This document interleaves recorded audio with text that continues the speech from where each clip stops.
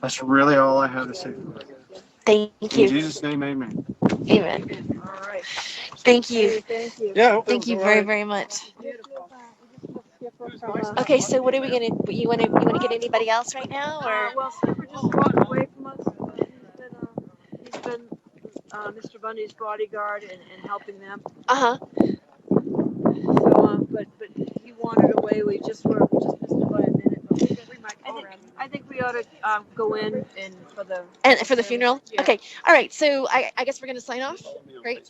Okay. We're signing off. We're gonna go into the funeral, and we'll be back. But he wandered away. We just were. Okay. I'll keep charging. I'll keep charging.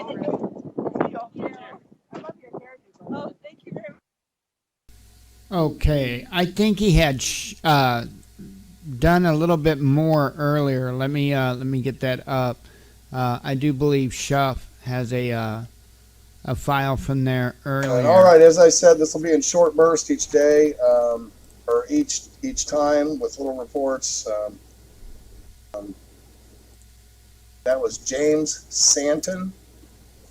He was up at the refuge, and he wanted to discuss his experience up there, and that's kind of what we're doing. We're letting people have closure, not only in the internet, but that was closure for that man. I'm not religious. I'm not at all, but I do respect people and their religions, and he was a reverent man, and seemed like a very nice individual to me. And again, if people start getting entirely too cranky and weird in the chat room, we're not here to be a chat room. We're just here to put out information. We'll just start kicking people. I'll start acting like Pete Santilli's guy. I just kick everybody. Just kidding. But anyway, let's be respectful, people. Somebody said, "Are atheists welcome here?" I really don't care you're religious or non-religious affiliation, but respectful people are always welcome here. But as the day goes on, and at this point for me, as the day wears on, because this has been a pulling out your hair event for me, and poor Terry had an accident on the way out there, and they threatened to arrest her because they thought she was texting and driving, but actually somebody that was in front of her stopped short, and she just about didn't stop in time to really have a bad accident and had a little bump up, rear-ended somebody bump up kind of thing, and but she is okay, thank God. So I hope she had insurance. I ain't paying for that, man. Since this has started, I'm about 2,500 in the hole, running people from state to state, to hotel rooms to state to state, and that's what I do. That's why we're here, and that's what we're trying to do. That so don't forget, man. If you can help out, go to the support page. This stuff goes to our reporters and their travel expenses and hotel rooms and equipment and all that kind of stuff, and we're going to continue to do this. Sherry's going to be going back out to Burns to do what I would call an after-action report, but she has a whole bunch of people she's been talking to out there that are having problems. We're kind of waiting for everything else to die down, so some of the fear level of the locals kind of chill out, because they're all worried about retribution from the local government. And we'll be meeting with the safety committee and all that kind of stuff. I think, I don't know. Sherry will let me know what she's doing. She's doing it. We have the thing in Texas going on, which is next. I kind of continued to say this is the calm before the storm. It's time to honor the fallen and bury our dead, and gather our wits and move on to the next project. So anyway, all that being said, I'm going to go ahead and close this and let this be archived out, and back soon enough, as soon as I can, with the next event.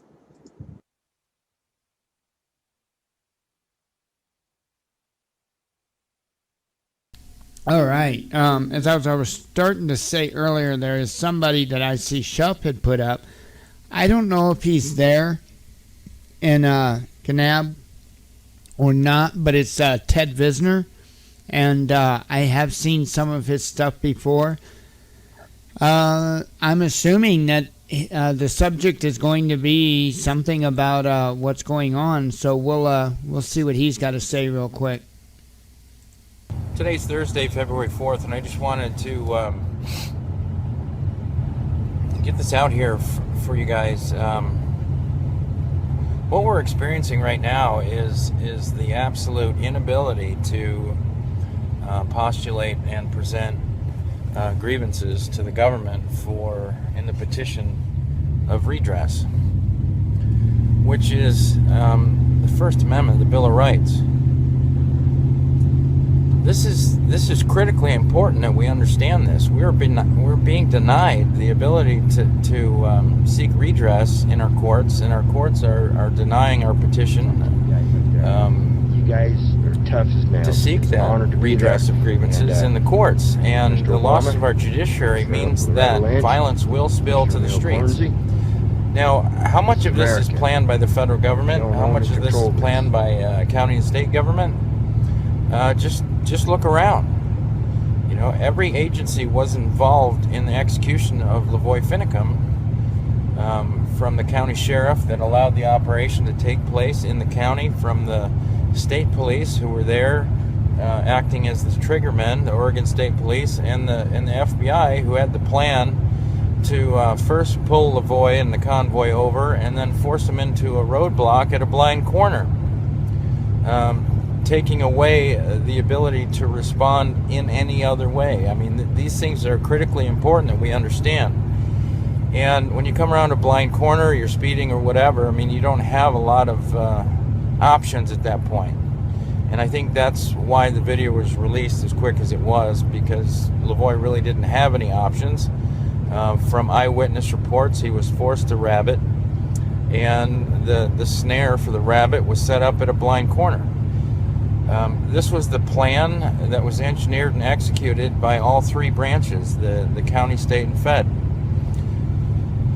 Now what do we do? I mean, we already know that we don't have redress in our courts, so what are we supposed to do? You know, I think part of the reason the video was released was to show that the people, that they could do the same exact thing, and I'm not advocating that. But come on, an aerial view of a snare set up to essentially behead the snake, in this case the state militia. Well, just take out one person, the rest will go away. You know, cut off the constitutionalists, and everybody else will just wander around aimlessly, not knowing what to do. Well, what if these same tactics were used the other way? You know, what if the people were being instructed by the federal government on how to do the same exact thing to themselves?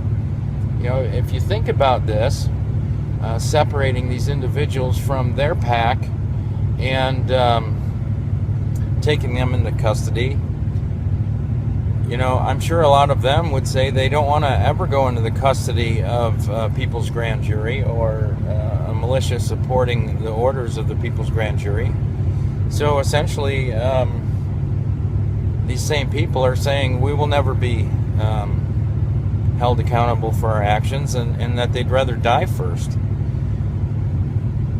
But we as a people need to understand that this is exactly what they're preparing for. This is why Homeland Security has been buying billions of bullets. You know, it's just for this type of retaliation. We can't allow ourselves to get caught up in this haphazardly. We need to be organized, and we need to understand what's at stake here. You know, the first thing that came to my mind was, why is the FBI showing us what to do with state actors? You know, we don't have our courts anymore. I mean, it's not like we can file a Title 42 1983 claim against these people that will go anywhere, because it won't. You know, the courts are protecting the judges, and the judges are protecting other judges, and the judges are all protecting law enforcement, because that's all they got. I just want folks to be careful out there. I mean, you know, the state, my state, Michigan, and the county, Isabella, all but begged me to stop making these videos and putting them out there because they thought that I would incite people to violence. But this is exactly what they want, you know, and we're not going to stumble into this haphazardly without a lot of forethought and planning, you know, like the trap for Lavoy. I mean, that was engineered. You know, you don't just come up with that, you know, out of a hat. FBI has playbooks, and they have playbooks to solicit the response that they want. If you want to take somebody peacefully, you give them foreknowledge of a roadblock, like, I don't know, a mile visibility, not on a blind corner. You know, this was entrapment, pure and simple. They engineered the exact result they wanted, and to think that they came out with this video publicly, if they even did, I kind of believe that it was probably leaked. You don't engineer things this way without expecting the response that occurred. It's just common sense, folks. So anyways, I want you all to be careful out there. It's just mad. It's maddening, and I am still fit to be tied. We got to be smart about this. I mean, they're trying to draw us into a confrontational position. That's obvious with the stop and the shooting and the forcing into a roadblock. You know, that entire thing was set up to be confrontational. And you know, if you want to look at it any other way, you're just being naive. So it's time for us to start acting as the people and start getting together and putting our petty bullshit differences aside and working together to formulate a strategy that's going to work. And Mr. Obama, and, Mr. Loretta Lynch, get down to Mr. business. Neil Cornsey, this is America.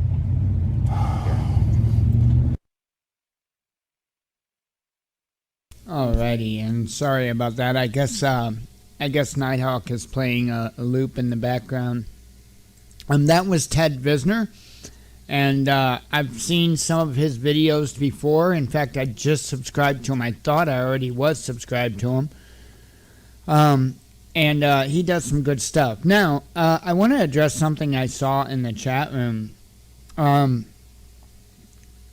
I totally disagree with the chat rooms should not be democracies. I would challenge you to show me, and I could be wrong, and people know here that I have went back on things that I was wrong on. I have no problem saying, hey, I'm wrong. You know, this is the facts. I would like to see one place in either the Constitution, the Bill of Rights, the Declaration of Independence, or any of the statements that our forefathers had talked about the Constitution that support that, as it was stated in the chat room, that the freedom of speech is not between the citizens, it's between the citizen and the state. Because from my knowledge, from reading all of it, I think it's free all the way around, whether it's between citizens or between the state and the citizens. I would love to see where it was narrowed down. I would love to see that. I just don't get that. Because, in fact, that's how this country started. That's how it was founded, was the citizens were speaking to citizens about the wrongdoings of the British government, and that was what sparked the revolution. That was what, you know. Say, okay, well, see, Libertat has no answer for it, you know. Just accusations. So, unless that wasn't meant towards me, but, you know. Usually when people start finger pointing and name calling, they have lost the argument, and that's their only resort. That's, you know, the only thing they have left is to try and discredit the other person. Doesn't work real well with me. I follow this thing called logic, and it's why I am well hated. A majority of the people that I've ran across in this world do not like logic. Their logic, a lot of it is based on television shows. That drives me nuts. When you try to talk to somebody and say, well, I saw this TV show. Folks, I haven't watched TV since 2006. I quit watching it when I seen what it was becoming. So when it became a system used to control, dominate, and indoctrinate people, I turned it off and never went back. I'll go once in a while. I'll watch a movie or something, but it's pretty rare. Jen's sister gave us a TV, not because we necessarily wanted or needed a TV, but she had one, and so we're like, okay, and a DVD player, and I guess there's about 6 DVDs or so. We have yet to watch a single one, and we've had it, what, babe, almost a month or so? Yeah, I plugged it in, but we don't watch it.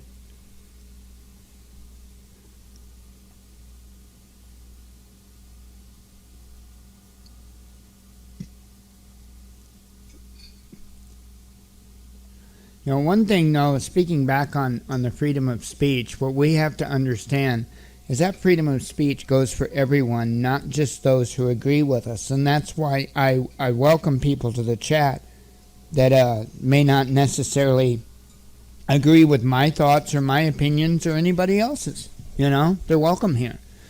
And if anybody gets clipped or something like that, if they were respectfully, making their thoughts, their opinions known, then I urge you to contact Michael Connolly at chatroom@thewatchmannews.com, and we will get that straightened out. So, I mentioned earlier about possibly going to a chat room based on the website. Folks, if I do that, it will be...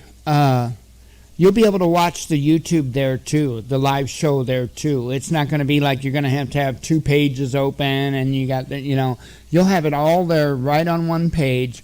That way you'll be able to watch the show and be able to chat in the chat room, the show chat room. You'll just have to go to thewatchmannews.com. I'll have a menu button up top, and you'll have to register and log in to be able to participate. Because that is the way we control the true trolls. I'm not talking about people that disagree with our viewpoints. I'm talking about the ones that just persistently won't stop attacking people that have nothing to say other than how wrong somebody is or how terrible they are as a human being, because that's not adding to the conversation at all. They're not bringing any educational, informal content to the conversation. So their thoughts are moot at that point. They mean nothing. Because hey, if you've got something, let's prove it. Let's hear it. Because that's what I want. I want truth. I want honesty. I want reality. Reality, not reality TV. That's another thing. I want reality. By going to a platform on the website, I have 3 options that I can do if somebody persistently comes back with different names. I can IP ban. Okay, if they just change their IP, and there is a way to do that, you can either proxy or you can ghost your MAC address in your router and reset your modem and your IP a change. If they just change their IP and they come back, well, then I can actually do one of 2 options. I can do a host mask ban, but the problem with the host mask ban is everybody in that particular host mask will be banned. And that is kind of a last resort. But I can also do what they call a hardware ID ban. I want to see them get past that. Okay? I challenge them to get past that hardware mask, or the hardware ban. I know a few things. I've been doing this for a long, long time. So,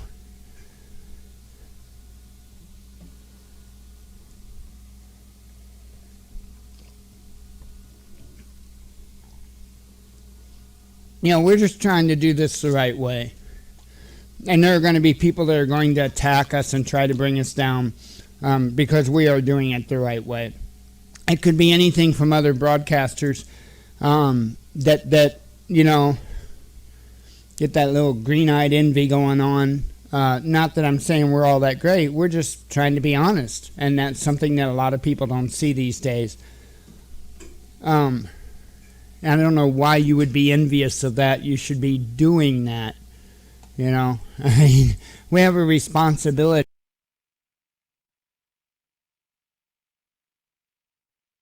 as media, in my opinion. We have the responsibility that was had a long time ago, and we should be following now. And that is no fear porn, no BS. Knock it off with it, because it always seems, and it's funny, the other broadcasters that complain the most about other broadcasters are doing the same thing. They're making it about them. It's not about me. I do say that, I like Pete. I find humor in the way he does his show. I don't have any issue with him. I don't have any issue with Scott. Scott's never banned me. Why? Well, because I've never done anything to distract from what was going on or detract from anybody else. I'm largely silent in their chat room when I'm in there. So, I've never gotten banned by Scott or any other one of his mods. But I've seen people get banned for reasons why I wouldn't ban. Okay? But I leave it at that. I wouldn't ban if somebody had an idea for the show and they were actually trying to be constructive, and I've seen that happen in his chat, and I've seen people be banned for it.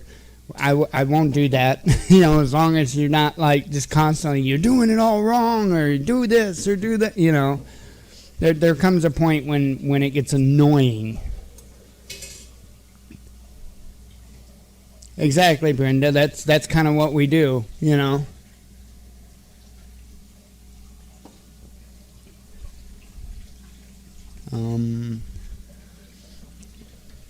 Need to find, I forgot this morning to take one of my medicines. My medicine. Gotta take my medicine.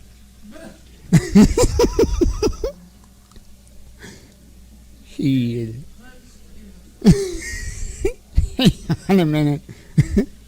I love the movie Airplane, if you can't tell. Hang on a minute.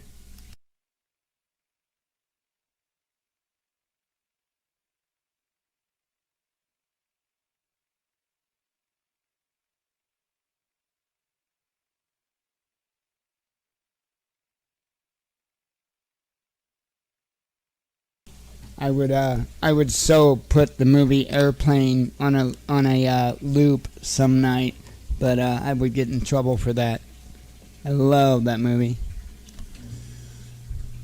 Just go and shut the hell up. Oh man.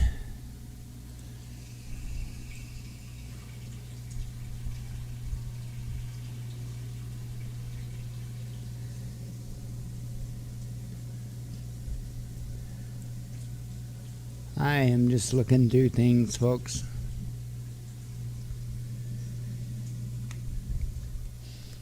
Usually there's always stuff to play. I try to bring you good stuff.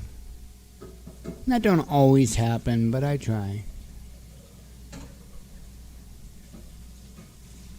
Try to stay as much as I can away from the doom porn. I mean, there are a lot of things that are not good in this world, and I won't refuse to bring that to you, regardless if you think it's doom porn. But I try to do it in a way that you understand that I'm not saying run for the hills. If you say me or hear me say run for the hills, you better run for the hills. as Ron White put it with his clip about the helmet. His threat warning system. Let me see if I can find that. I don't know if I'll get clipped for playing it, but I'll damn well try.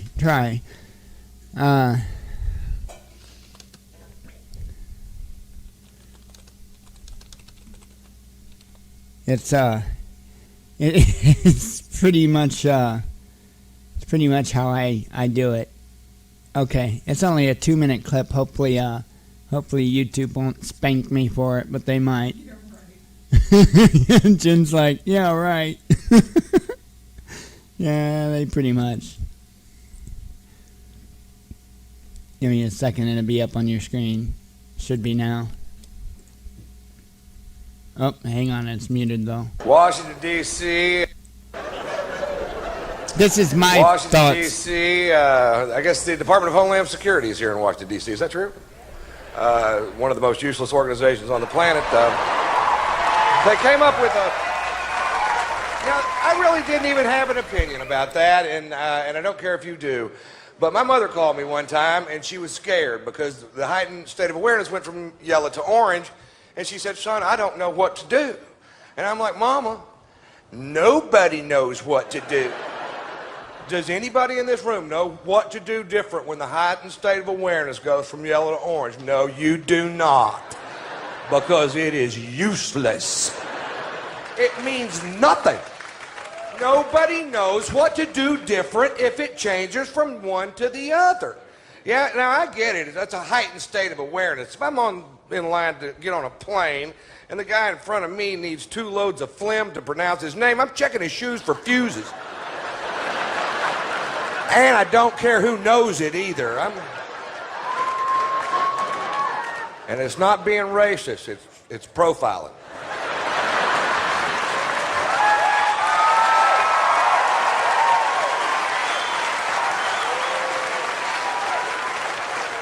I went on the computer and I found out there are 5 heightened states of awareness. I'd only heard of 2, yellow and orange. Turns out there's 5. Blue, green, yellow, orange, red. Apparently, when the heightened state of awareness is blue, you don't even need sunscreen. You can walk outside naked.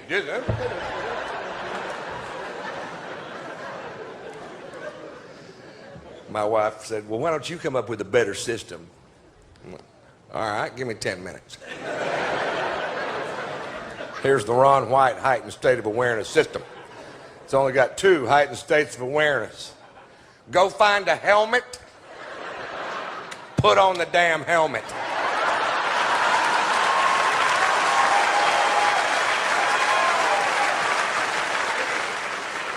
That way I can answer my mother's questions. Ron, it's put on a damn helmet day. What do we do? Put on the damn helmet, Mother. Thank you, son. We're so proud.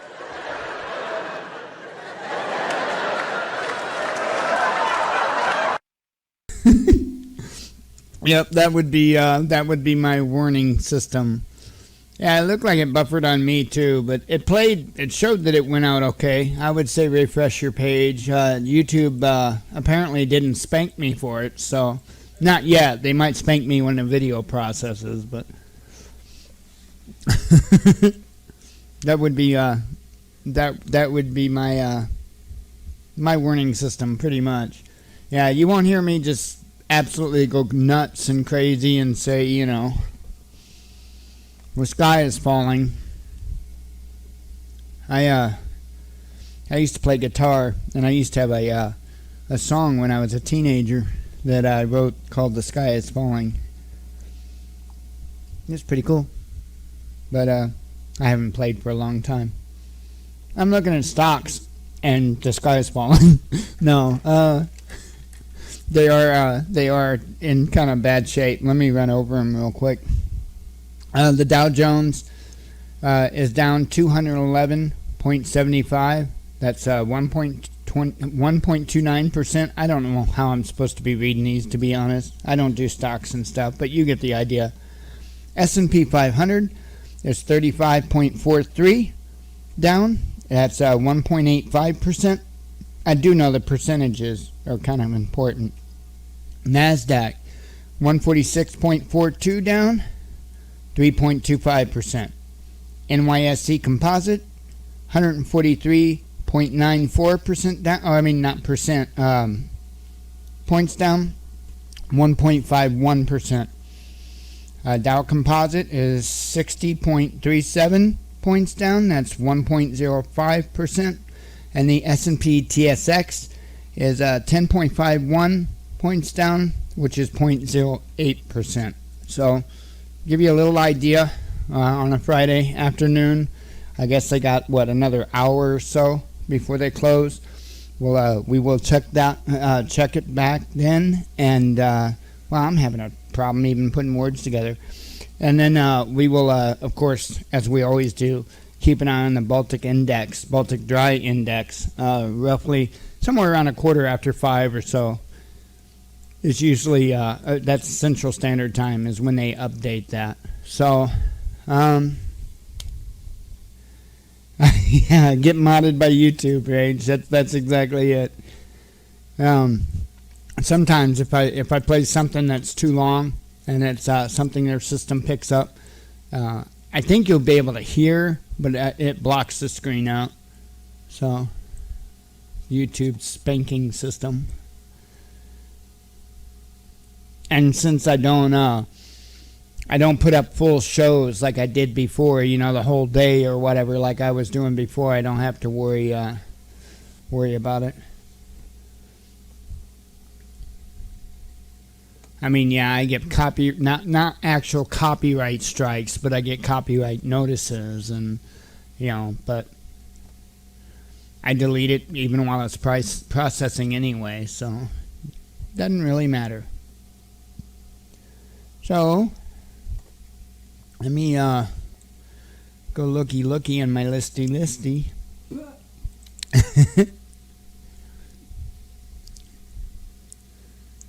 And see if there's anything more that I can bring you. And I'll check mail just in case.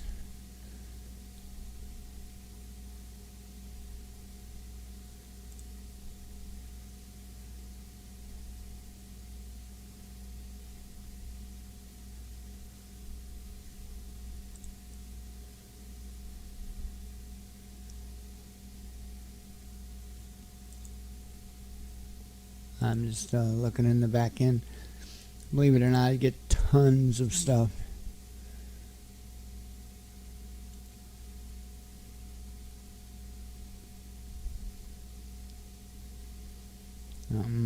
Apparently Shep was banned. Well,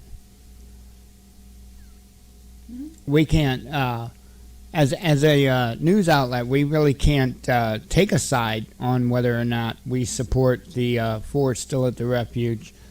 So on an official manner, we don't take a side. Now, as an individual manner, well, that's up to their choice. So if you are banned for trying to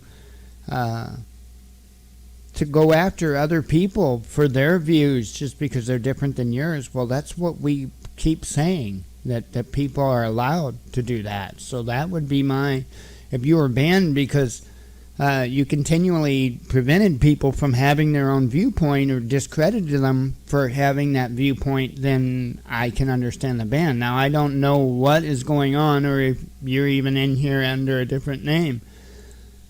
But that's why I have moderators, to make sure people have the right to speak and they're not discredited or put down for doing that. That's my job to do.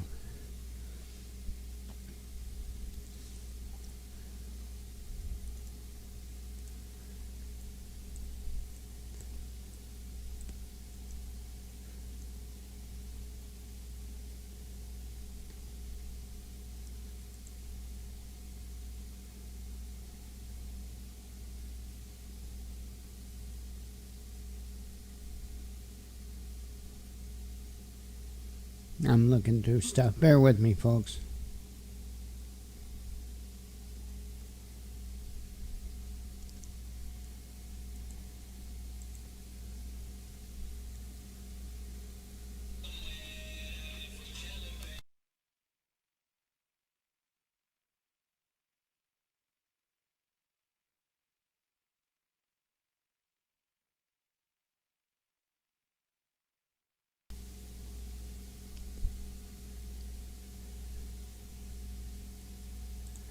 There was something I'm trying to, there, it finally came up. Oh, wow, goodness. I wonder if that's just to distract people or what.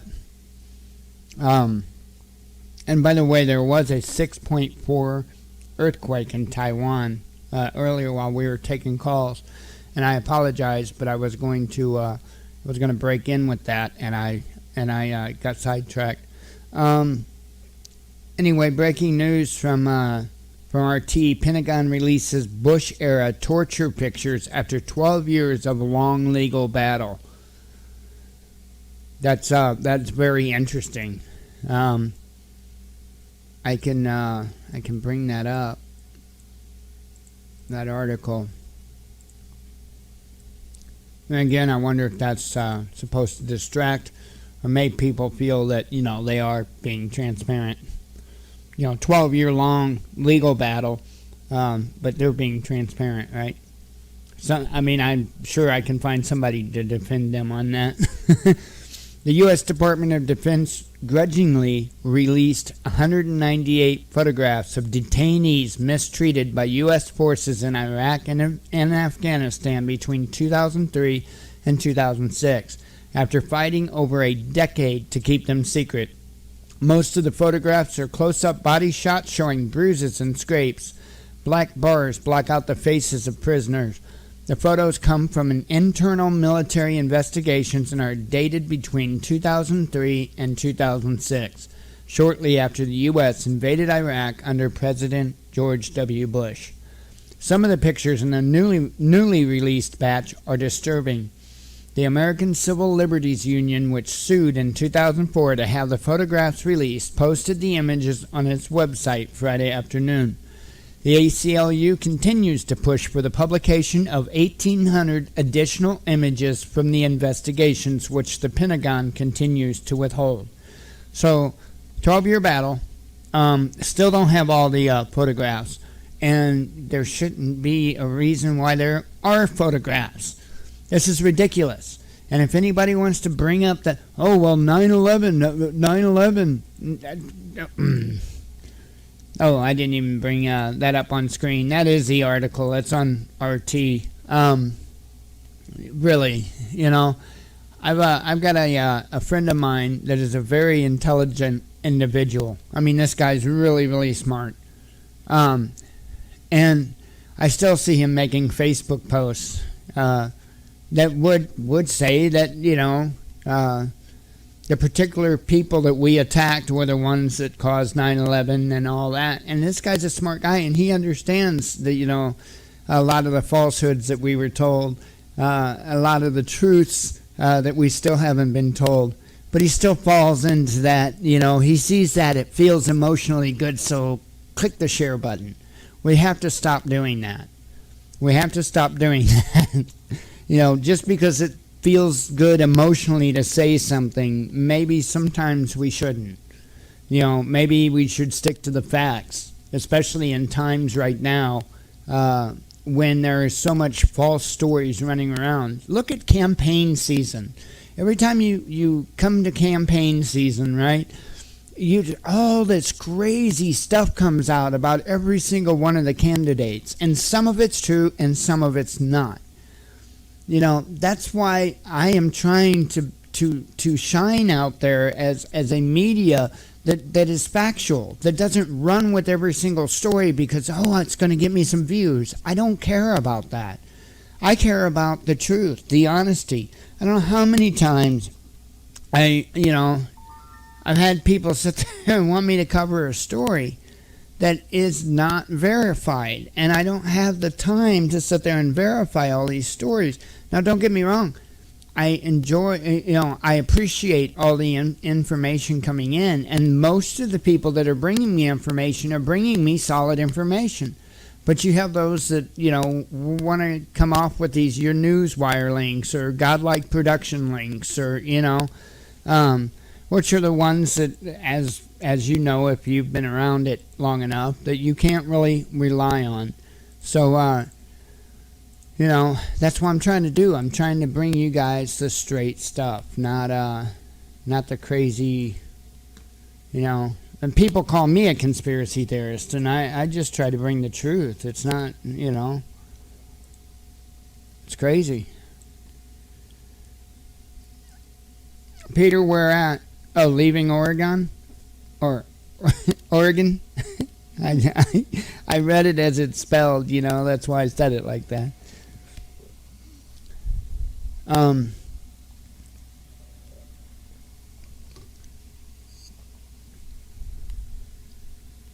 hadn't been reading chats, so I have no idea what anybody is speaking about. And the first comment that I came across was about Blackhawks flying south. Now, if they're flying south out of Oregon, where would they be going? Would they be heading towards, I'd have to look it up, just to be real honest.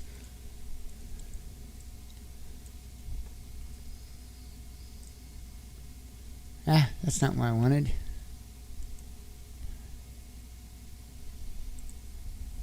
I don't want that either. Dang it.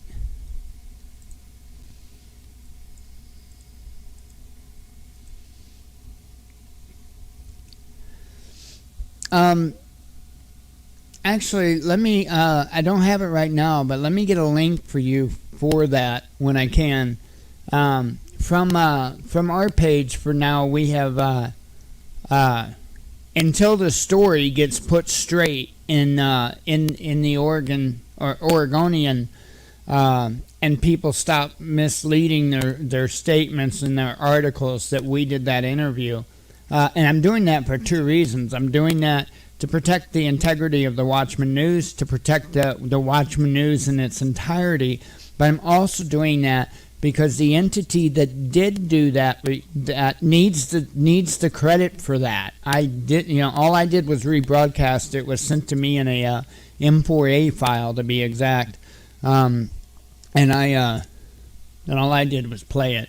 So let me get a link for that for you, and I will get it out to you. And if the Oregonian actually decides to start reporting responsibly and fixes that, then I will actually change that broadcast that I did from being private to public once again.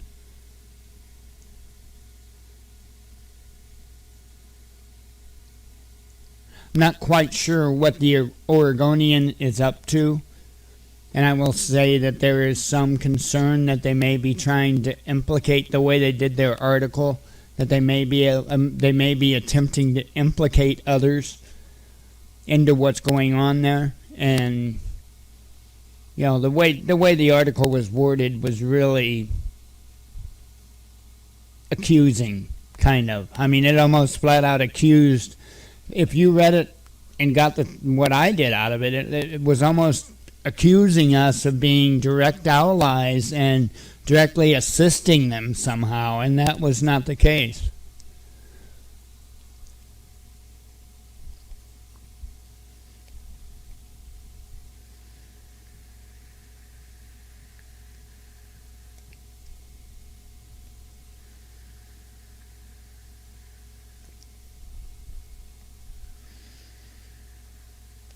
Yeah, I mean, yeah, I understand that. There's a lot of MSM that's that way, especially with stories like this, because they have an agenda that they're pushing.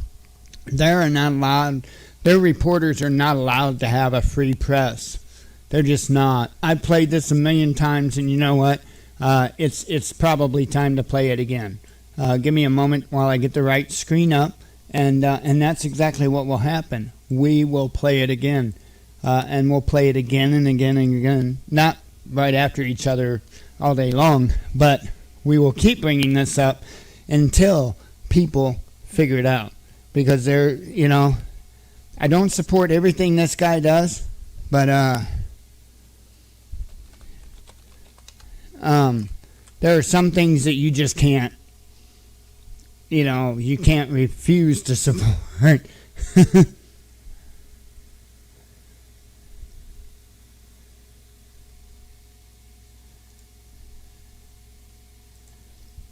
Give me a second to find the right screen here. Here it is. I love this. This says it all. It really does. Assistant to Rumsfeld. I can't call his name. Who? No, not Pearl. Wolfowitz. Wolfowitz, yeah. Wolfowitz. Hold your point, Minister. We got to go to the top of the hour break. That's the kind of information, though, that I wanted you to give us. Carolina High School were injured today when a chemistry experiment sparked an explosion. That's good. Hazmat crews are still on the scene. A nurse who worked for Michael Jackson took the There's so stand many in the people trial who of don't know Dr. that. Conrad Murray today.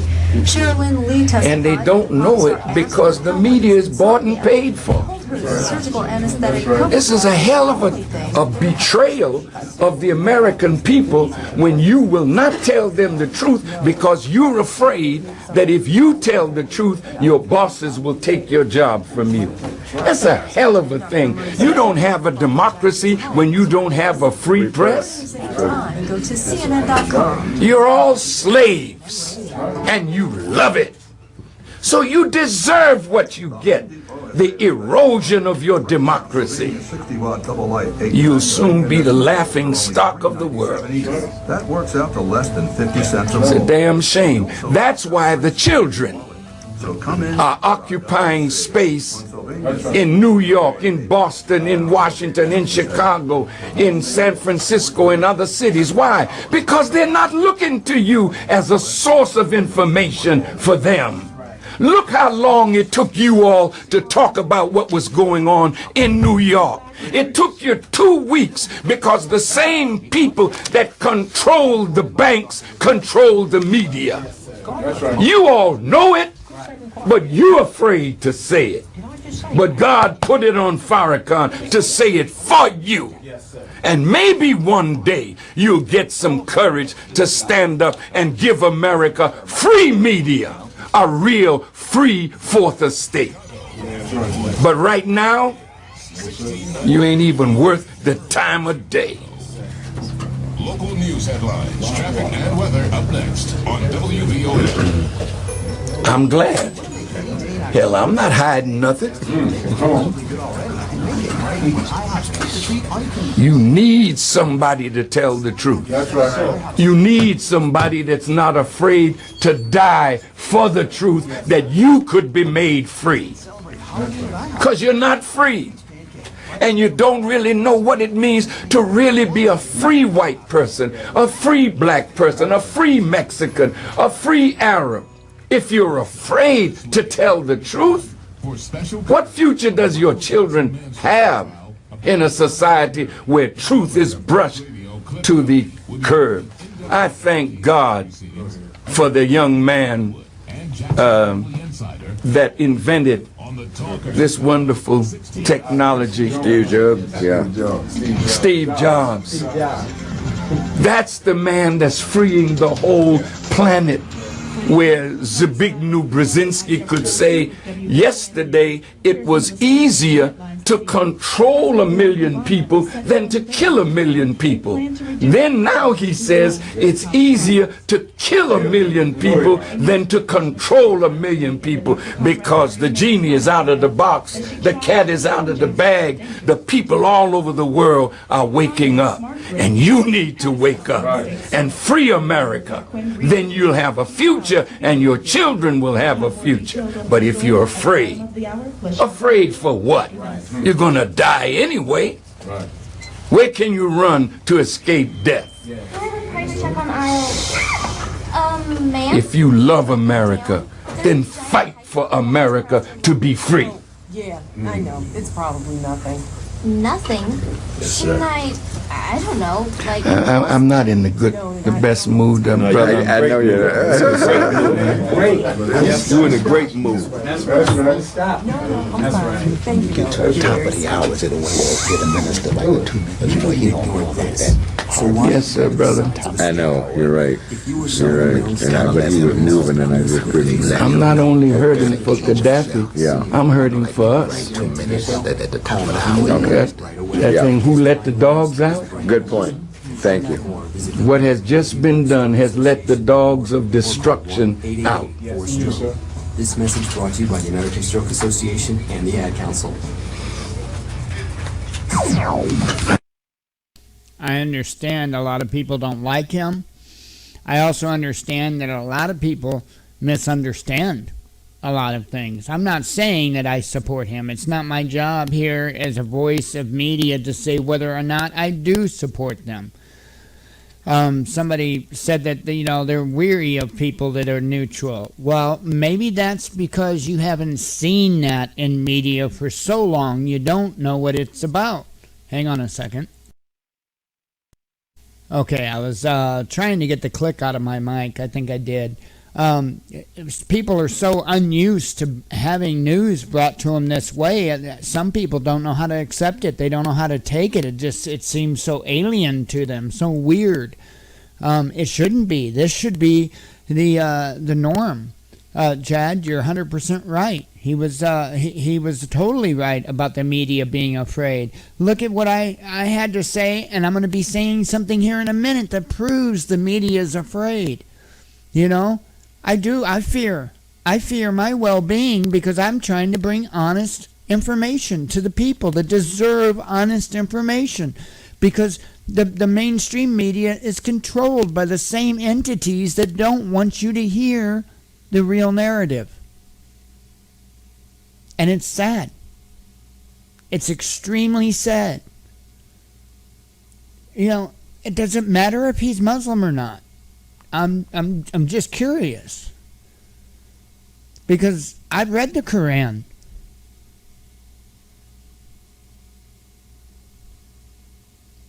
I've absolutely read the Quran, and I would say that it's pretty much a Bible in a different language, a Christian Bible in a different language, just like many, or actually just about all the other belief systems there is. And I know I'll get a lot of people saying, "Oh, you're crazy, you're nuts, you don't know what you're talking about. I read the Quran too."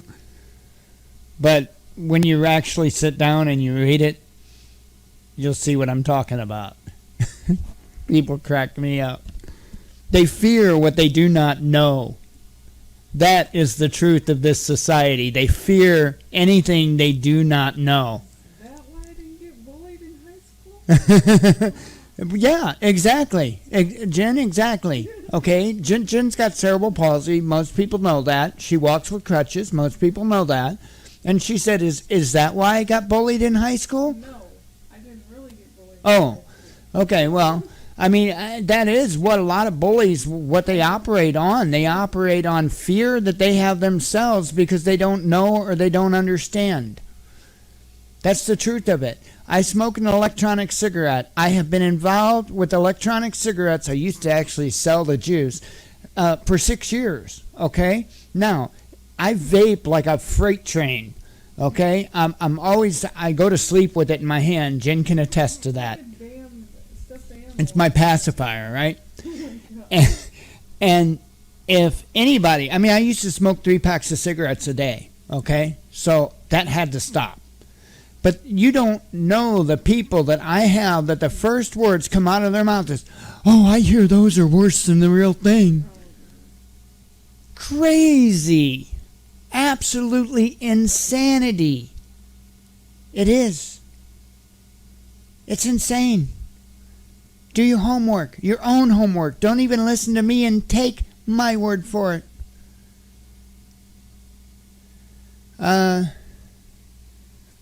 Yeah, it is against the government. It's against their agenda to bring the true news. Most certainly. It is. It's crazy. What's going on in this country is crazy. And we're destroying it ourselves. Yes, ourselves. We have to look in the mirror and look at ourselves. Thank you, Bella. 2.2 earthquake in California 8 minutes ago. Thank you for that update, hon. We're doing it to ourselves. It's our fault. We have to stop blaming everybody else, and we have to start being responsible for ourselves. Responsibility goes for many things when it comes to us as an individual. It also includes our thoughts and our words. You don't see me shutting anybody up. Well, their opinion, that is. If somebody's got an opinion, that's fine. If you're going to be a drama queen or bring fear porn to the picture, I'll shut that up. But, you know, because that's not being responsible. But here's the thing. You know, we have to make it okay. We have to accept. Howdy, Rose. We have to accept people or other people's thoughts and their opinions and their minds, because the moment you try and trample somebody else's thoughts or their opinion, you're trampling your own. That's a fact. It doesn't take a genius, it doesn't take a rocket scientist to understand that fact. And that's what we do here. We try to open the table up, open the board. You don't see a lot of people doing that. And I'm not making it about me, I'm making it about us. That is another difference that you will see in the way that I do this. Because it's not about me. I am one of over 7 billion people on this big, huge spinning ball of dirt. And what I think really doesn't matter. Doesn't. It makes no difference in anything on this planet. But what we can think together, united as a team, means the world. We have to remember these things. They are very basic, and we can't get caught up so much in our emotions because we're thinking about ourselves that we forget about our brothers and sisters. And that is what's going on in this world. William, you can go to our website, thewatchmannews.com, scroll all the way down to the bottom of the page. I am the first one pictured, Michael Callahan. You click on that. It's an About tab. You click on that. On the About page, you will see where it says Contact Form or Contact, one of the two. You click on that, and it will give you a contact form to get in touch with me. I mean, we're doing it this way for a purpose. I am not a public speaker. I am not. I've not gone to a single second of broadcasting school, right? As you can tell, I don't necessarily say words like you would hear a professional broadcaster do it. I don't, you know. I was never intended, well, I won't say I was never intended for this job, but I never intended this job.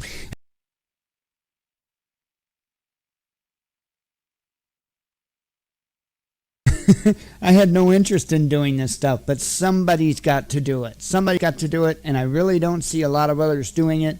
And a lot of them that are even coming close are too busy trying to sell things than they are trying to, you know, they're trying to make money. And that's fine. You know, that's fine. It would be great if I could make a living at this. It would be wonderful. And I would stay up, you know, online for at least 8 hours a day. If I could fully make a living from this, I would put my 40 hours a week or more in. I'm actually putting much more than that right now. I would say it's really safe to put or to state that I am on at least 60 hours a week. So that's definitely a job. And I put a lot of work into this.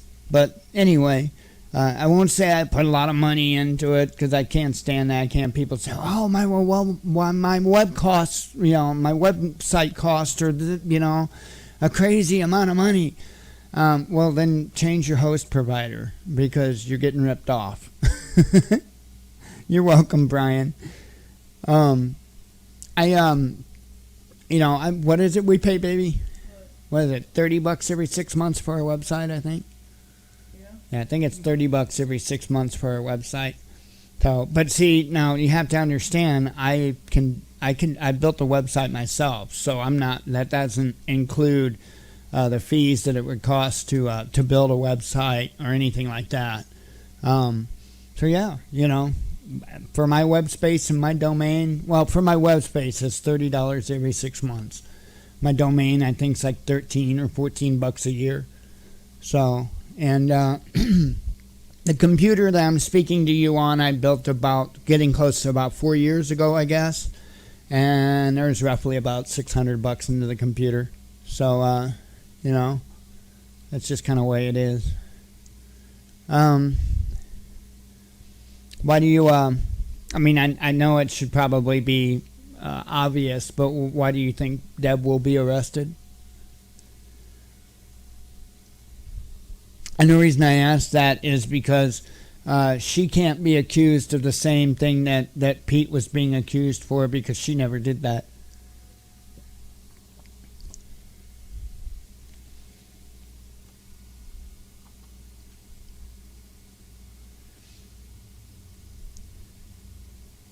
But yeah, once you know, when you can do things yourself instead of paying others to do them, and I always recommend people learn how to do things themselves instead of just shelling out money for other people to do it. I've been building computers for nearly 20 years, and there's nothing to it. If you can plug in a lamp, you can build a computer. You just got to make sure you get the right parts. I should say compatible parts. But yeah, I built this one about 4 years ago, 8-core processor, the 8350 processor to be exact. MSI military grade motherboard. My video card is really outdated. It's a GTX 650. So it's all pretty well outdated now. But I'll tell you what, I don't really like the new processors where they put the GPU and the CPU in the same processor. I'm not a fan of that. If I were to build a new computer right now, I'd go back with another 8350. I'd just use more RAM, a more up-to-date motherboard, and a nicer video card. But I'd still go with the 8-core 8350. Anyway, I'll get off on my my computer geek stuff.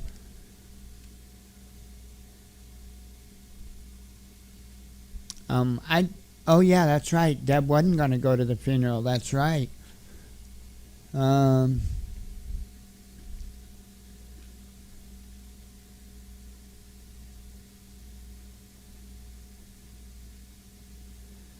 What's when you say that 302?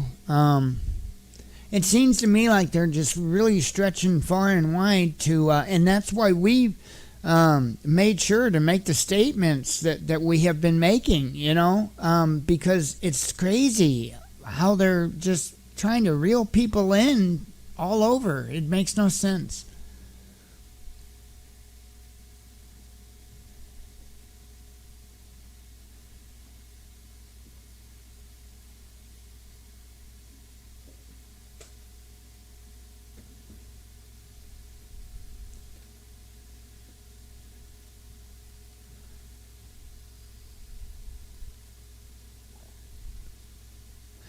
Bill, that's I'm in agreement with you what you're saying there.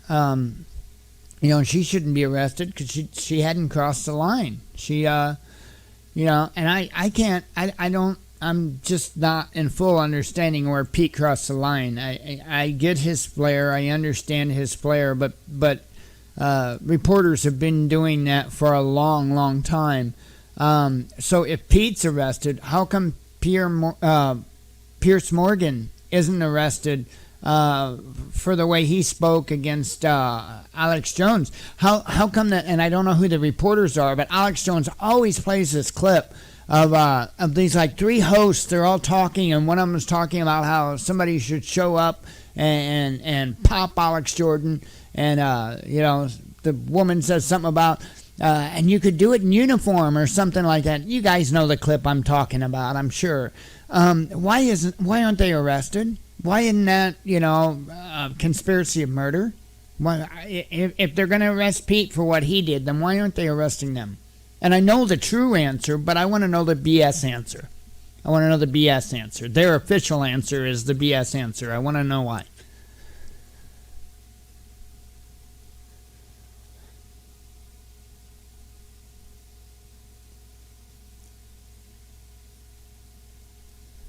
Ah, that's interesting, Jenny. About when that charge came about. Very interesting.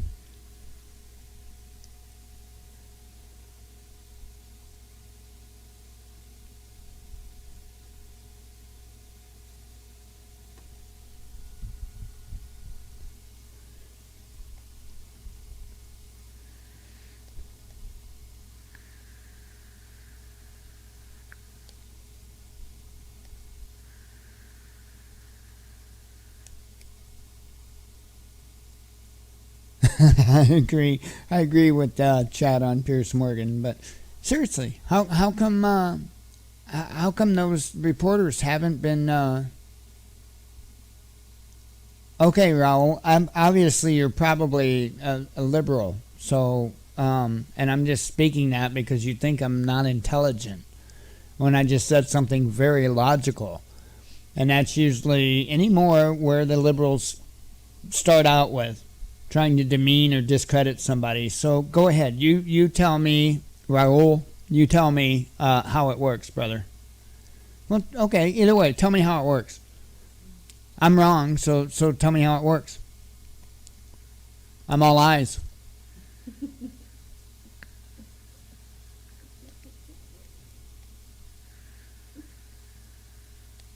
Oh, I'm an idiot. Good. Yeah, I can be an idiot at times, but I also speak very logical. Tell me how I'm not logical. All you're doing is pointing fingers and calling names. That is the first sign that you've lost the discussion. So go ahead. Tell me why I'm wrong. I'm all eyes. And the reason I'm all eyes is because I'm the one that have I'm the one doing the show here. You haven't showed me where your show is yet. Then I'll be all ears. But right now I'm all eyes.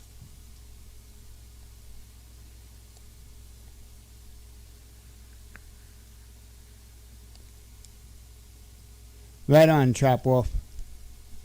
Right on.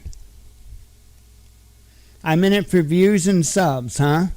Really? Since when have I been in it for views and subs?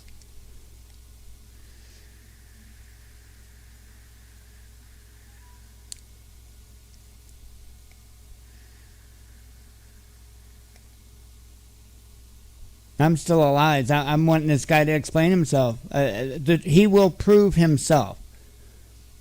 All I got to do is remain logical and not emotional. He will prove himself. Thank you, Chad. Yeah, I mean, it doesn't take... he's not getting to me. I think it's humorous. It doesn't take a genius to figure it out. It really doesn't. It's all pretty obvious.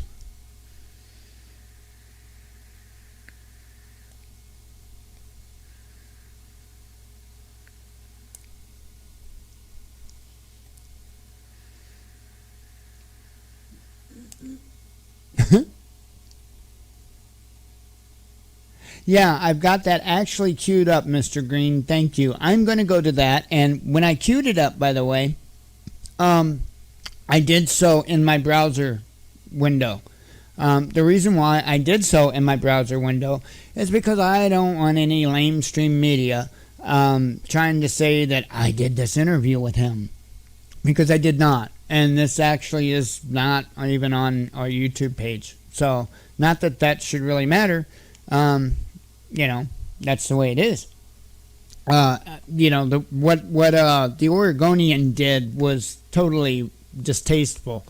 Not that, I mean, it's just, I made it clear to him. I wrote him an email, and I could even show the email that I had wrote him. Give me just a second here, and I will actually do that.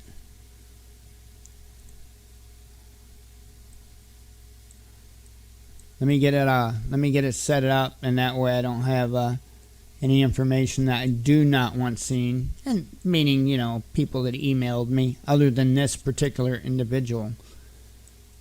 I don't care if his email's out there. It's probably right on their website, as a matter of fact. But let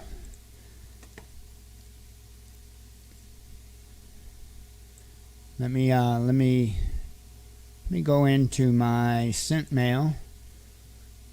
It's probably a good thing I do this anyway. Here we go. Okay. Yeah, there isn't anything on here you guys couldn't see. So, oops, I had that screen up to begin with. But that's fine. I wrote him. I said, for legal reasons, I want to make something very clear. I never once stated, nor did I indicate, that I was allied with any of those people out at the refuge. I merely answered the call when they called in and interviewed them. I never even stated that I support what they are doing. My only interest was to do an unbiased interview like reporters are supposed to do. I do not know them and have not spoke to them ever aside from the interview that I did. I'm not sure who you were referring to in your article because I know that Kathy Rubio doesn't know them outside of her interview with them. And I said, who set up the interview? And that was it. I mean, I was really quick to the point. Well, anyway, let me bring up the paper. I think I still have it in a tab because I'll tell you what, the way they did this was unbelievable.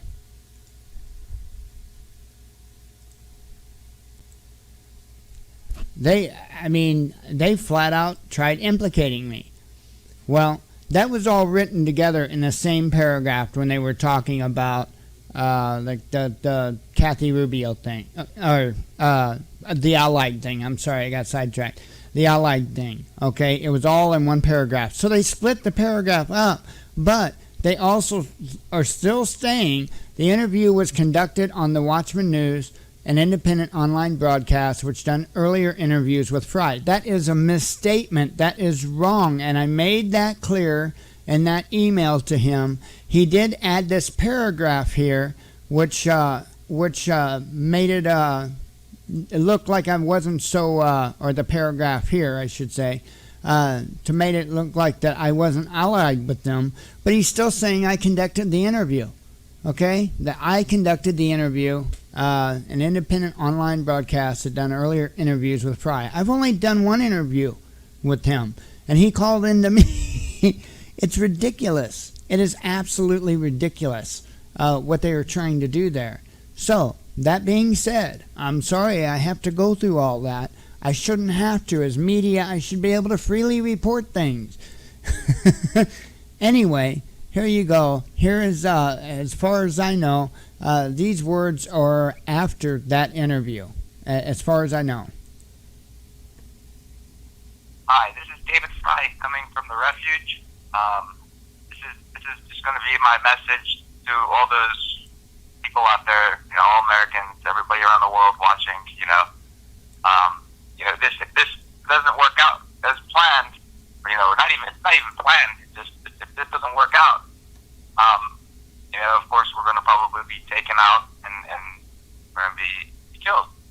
So I just wanted to say a last message would be, is that as an American, I've tried my best to, as an example, I've tried my best to preserve the United States and the Constitution. And there's a lot of other people out here that gave them, gave you guys their best. Even the man who gave everything, he lost his life. And so, a lot of Americans need to understand is that a lot of people out there are putting everything into preserving the freedom that you have. And a lot of people have died preserving those freedoms that you have. And it's a shame that you guys, it's a shame that America hasn't been able to come together yet and realize all these sacrifices and finally take a stand against the common enemy. And of course, it's the people pulling the strings in the back, all the behind the scenes, people, telling the president what to do, all those things. And people can't see that there's the bigger things at stake. And it's a shame that we can't come united to fight that. So, like I said, there's a lot of sacrifices made, and maybe it's not enough blood of the patriot, on that tree of liberty that American people just can't wake up. I'm not sure what's going on, why. But I think, honestly, I think it's because we've lost our divine connection with the higher power and Christ, So whatever comes. So I hope everybody's prepared. I hope everybody can prepare for such a disaster as prophecy says. And so with that said, to all the people out there that hated, may posterity forget that you were ever our countrymen, and may your chain that lightly upon you. That said, have a good one, everyone.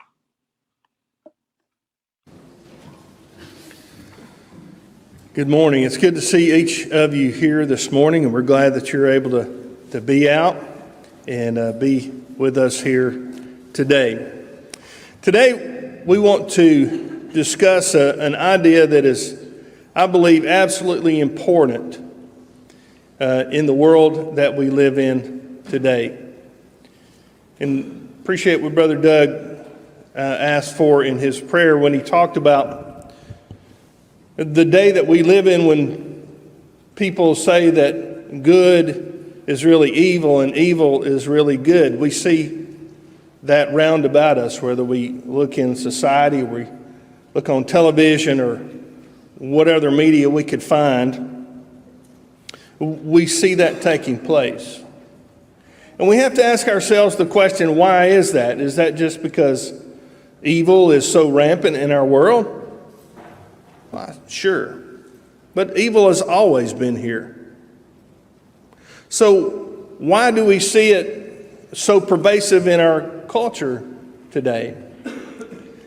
I think one of the reasons why we see that is because good men and women may not be standing up to that evil and calling it evil to its face. And today I want to talk about the dangers of that, of not standing up to evil and calling it evil when we see it as that. When we just shrink into the background and say, yeah, I just don't want to cause any problems. I just don't want to make any waves. I just want to just sit back and just hope everything will be okay. A great philosopher by the name of Edmund Burke said many great and wonderful things. He is probably one of the most quoted. You may not even remember his name or have heard of his name before, but you've heard a lot of the things that he said. He said something very poignant. I have this saying on my classroom wall or on my bulletin board or somewhere in my classroom. I think I've had it there every year I've been teaching. But he says, all that is necessary for the triumph of evil is that good men do nothing. Think about that for a second. If as good men and women of God, we sit back and we do nothing in the face of evil, what is going to be the natural result? The natural result is that evil will continue. It will never be corrected. Those who are lost, who are living an evil life, will never be converted by the gospel of Jesus Christ. In the endless battle between good and evil, it is seldom the numbers that determine the outcome of each skirmish. Many a time throughout battles in history, there have been numerous times that a small group of soldiers has been outnumbered by the enemy around them. Sometimes the numbers are so great that they surrender, and they spend the rest of their time in prisoner of war camps or they're killed on the spot. But sometimes in those instances, there are a few that are surrounded that continue to fight and continue to do everything that they can to get out of that alive. They could very well just lay down their arms and say, I'm not going to do this. But there are some, though, that refuse to surrender, that say to themselves and their fellow soldiers, we're not giving up. We're not stopping. We're going to do everything in our power to do everything we can to get out of this alive.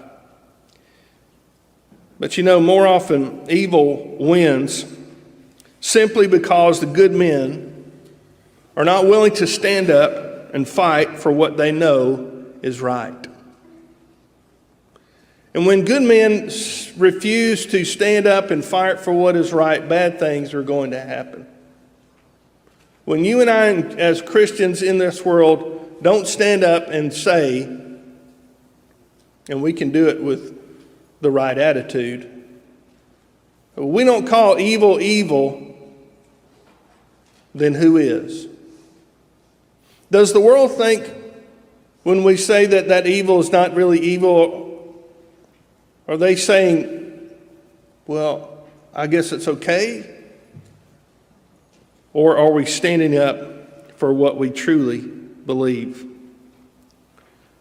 First of all, this morning, when good men do nothing, they get nothing done. Now that sounds kind of simple. You say, well, duh, I knew that. But let's think about that for a second. When good men do nothing, nothing gets done. You say, well, I'm the only one doing it. Well, yeah, that's true. You might be. But if you weren't doing it, who else is going to do it? We never said that you're going to be surrounded by all kinds of support when you stand up and say something is wrong. Generally, you are by yourself. Sometimes you have others that are with you, but it helps. To be good, one must do good. To be good, one must do good. How do we know that? In Luke 6:35, he says, and he gives us one of the most difficult things to do. Jesus said, but love ye your enemies, and do good, and lend, hoping for nothing again, and your reward shall be great, and ye shall be the children of the highest. For he is kind unto the unthankful and to the evil. You see, when we do good, we are most like God. When we do good, we are most like Christ, because that's what they do. God sent his son Jesus to an ungrateful world, knowing that they would sin and they would shake their fist in his face and say, I'm not going to serve you. And they would call evil good and good evil. He knew that. But he sent Jesus anyway, so that you and I could be here today, those who are in Christ, and be free from that sin. Do good, expecting nothing in return. The reason we do good unto all men is not so they'll pat us on the back and say, wow, you sure are doing good. That's not why we do good. We do good because God does good, because Jesus does good. That's why we do good, because we're trying to be like them. When we do good, God gets the credit. In Ephesians chapter 2 and verse 10, he says, for we are his workmanship, created in Christ Jesus unto good works. What does that mean? We don't really talk like that anymore. He's saying the reason we were created in Christ Jesus was to do good. That's what he's saying. Our purpose in life is to do good works. Why? Which God hath before ordained that we should walk in them. That's why we're here, is to do good works. Because when we do good works, people see Jesus living in us.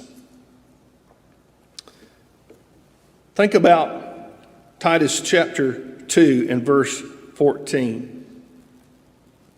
And let's measure ourselves against the life of Christ for a second. Paul told Titus, who gave himself, he's speaking of Jesus, the Christ, who gave himself for us that he might redeem us from all iniquity and purify unto himself a peculiar people, what? Zealous for what? For good works. Do you see that? Jesus gave himself for us to redeem us from all iniquity or all sin. Why? So that we would be zealous for good works. We've done away with the sin. We're walking in the light as he is in the light, and we become zealous. We're looking for good works. You think of someone who is a zealot. Are they a passionate person? Of course they are. If they're a zealot, we often might sometimes call them a radical. And what I'm challenging us with today is let's be radical in the way that we go about doing good works. In our attitude toward those good works, let's be looking for them. If good men do nothing, nothing will get done. And so sometimes we have to look for opportunities, ask for opportunities to do good unto all men. Think about the one-talent man for just a minute. You see there you may not see this very well in the picture, but in the parable, the one-talent man took that one talent. Some others got a lot more than he did, but he had one talent given to him by his master. But he took that one talent and he hid it. He buried it because he was afraid of his master. He took that talent and hid it because he was afraid if he lost it, then he was going to be in serious trouble. But the others that received talents, they went out and they made something with that money. They got a return on their investment. They went out and did good with the investment that their master had entrusted to them. So why did he get in so much trouble? Because he did nothing. You say, well, he was afraid. Yes, that's why he did nothing. His fear.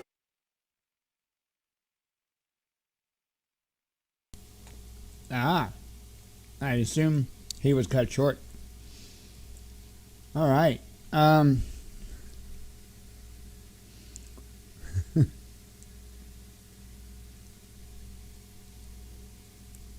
Let's see here.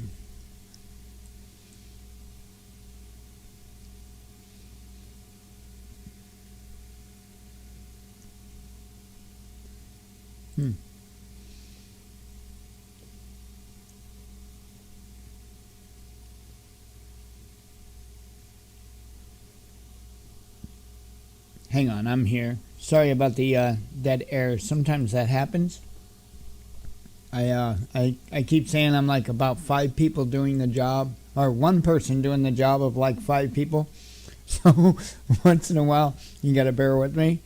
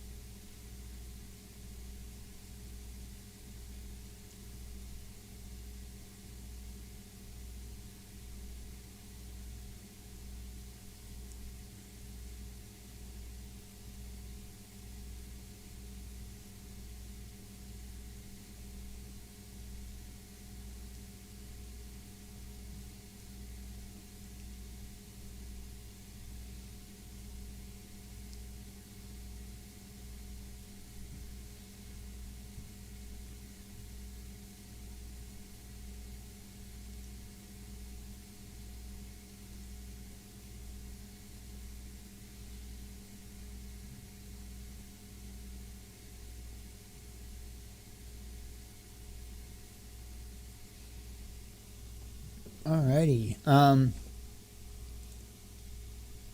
I had to check into something.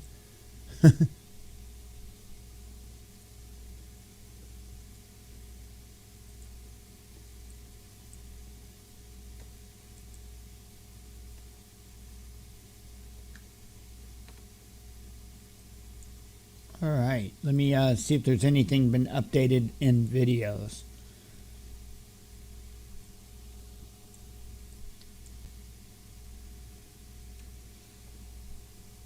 Okay, there was somebody that was, I noticed they were saying something to the effect of what Deb was saying over on Revolution Radio, I guess not long ago. I did not hear that because we did not have that up. I would like to hear it, even if it was ranting or whatever, like people say, or, whatever the case may be. I still want to hear it because I like to have all the information before I form an opinion. There's always two sides to a story, or there's usually actually always three sides to a story. Oh no, I lost all my windows. I hate when I do that. There's usually always three sides to a story, and I usually like to pick the middle one. And the only way you can pick the middle one is to find out the other two sides and figure out the truth for yourself. So that's a fact. That's just a fact of life, and that's the way it is. So anyway, this was done on Revolution Radio, I guess not long ago. So Been a press person. Hello, this is Deb. Hey Deb, how you doing? This is Nighthawk. Hey, Nighthawk, how are you? Oh, not too bad. Actually, I'm doing a short show called The Strange Case of Pete and why the hell they are keeping somebody in the press in freaking jail. I'm getting every day. I almost hopped up at 3 a.m. and did a video on this just because I'm so pissed off about it. But do you have You're any? not the only one. This is ridiculous. Yeah, it is. Do we have any updates? Yeah, I wanted to bring We you. do have updates. All right. Yeah, I wanted to bring you in when I have no callers because if I bring you in when I got callers, everybody wants to talk. So it's just being you. So. When? Right now? Am I in the air right now? Yeah, you're on the air with me right now. Okay. Yeah, just doing our daily update. I'm on the air. Okay, you guys. So listen, Nighthawk. Here's the story. We're determined to fight this. We're determined to fight. There is a message from Pete Santilli and and his attorney, and from me, and that is for everybody to stay calm. We are allowed to protest. We are allowed to speak, and we encourage everyone to speak in Pete's defense and his support. But what we don't want is for people, we ask people to please show restraint and not to do anything at all or say anything at all that may be perceived as threatening. And that's not only just for Pete's protection, that's for your protection too. We all need to be really cool about that so that, so that nobody gets in trouble here. And the U.S. Marshals don't feel threatened, okay? We really need for that message to be pushed out there. We're allowed to talk about this. We're allowed to talk about, how unfair it is, how biased it is, how ridiculous it is. We're allowed to protest it. Let's just not make any kind of verbal threat of any kind of violence. I agree with you.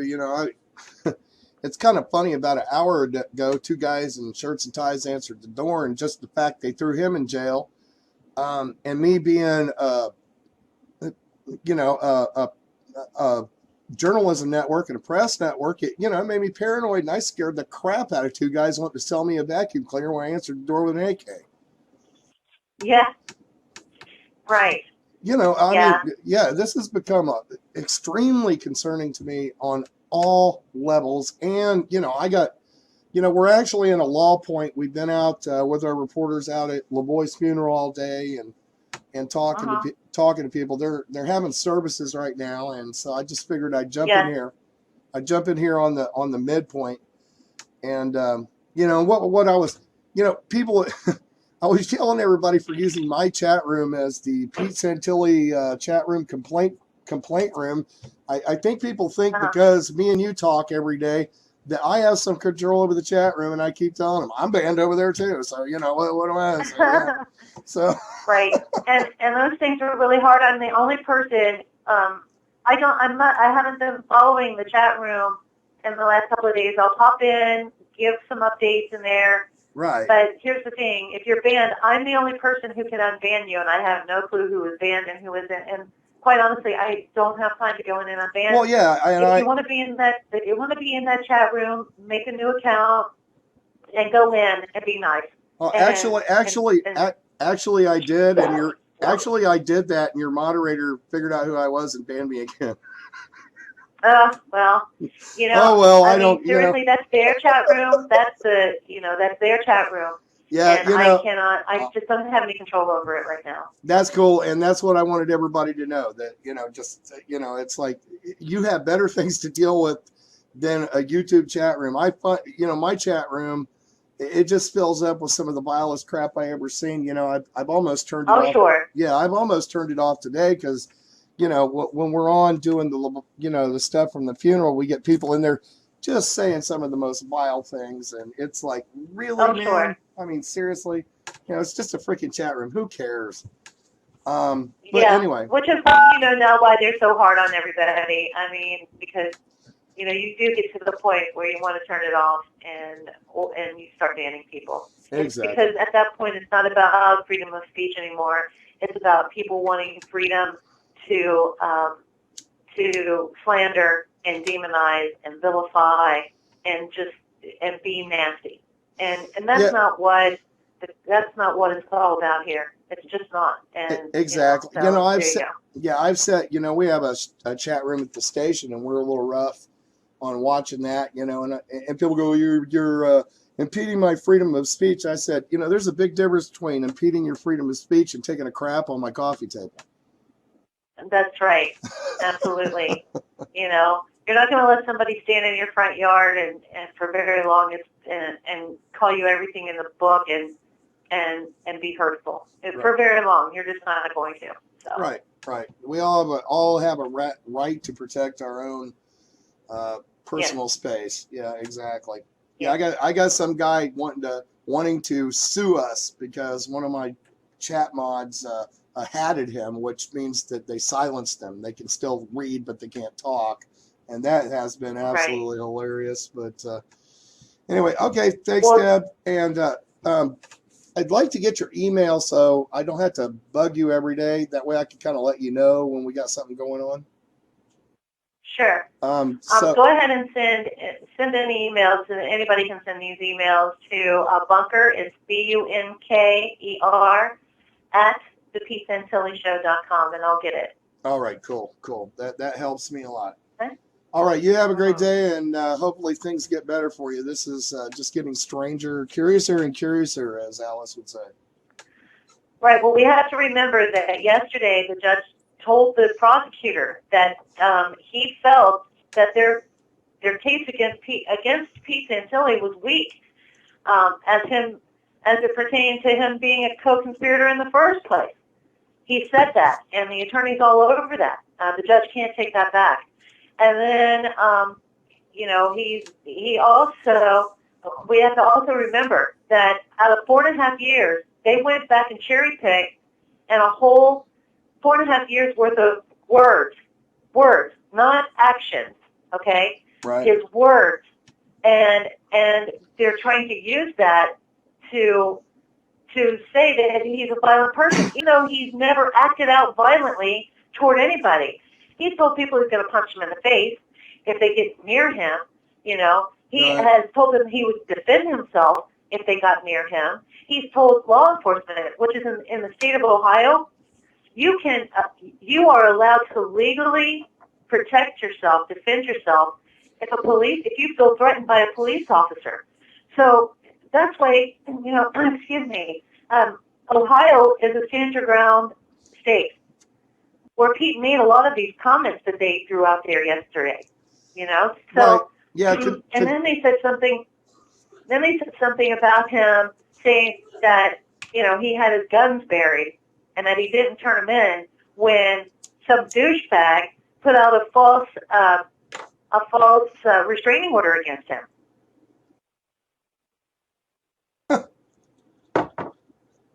Again. So and Pete says, again, it's all words. Nobody's ever proven that he did anything, and they're using his words. What I'm telling everybody in the type of media that we're all in. You know, do you really want this to stand? Whether you like Pete Santilli or not.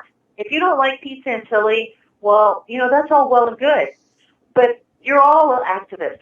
Even if you're behind your keyboard, you're speaking out, you're talking out against the overreach of this government, especially when it comes to the Second Amendment and First Amendment. People are all over that.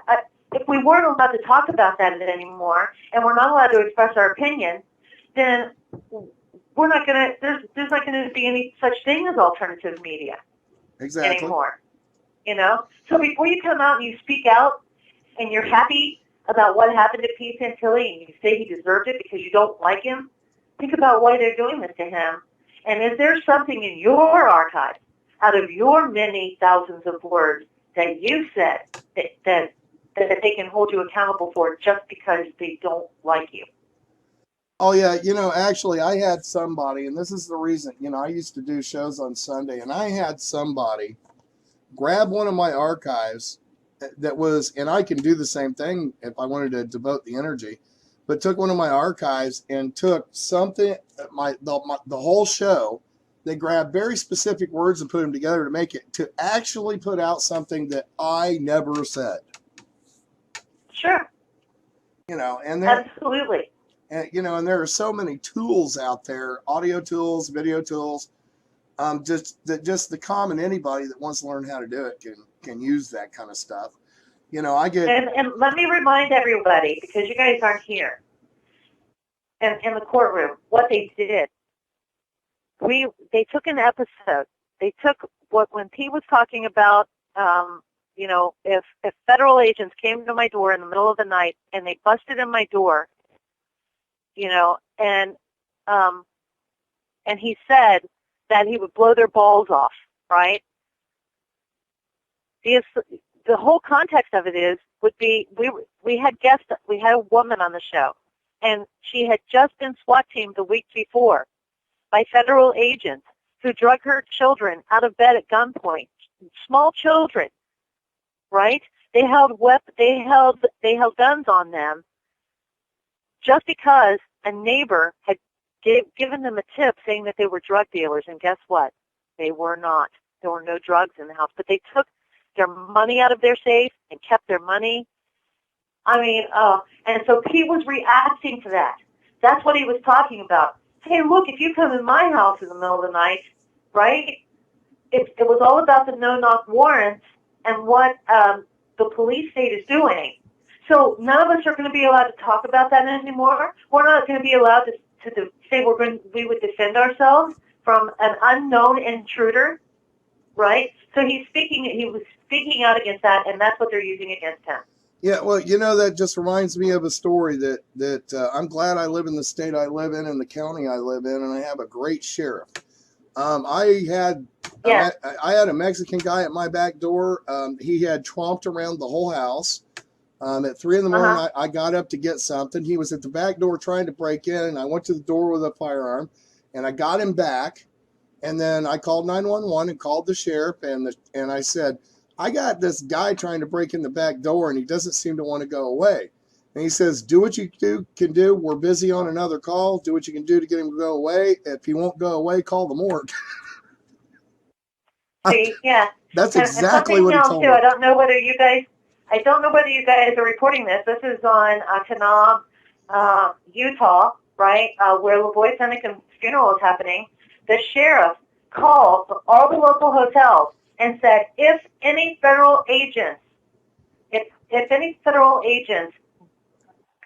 book a room in this hotel, I want you to tell me. So he's surveilling the FBI, and it's a great thing. Oh, yes, it is. Yeah, actually, we reported that earlier. I think we did.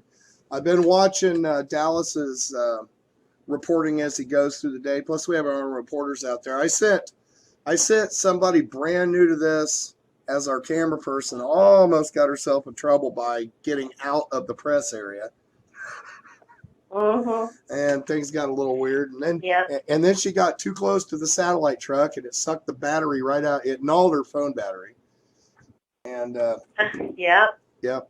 So anyway, folks, it's It's youtube.com, Weaponized Talk Radio. We'll be reporting from Nub all day as things happen. The horse procession's getting ready to go down here. Not too long, not too far out.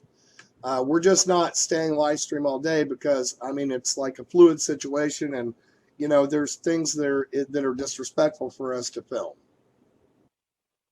So anyway, continue, Deb. Yeah. Okay. Listen, thanks a lot, Nighthawk, and I'll touch. Yeah, no problem. Thanks a lot, Deb. You have a great day. Or the best Okay, day you you too. can, Bye-bye. anyway. All right, good night.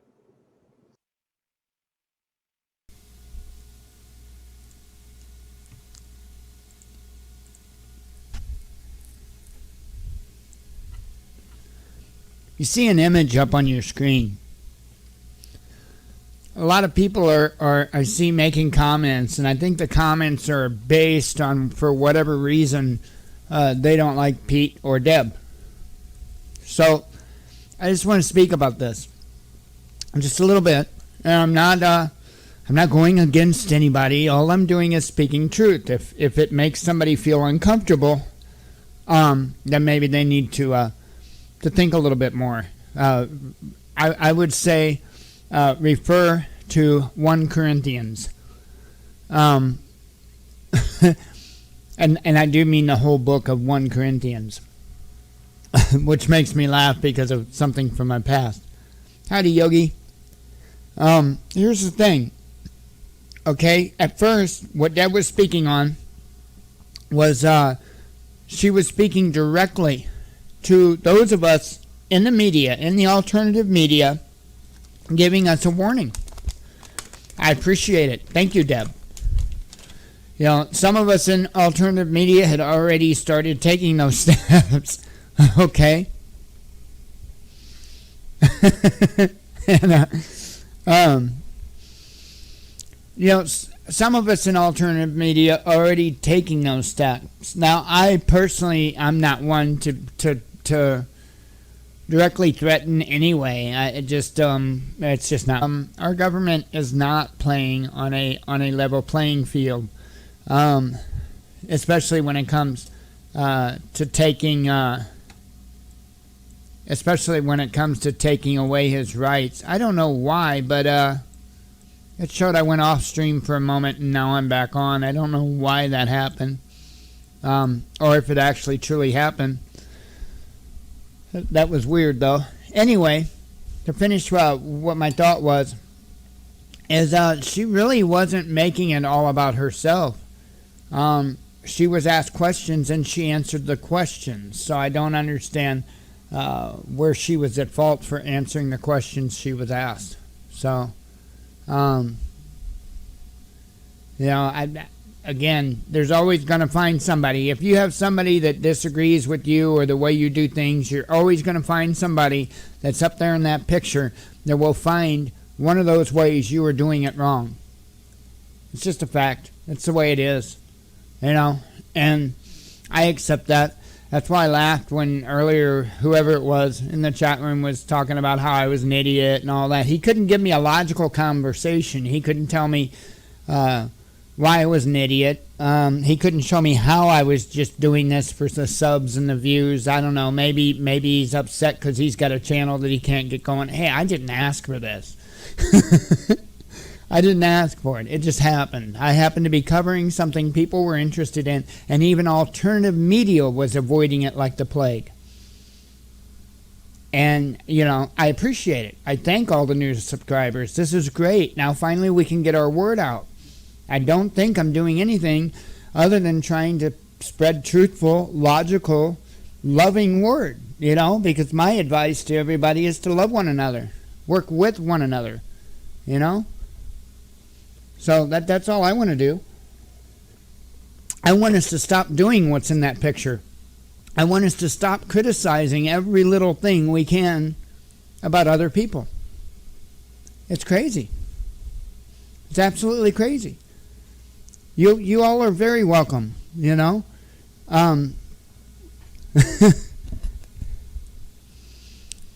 Raul, another fun one. You guys are all welcome. You know, I mean, I'm just trying to bring logical truth, trying to say that, you know, if we start worrying about, you know, helping one another a little more than worrying about putting them down, we'll be a much better, much stronger society, and you'd actually be going against what those with their agendas are trying to do. We've gotten so far away from that a lot of people, it seems very foreign to them.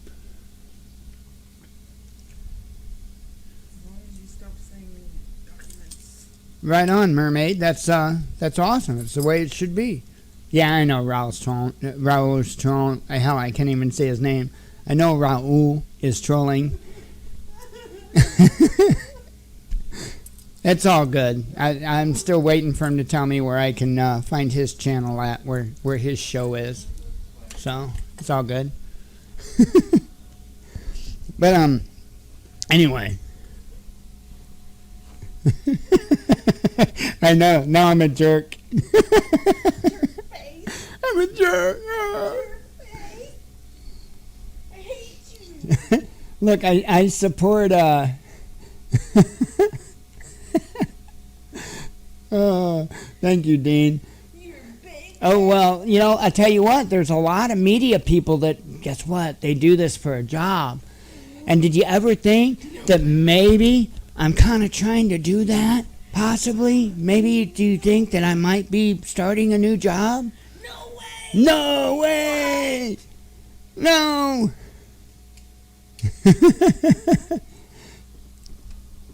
I understand, Gene. I understand. And, you know, again, I refer back to that picture there. You know, and that's not saying anything against you, but we can always be critical of how others do something, you know.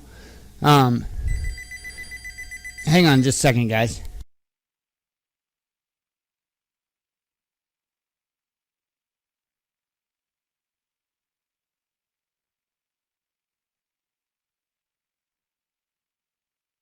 That was Heather from Account Services to tell us about our current credit card balance. But, yeah, we don't own credit cards. So anyway, let me see if I can find that picture for you, Lewis. I've seen that picture go around social. I've seen that picture go around social media several times, and I've actually looked for it here and there and never been able to find it. And hang on, I'm trying to find what window I open here. Let me just open up Blast, because I actually closed it out where I got it. Let me get it though. Here we go. 1 second, Lewis. And there you go.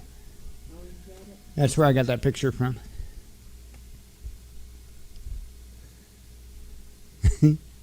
But yeah, I mean, I understand. What were you talking about, Clovis? That I said I was trying to catch up a little bit.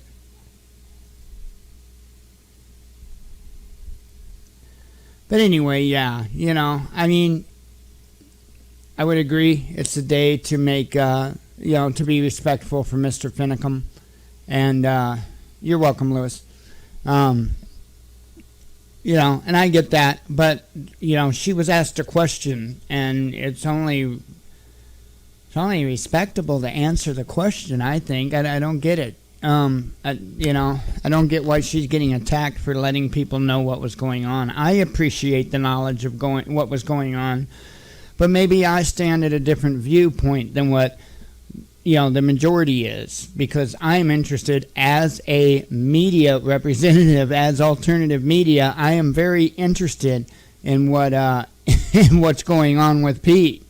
You know, I want to know exactly what it is, and you know, apparently what it is. They're combing and combing and combing over 5 years of broadcasting, and that should all, people need to be paying attention to that instead of putting down Deb or putting down Pete. And this is just my opinion.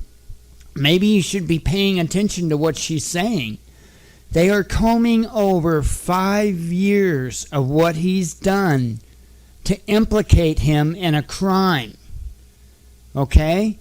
That's what we need to be looking at. Not whether it's Pete, whether it's Deb, whether it's Joe Bob down the street.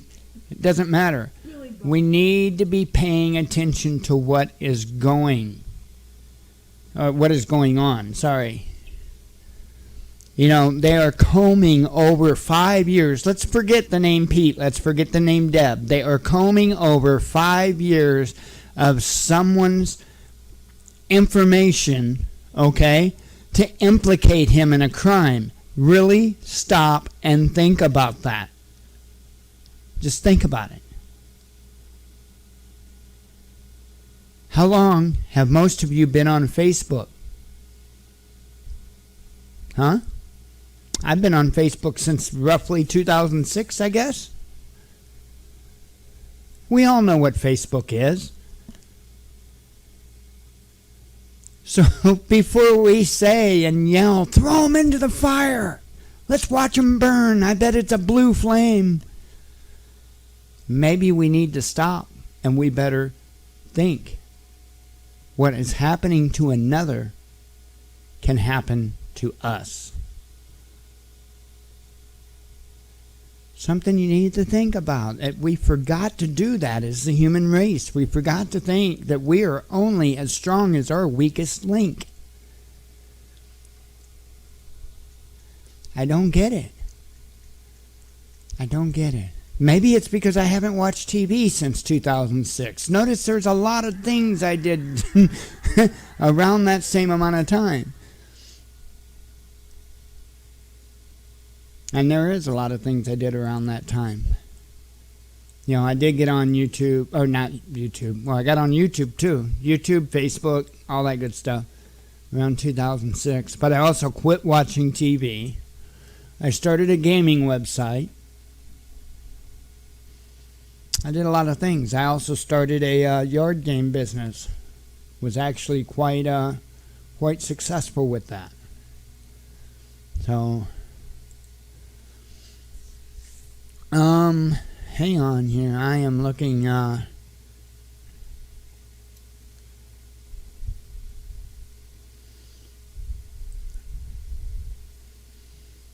really don't know if I should. I'll go ahead and play this. Okay. Dallas, by the way, has been making a series of videos, you know, just little like short clips. And I, at some point, am going to put those together. I'll probably do it some point yet today. I'm going to put those together so that we can just watch them from the first to the last. Because I'm sure, I have no doubt, they are very good. They are very good. By the way, a couple things did come out. And the bald guy in the car, otherwise known as Jason Ep4, did release a couple more videos today. They are quite interesting. One of them is talking about the Zika virus and how that was a web bot hit. And the other one is talking about how Venezuela is preparing for 720% hyperinflation. And again, we can go around and say, not care, but that's Venezuela. Why do we care? Again, now as a nation, as a world, we are only as strong as our weakest link. When these countries keep falling and keep falling and keep falling, we are going to fall too. That's a fact. The numbers are proving it. And I will get those numbers in a moment. Let me go ahead and play this. I actually have to do something here real quick, so that's the biggest reason I'm throwing a video at you. This is about Lavoy, and hopefully it's done very respectful. It shouldn't take, what I got to do shouldn't take me too long, so I should be able to catch most of it. I hope it is done with respect. If it's not, let me know. But it's by Professor Doom. I don't think Professor Doom would be purposely disrespectful. So, alright. Of media there, and wait a minute here. I've got that in the wrong window somehow.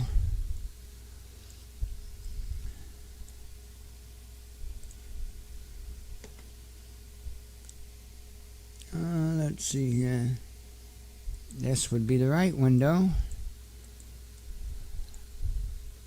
I don't know how I did that, but I did it.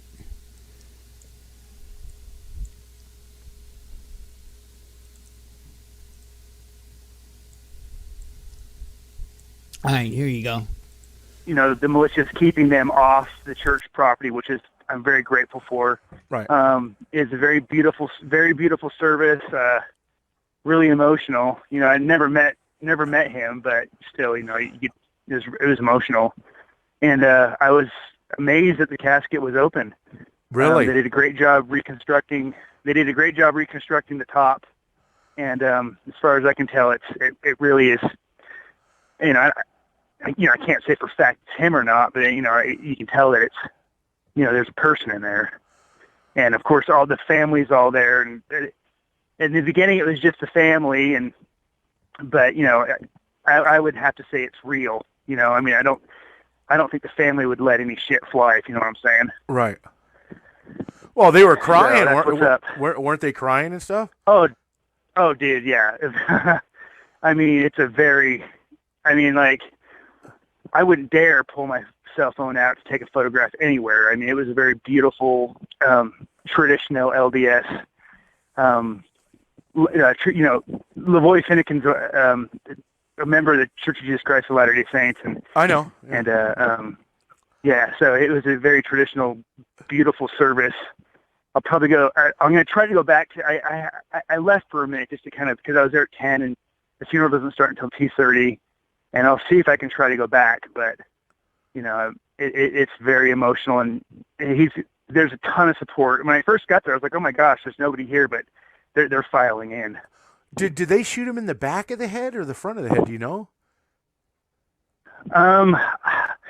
I think I don't know. Dad, what do you think? Do you think they shot him in the back of the head or the front of the head? They reconstructed his forehead, right? They shot him at the front of the head. But, yeah, I can't answer that question. I'm sorry. I mean, the whole top of the head is reconstructed, like a wax museum bit. Yeah. But the bottom part is real. Right. It's a real person there. So yeah. So I mean, I didn't study that. You know, like I said, it's pretty emotional in there. Right. And there was a lot of people there. I mean, not a ton, but I mean, you just needed to keep moving on. Right. So, can you still hear me? Okay, I can still hear you. Yeah. So, good.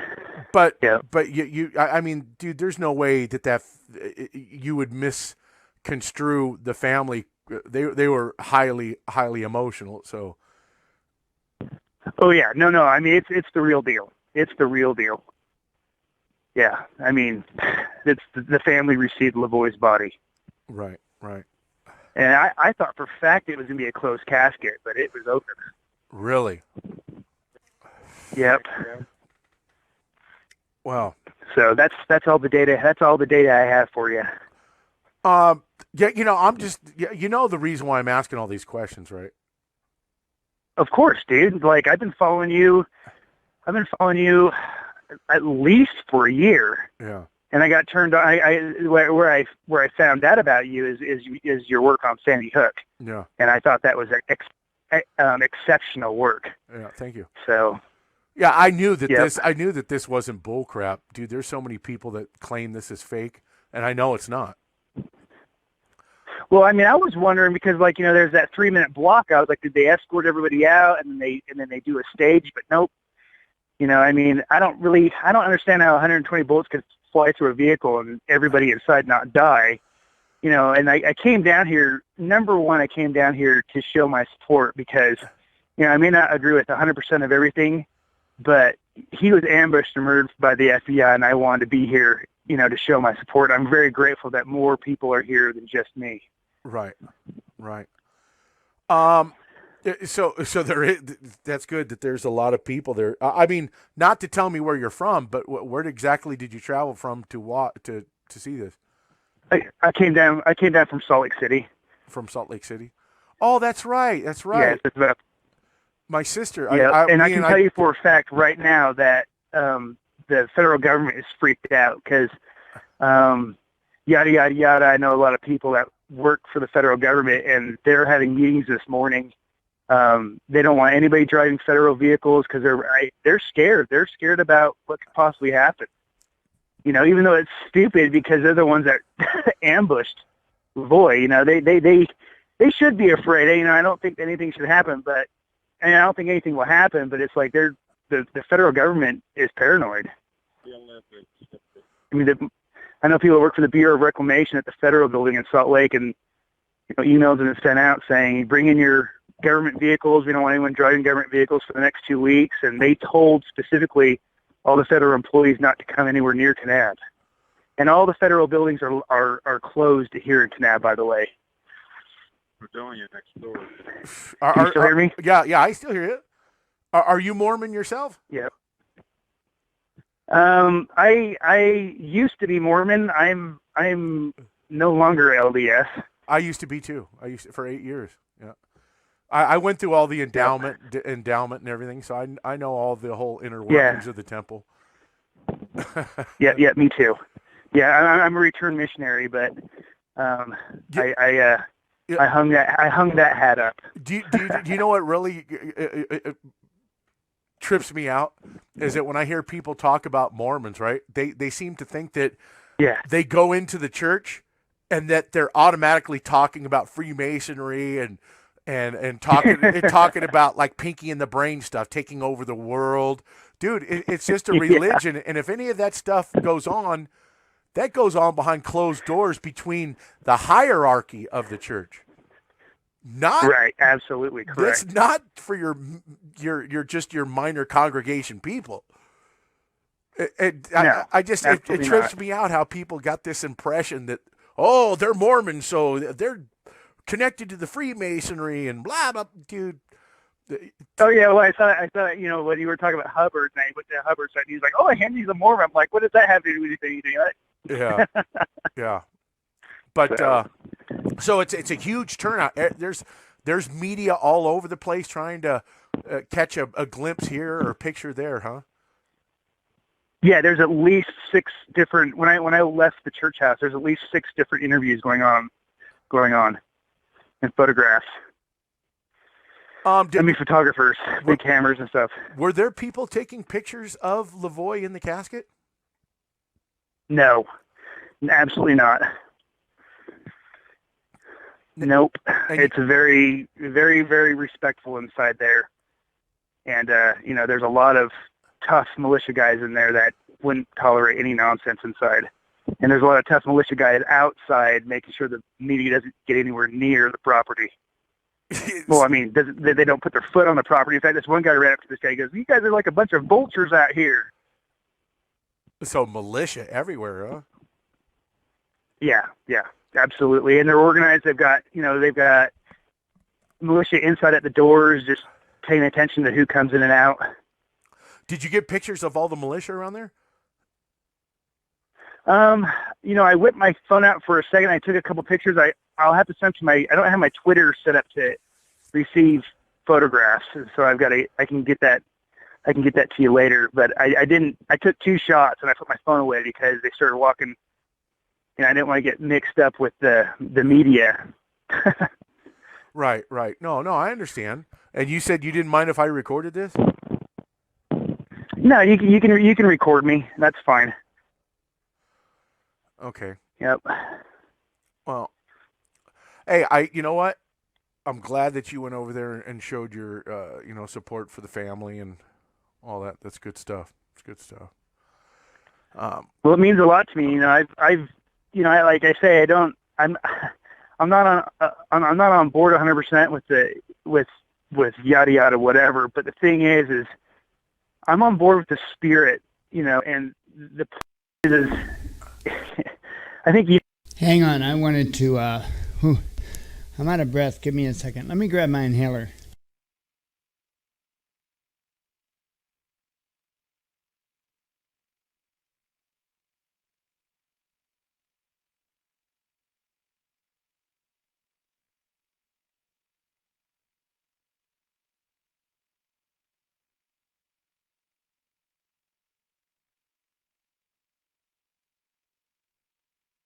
Okay.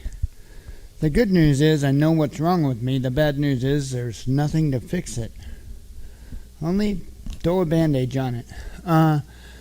Anyway, the reason I stopped that is because my assumption I think was wrong.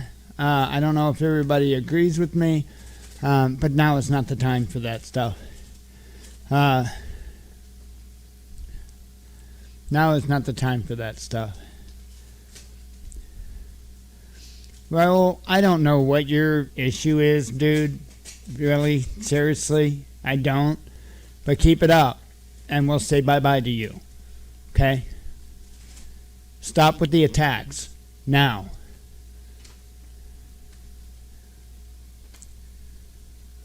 Okay.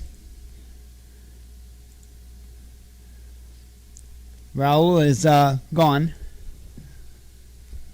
Because that's not at all, that's not exercising your First Amendment right. It's not. So if people want to throw a fit about how, he doesn't support free speech, do it to me right now. Because that is not free speech. That is what they call harassment. Not involved in free speech. What am I talking about? Well, I don't know if you're asking about the free speech part or if you're asking about the part, nah, you're all right, Rage. There's no way, dude, you guys can get it always that quick. Anyway, from what I could tell as I was walking out, I had to go get the mail. From what I can tell as I was walking out, the words that I heard, thank you, Mermaid. We love you too. What I can tell, or what I could tell as I was walking out, is they were talking about, and I'm just going to say it one time, drop it, and move on. About how they, how he was observing the body and different details on it. Now is not the time, Now it's just not the time for that, in my opinion, I hear you, Lewis. I don't know if my lungs can heal or not, though. I have it's been diagnosed as moderate COPD emphysema, so I'm not quite sure how well positive thoughts are going to fix that. Don't misunderstand me. I try not to be, and I try not to act like I know everything, and I don't know everything, and there may be something more to that I am unaware of, but I won't go there.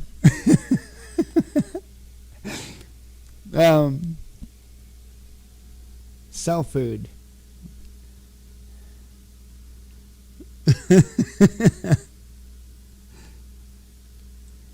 They call him, I don't know, he was, the doctor said something about pink poppers or something like that is what they kind of call the, my condition with my lungs. I don't know. Yeah, Mermaid, it blows, don't it? Thank you, Rebel. I do. I just, I quit smoking 2 years ago. I used an electronic cigarette. Yeah, if I wouldn't have quit smoking, I would probably be on oxygen by now. So, if you're saying what I have is painful, no, it's not. It's not painful. I don't feel it as a matter of pain. It's a matter of not being able to breathe. I can't really do anything. Right on, Mermaid. I can't really do anything strenuous for any length of time. Because I can't, I'm getting the air in and out, but it does no good. I can breathe, but the breathing I'm doing does absolutely nothing. It's, to be quite blunt about it, scared the hell out of me for quite some time. Until I know what it is now. That's the important thing.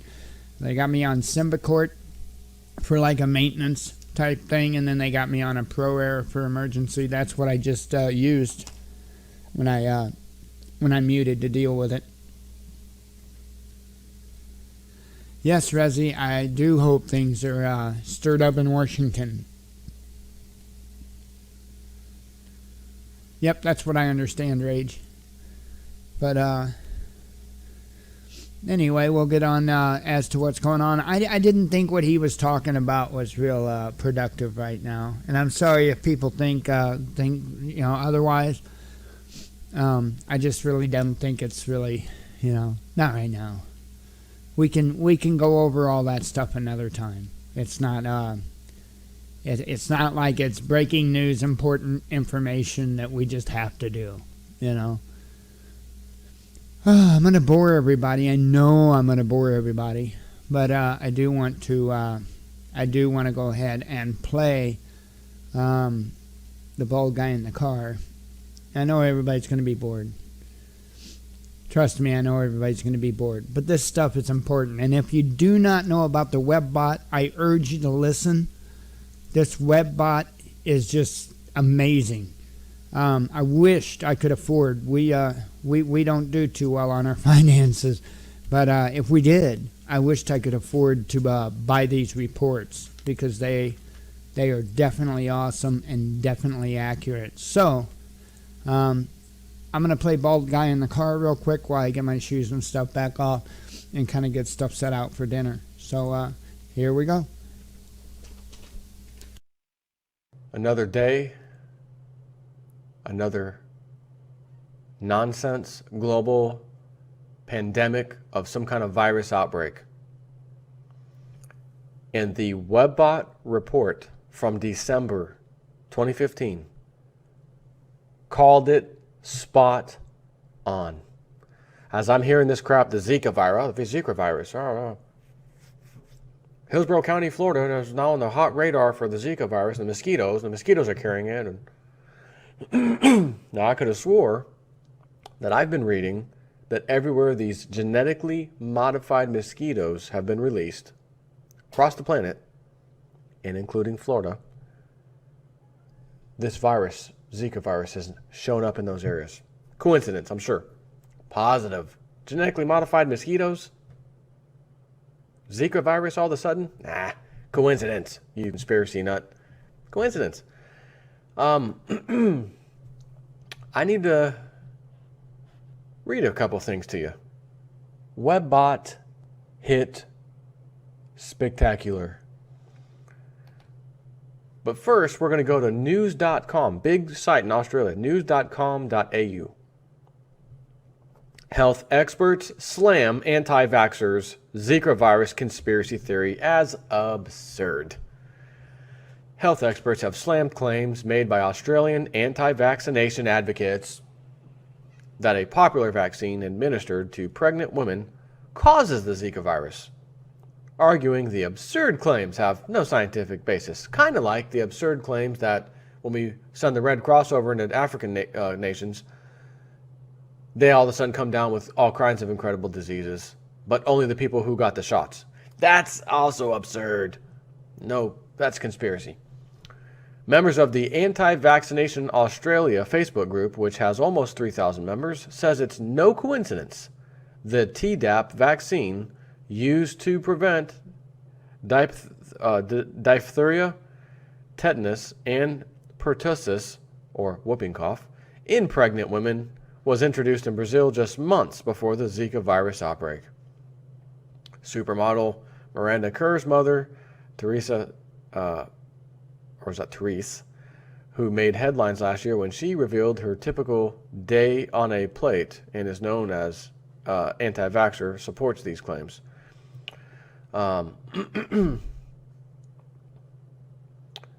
These two girls don't have Zika virus. They have microcephaly, a serious birth defect that causes babies to have extremely small heads and brains, which has been linked to the Zika virus.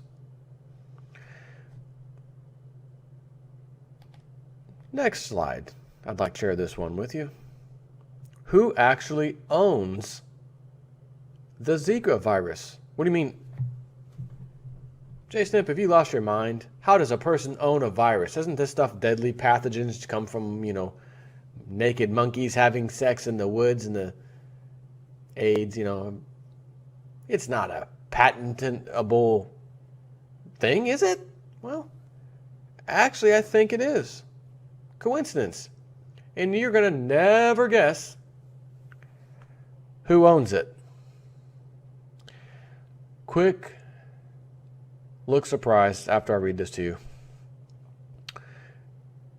And I'm going to read you the WebBot section in a minute. The World Health Organization declared the Zika virus a global health emergency on Monday, February 1st, without providing much detail on the disease. So here are some facts until we receive more information. This sexually transmitted virus has been around for 69 years and is marketed by two companies, LGC Standards, headquartered in the UK, and ATCC, headquartered in the US. The virus has been around for 69 years. So, not before that. Where did it come from? AIDS? Came around in the 80s or so? Wasn't never around before? It just came out of thin air, I bet, right? Or was it created? So, we're going to scroll down. LGC Standards entered into a partnership with ATCC, of which the latter is, quote, the premier global biological materials resource and standards organization whose mission focuses on the acquisition, authentication, production, preservation, development, and distribution of standard reference microorganisms, cell lines, and other materials. Oh, you can bet they are. While maintaining traditional collection materials, ATCC develops high-quality products. Like the Zika virus? We're going to see. Standards and services to support scientific research and breakthroughs and breakouts that improve the health of global populations. Improve the health of global populations.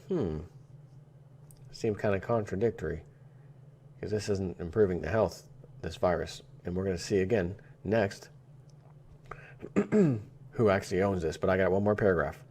This ATCC-LGC partnership is designed to facilitate, quote, the distribution of ATCC cultures and bioproducts to life science researchers throughout Europe, Africa, and India. Africa and India, you say, huh? What was that thing I was saying about Africa a little earlier about the Red Cross? To make access to the important resources of ATCC more easily acceptable to the European, African, and Indian scientific communities through local stock holding of more than 5,000 individual culture items supported by our local office network, delivering the highest levels of customer service and technical support. And just who owns the patent on the virus? The Rockefeller Foundation. If you don't mind, I would like to share this little bit of information. Name of depositor. J. Casals. Rockefeller Foundation. Source. Blood from experimental forest sentinel rhesus monkey, Uganda, 1947. Not blood from a natural living monkey, whatever, when you just find roaming around the forest. Blood from experimental forest sentinel rhesus monkey. And you can buy it for 599 euros. Freeze dried for your pleasure. Says it right there. Let's go over something before I read the Webbot report. It's just a short piece anyways. A few years back, 2009-ish, maybe 10. I've covered this so many times, but again, as many new subscribers as I get from the last time I talked about this will be potentially news to them. Bird flu virus. World Health Organization declares level 6 pandemic at the time. That is the highest level alert that they can give out. In other words, literally pandemic worldwide. Oh my God, oh my God. Black plague, holy crap. That's what that means, okay?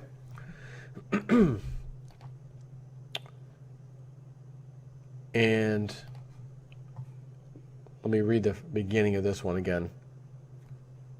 The World Health Organization, same one called level 6 worldwide pandemic on bird flu. In other words, it's a massive uncontrollable outbreak, highest level alert. Nothing happened. Declared the Zika virus a global health emergency on Monday, February 1st. who runs the World Health Organization, the club, the elite, the banksters, the boys, the club, as I always refer to them by. They're just doing their job to scare you. This will be a non-issue in the near future, just like the rest of them. So we had the bird flu. Remember that?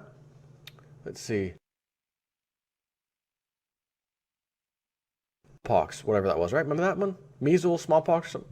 Oh my God, outbreak! It's in the U.S. and these people brought it in from another country. They were Canadian Amish family came in and brought it. Guys, Jason Ip4 again. Remember the bird flu pandemic and Ebola. Now they've got the smallpox or the whatever the hell it was, smallpox. It's a non-issue. Why do I know this? Because they've done it twice already. Screw me once, shame on you. Screw me twice, shame on you. They're going for the third time. Guys, it's nonsense. Nothing will come of it. What happened? It was gone. Nothing came of it. So we had bird flu, Ebola, smallpox, or whatever the hell this was. Time and time again. News media blows it up. World Health Organization issues an alert. Oh my God. And they get the people usually hook, line, and sinker every time. It's not like 20 years went by. It's not like 10 years went by. They're doing this every 2 or 3 years. Don't tell me people have forgotten already. And the answer is yes, they have. They've already forgotten that, oh, wait a minute, the last 3 damn times. This will make the 4th time, by the way. Zika virus will be number 4. Last 3 times, absolutely nothing came of it. So I wonder if something's going to come of this one. Now, let me close these 2 pages. And I present to you December 2015. Again, as I'm doing this, is February 4th. You'll see this tomorrow. December 2015. As a matter of fact, it's right on the report. I'm going to read it to you. Very short and sweet. Yet again, we have new data sets, surfacing for pandemic scare. What did I just read you? World Health Organization declares, oh my God. Exactly. These sets are going to a new form of swine disease. Remember, like bird flu? Fake nonsense? Swine disease. That will be touted to / used within the Western media as another disease scare, is apparently needed by the MSM or mainstream media prostitute propagandists. More disease language is showing up that is not within the plan. Some of these sets are cross-linked over to the Alaska incident of 2016 and are part of a larger meme on space alien war. See Space Goats Farts entity for discussion. These sets are part of a creeping awareness set within Global Pop entity that are part of the exposure of the breakaway civilization to humanity. That's about it right here, okay? This report was written in December after it had collected data for a short period of time. Actually, I say short period of time, at least a month's worth of time. Then Cliff has to compile all of the data, put it into a readable format with his interpretation on it, which may not be correct, and he says that. But I gotta say, it's pretty damn good, if I don't mind saying so myself. And then he releases the report in December. We're 2 months past the release date, December to January, January to February. And all of a sudden, there's a pandemic scare. Zika virus, owned by, literally a virus that's owned by one of the top families who always come up in conspiracy theories, the Rockefellers. You don't say. Here's the thing. I'm not going to say this virus is fake because it's real. They just pump up the stories of how many, it's everywhere, and it's absolutely nowhere. Very few people have it. just like the swine flu, just like Ebola, just like the smallpox thing. They make it sound like it's going like it's everywhere. It's in the schools. Where the hell did it go? It's just like they do with these fake terror groups they create. ISIS, ISIL, IS, Islamic State. So it's gone from ISIS to ISIL to now just the Islamic State. What did their spokesperson, like ISIS spokesperson, change the name? Like officially, did they have to like go to the National Register somewhere and change the name? It's amazing how one can see through the absolute stinking pile of bullshit if you just freaking pay attention to the stuff you should be paying attention to. American Idol's on my favorite TV show. And then you go to work the next day and the people are, did you hear about the Zika virus?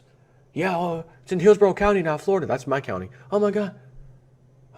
There's mosquito bites. They're showing pictures of people getting bitten by mosquitoes. That's funny. Florida was one of the states they released genetically modified mosquitoes. So imagine if the Rockefeller Foundation, or whoever the hell, again, that's who owns this,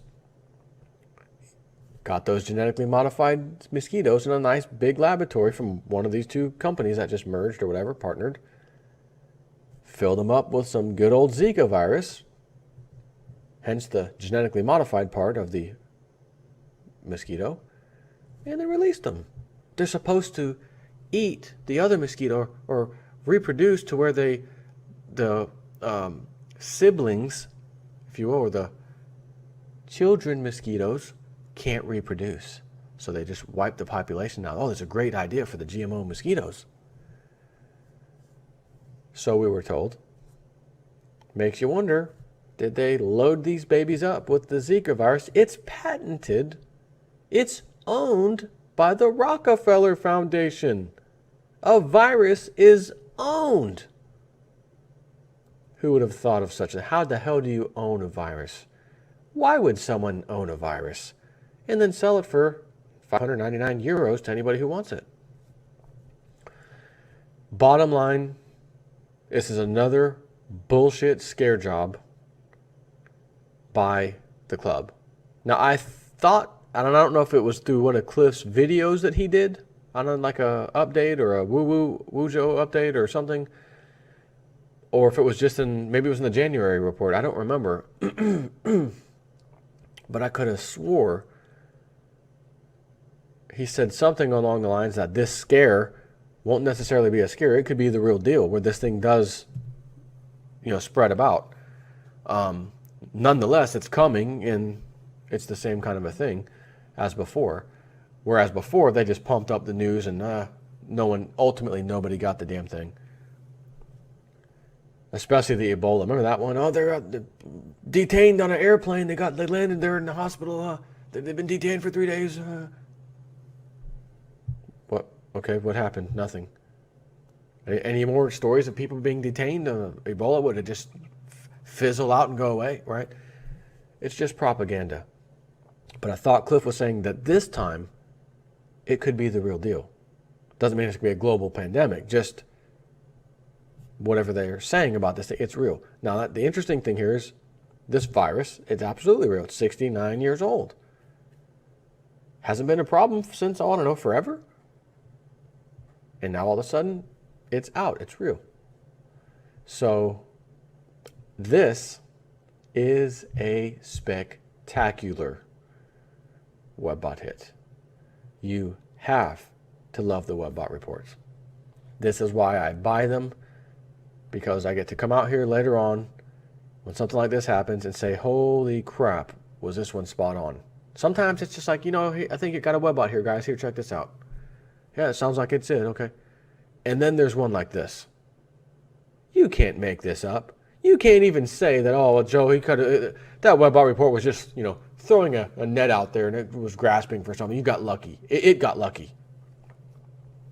Did you hear what I said when I read this damn thing word for word? Precisely in the time frame this damn thing's talking about.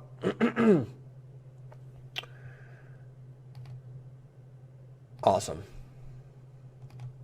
Just freaking awesome. Take care.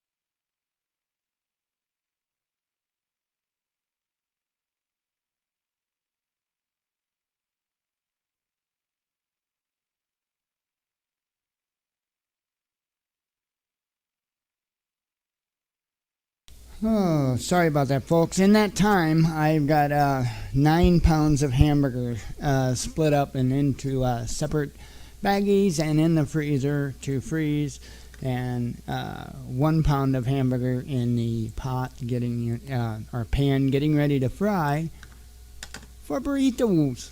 Well, tacos, but so now people can make fun of me for eating tacos. Since I guess it was a running joke about me eating ham and beans. So, but you know what? I'm not eating McDonald's, and I'm not just absolutely plowing all kinds of unhealthy things into my body. So, make fun of it all you want.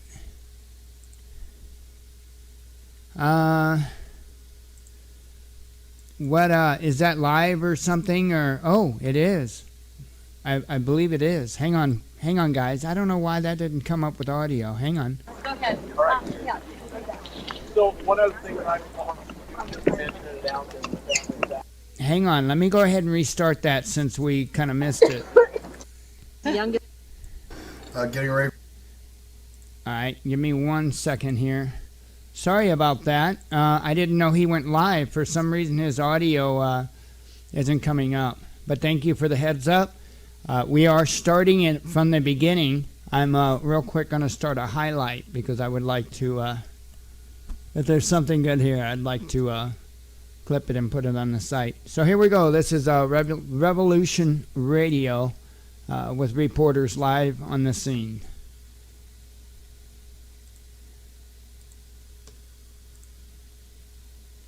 For the parade, I'm going to shut up, and this is just going to be a respect and viewing. So there you go.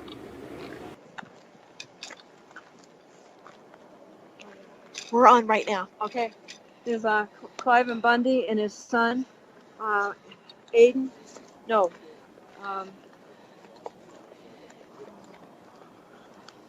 I'll think of his name in just a second. He's the youngest son, so I think that's appropriate that the elder Bundy and the youngest are riding together here at this with this memorial flag.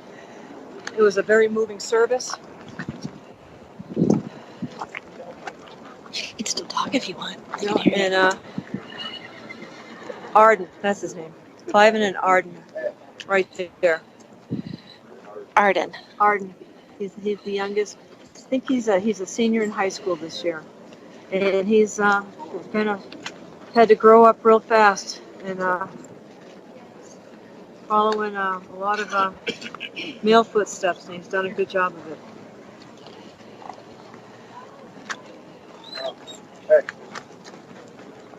Okay.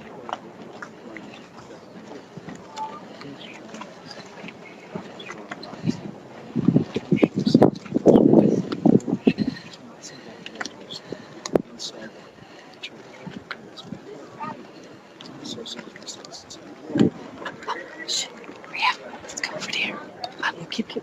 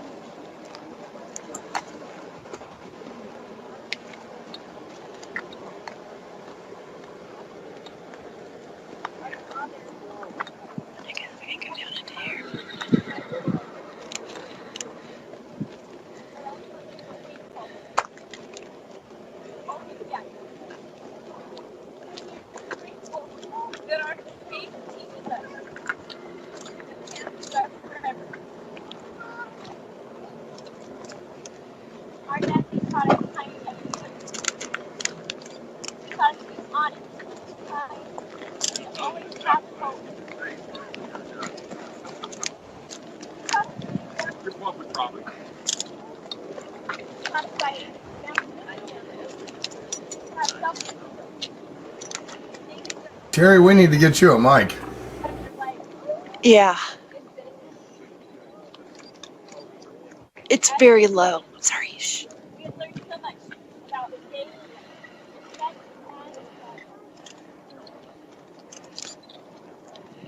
We're not done learning from this wisdom. And we will miss hearing those inspiring words from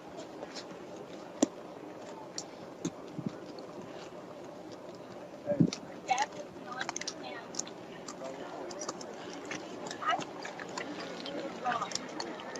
Hey, go to your forward-facing camera and turn your camera around. Turn your phone around so we can get the mic pointed at her. Many will leave the fall of the refuge in Oregon. With his time covered up by a blue tarp. Defending that outpost at gunpoint. That is a false narrative. I was there. All right, swap camera view.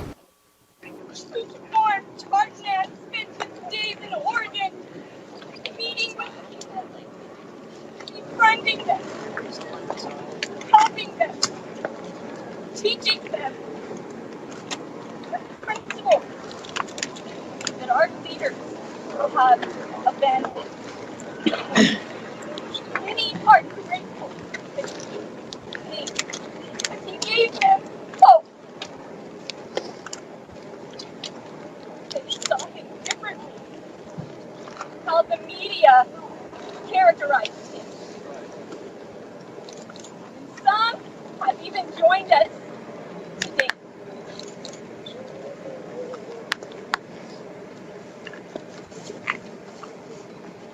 For many years, Western state ranchers have respected our fathers. What I meant was go back to pointing your mic at her, please. Their way of life.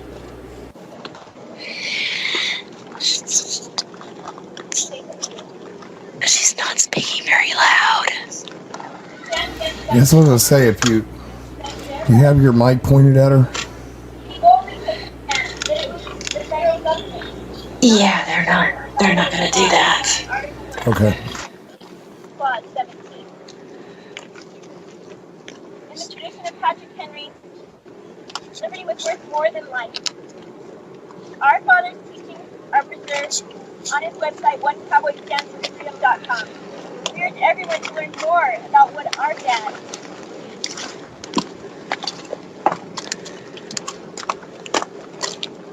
Throughout history, there have been few courageous people willing to stand for what they know is right.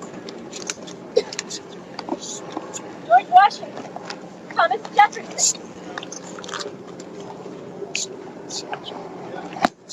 People like Cicero, Joan of Arc, Sir Thomas More. The founders of this American Republic, they all had one thing in common. They were mocked, ridiculed, and called extremists. Right. Today's defenders of the U.S. Constitution are now called domestic terrorists. But isn't it interesting to note that yesterday's extremists typically become tomorrow's heroes? Robert Lavoy Finicum, my dad, was and is our hero. My father read.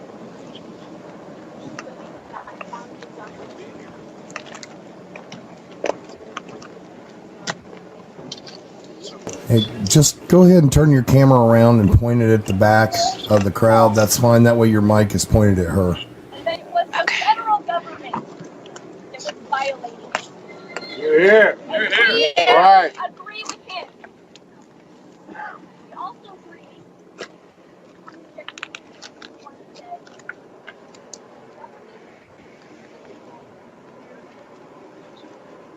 when the people hear the government, Okay, sorry, that didn't work at all. Shit. remember the strongest reason for the people to receive the right peace and bear arms is by the last result to protect themselves. If All right, right now we have, I'm sorry you can't hear it. We're having audio directivity or mic directivity issues. So we're just going to look at the crowd.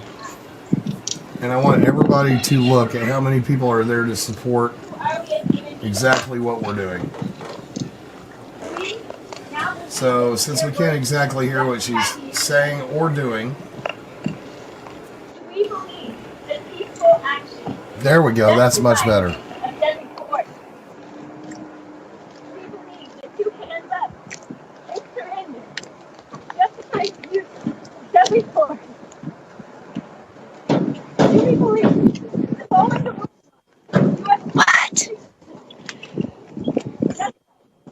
Okay. If we do, then where is liberty? Where is it? Today, many questions are being asked. Many questions are left unanswered.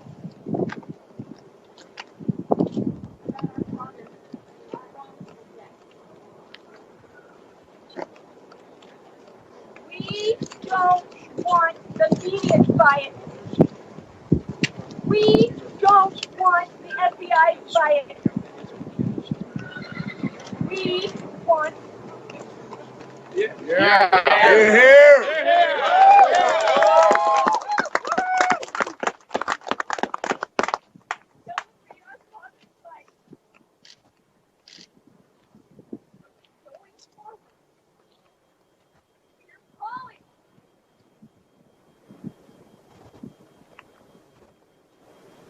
Driving.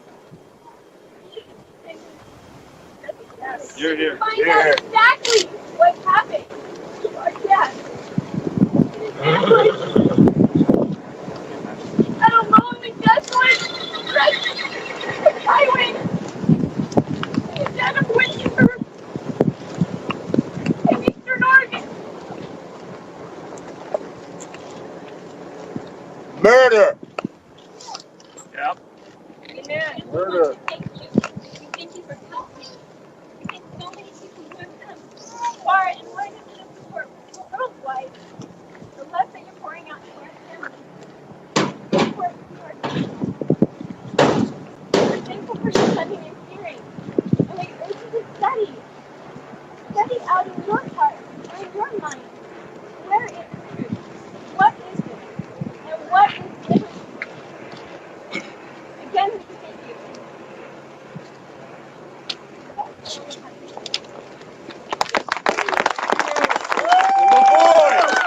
Lavoy!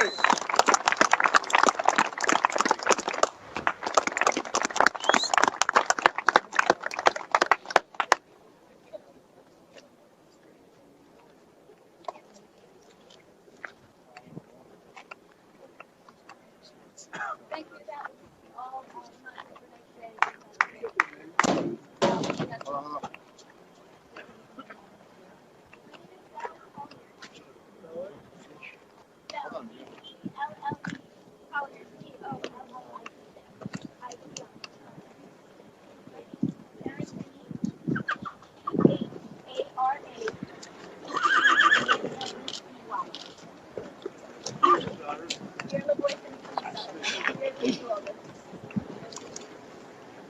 girls you are.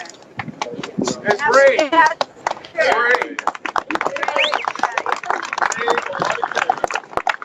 Thank you.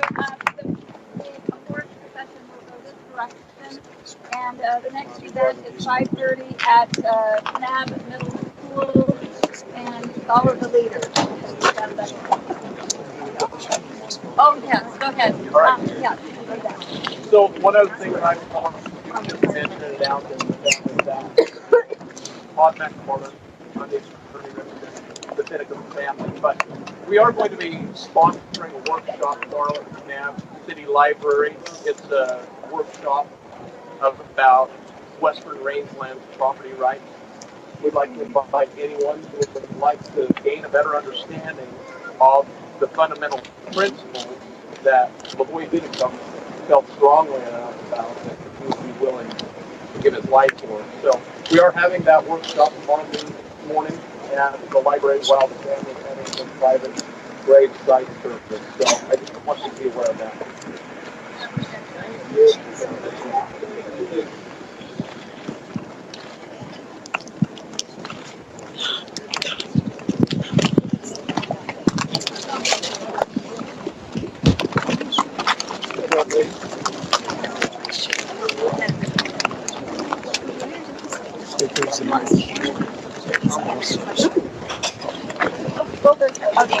I know that's nothing. As I understand that we can't hear everything that's going on here. And I'm sorry, we're doing the best we can.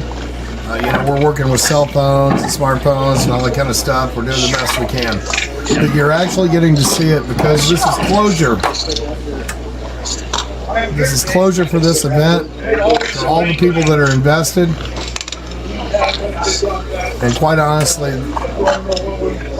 this is what we do. We honor the fallen, we bury our dead, we catch our breath and go back in.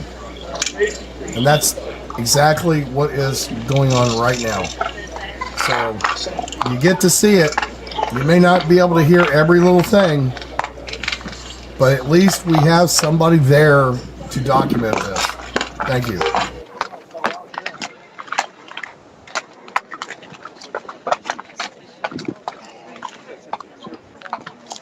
Also, we're having endless trouble with these satellite trucks interfering with our signal.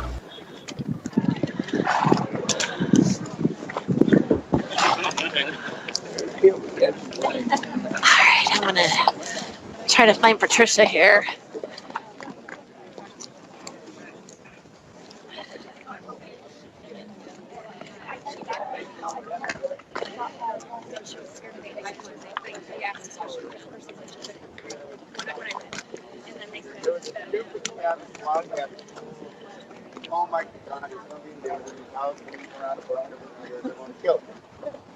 So they built 40 acres of beds around it.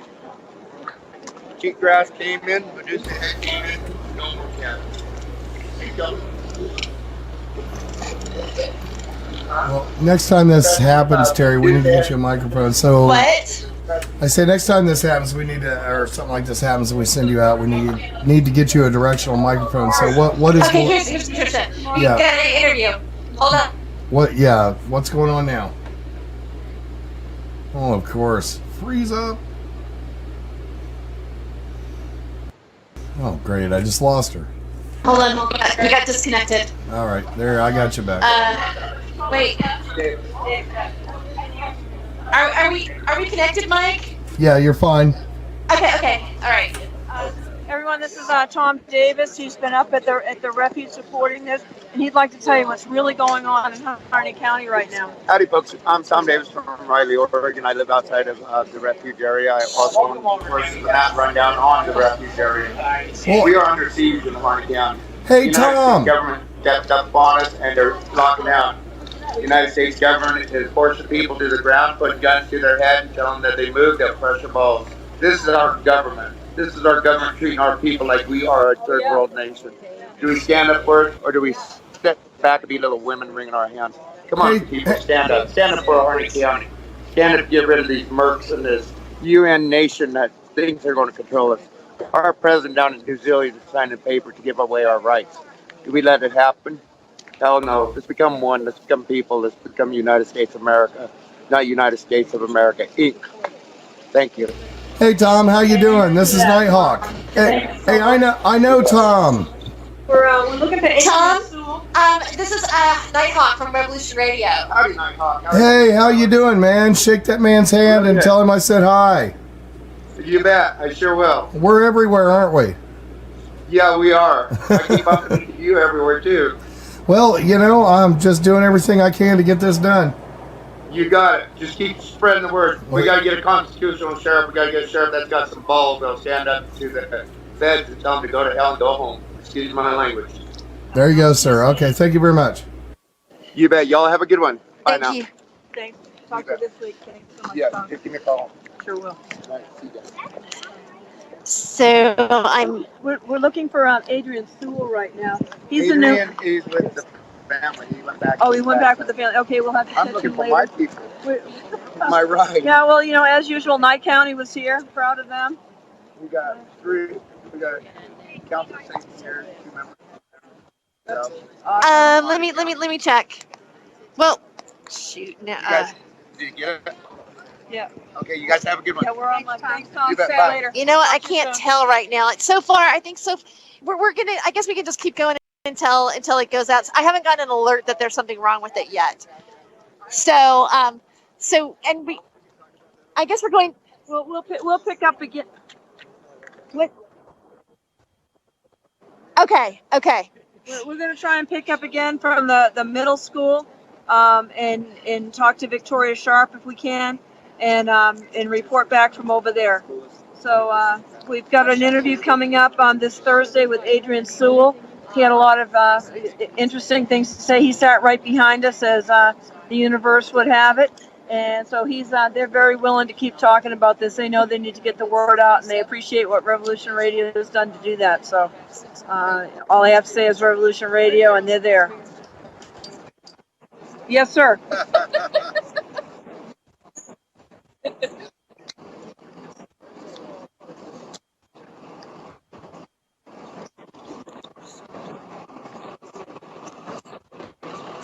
He's asking if it's okay if because he uses your cell phone. Yeah. Give anybody you want my cell phone. No problem. No problem whatsoever. All right. So, do you think we should stay on, or you know? I think let's go on to the next venue. We'll charge Okay. this, and we'll be on to the next venue. We may even get a bite to eat somewhere along the way. But I have to say, I've never been to a more moving service, and I'm cry about it for a long time. Filled to capacity and then some. All the overflow was filled, the stage was filled, the halls were filled, the sides at the center were all filled with standing people, and every seat was taken, and some had more than 1 people in per seat.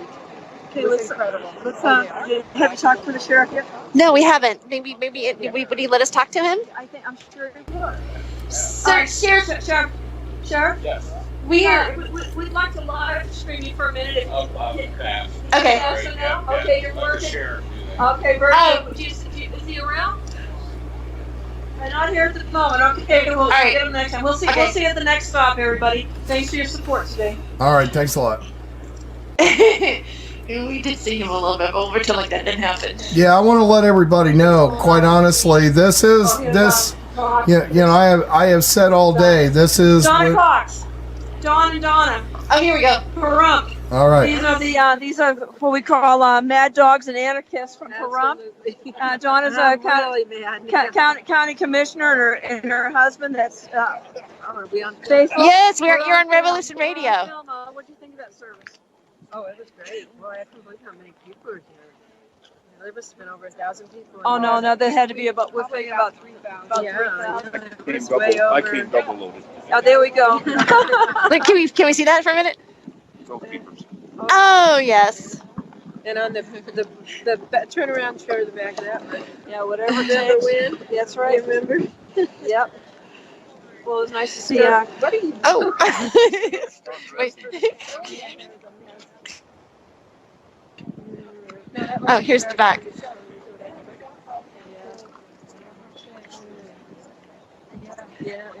Well, Donna, that really means something now, you know. Thank you. Tell the folks that you've been invited to next to council. Yeah, but Donna's a Lands Council. Actually, Knight County belongs to the American Lands Council, and I was the one that volunteered to become the person that takes care of this. Just because I'm so pissed off at everybody and everything over what's going on in this country. It's not just here, it's in all over the country. It's everywhere. We are in so much trouble in this country. And we've got to get our land back. That's just all there is to it. It can't be. I think the government might be in trouble. Like, sure. Thank you. So, we got problems in Knight County too. Yes, absolutely. A couple of them. We've got trouble with Fish and Wildlife with the church out there in Ash. Right, Ash, yep. Ash Meadows.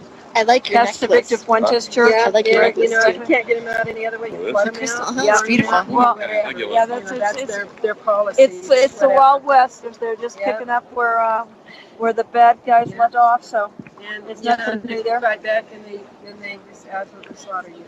So, but we're not gonna take it anymore.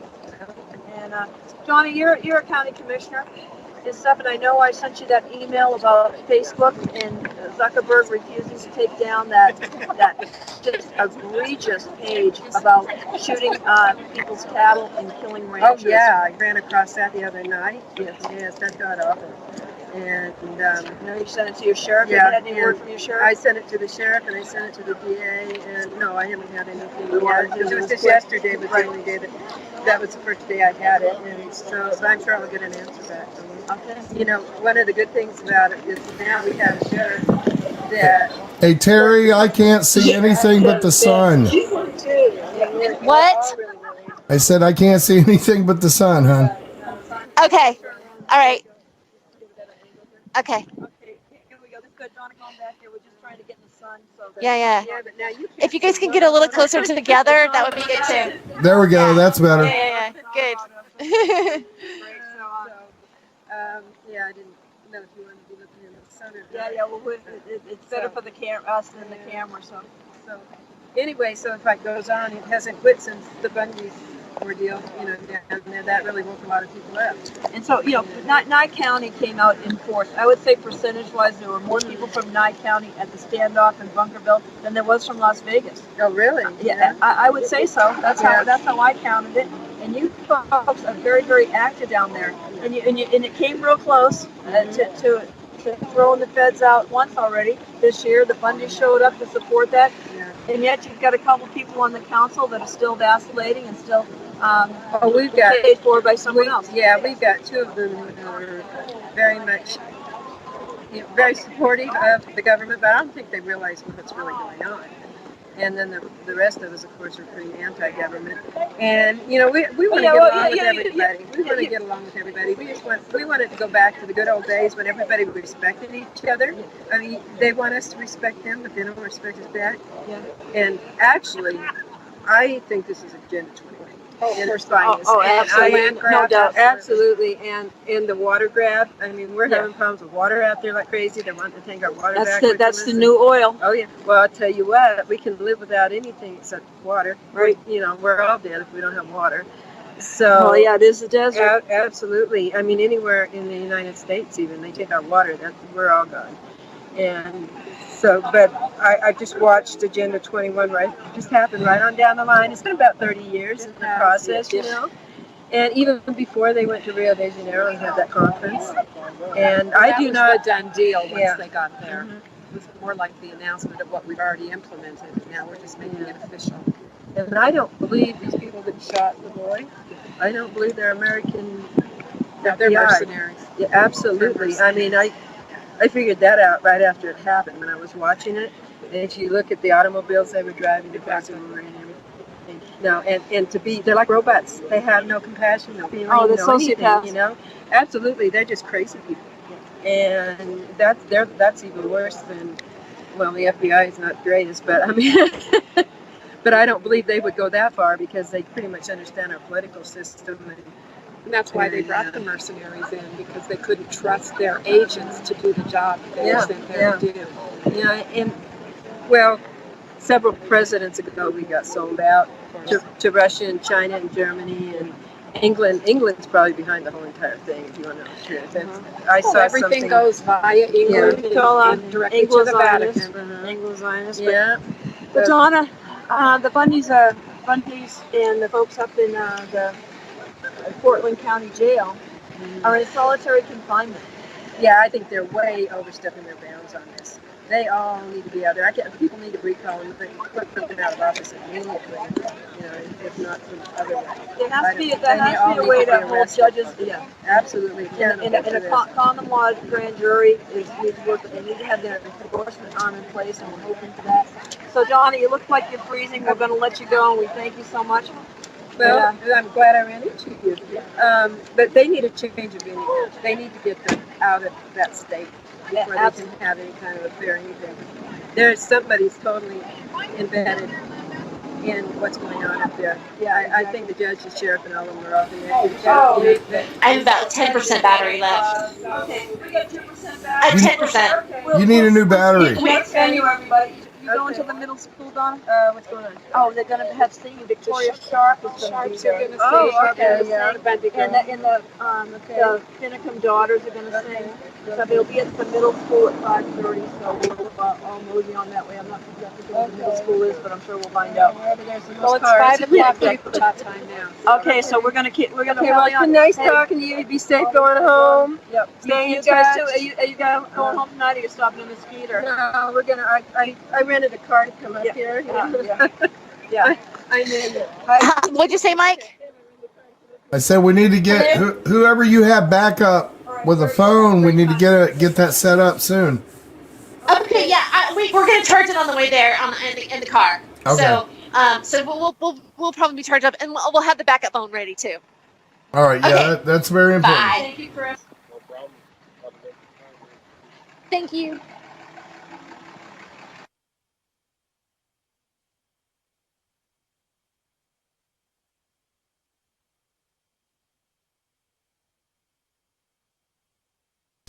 Alrighty, folks, that was Revolution Radio. I believe that's Kanab, Utah, is where they're at, if I'm pronouncing that right. All right, so that's where we're at right now. We're going to archive this and move on. It's all going to come in bits, dips, and drips, and drabs, and all that kind of stuff throughout the day and evening. So they're getting ready to head out to the next thing. So, and hopefully we have this backup phone all set up. Anyway, buffering out, archiving. Thank you.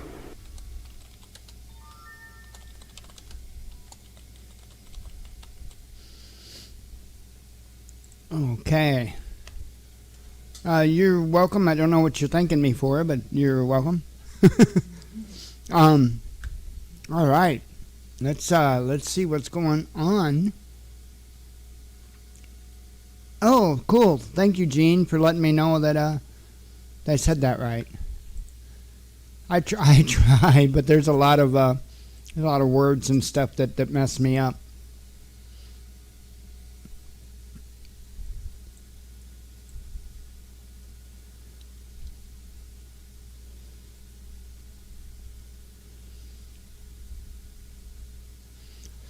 Yeah, I don't know, GXer. I don't know.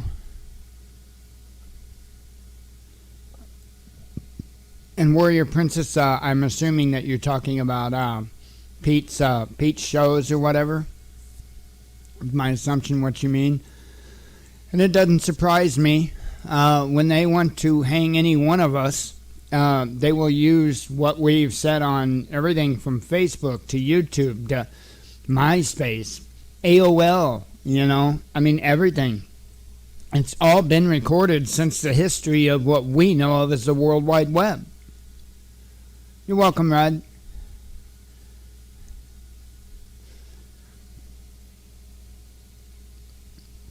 They will use absolutely everything.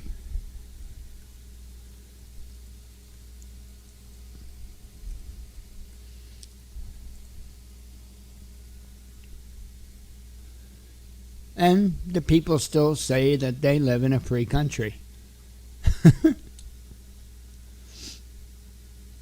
We live in the freest nation on the earth.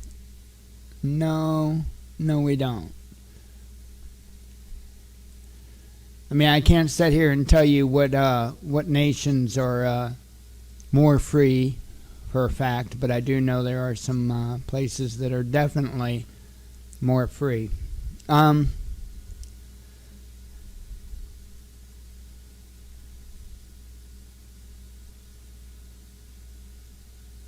I'm looking real quick. I was going to play, I need to eat real quick. I got my food set right here. So I'm going to play the other bald guy in a car.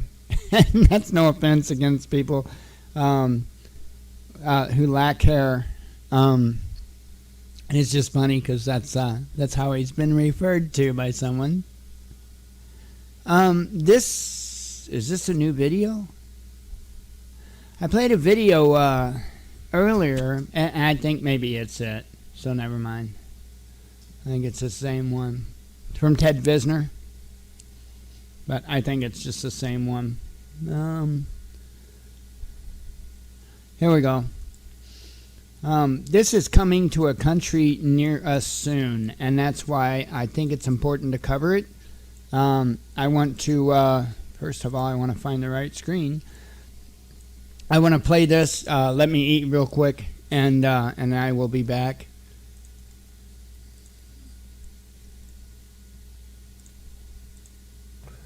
So this is a video I've been meaning to do for several days. It's actually from Zero Hedge. It was posted on the 22nd of January. And I started deleting a bunch of my old, do video emails to myself because I just had so many. And they're 2 weeks out, 3 weeks out. I'm like, man, I just forget it. There's plenty of new news to talk about. But I saw this one. I was like, no, I need to bring this one back from the dead, the deleted box in my email. Because this is not just going to be Venezuela. This is going to be, honestly, a lot of countries here shortly. And it could be yours, honestly, in the future. This is what the death of a nation looks like. Venezuela prepares for 720% hyperinflation. Courtesy Zero Hedge. For citizens of Nicolas Maduro's socialist paradise, the news is terrible and getting worse with every passing day. And I'm going to stop for 1 second and say this until you want to punch me in the face, because I've said this so many damn times. You're going to want to punch me. Go ahead.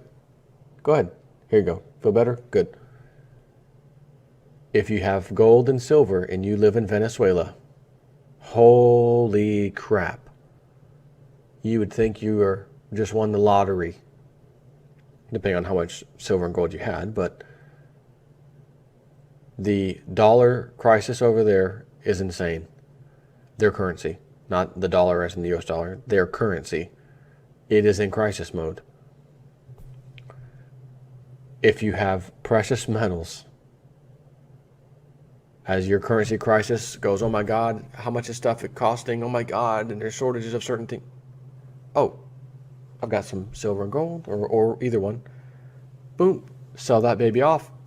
Give me a massive amount of cash of Venezuelan dollars, and I go and buy the expensive stuff. It doesn't change. I just use gold and silver to pay for it. It's as if it was normal prices. Everything's good. Or you may find out, actually, I've just had to sell a tiny bit of my silver to buy a whole bunch of stuff. That worked out even better for me.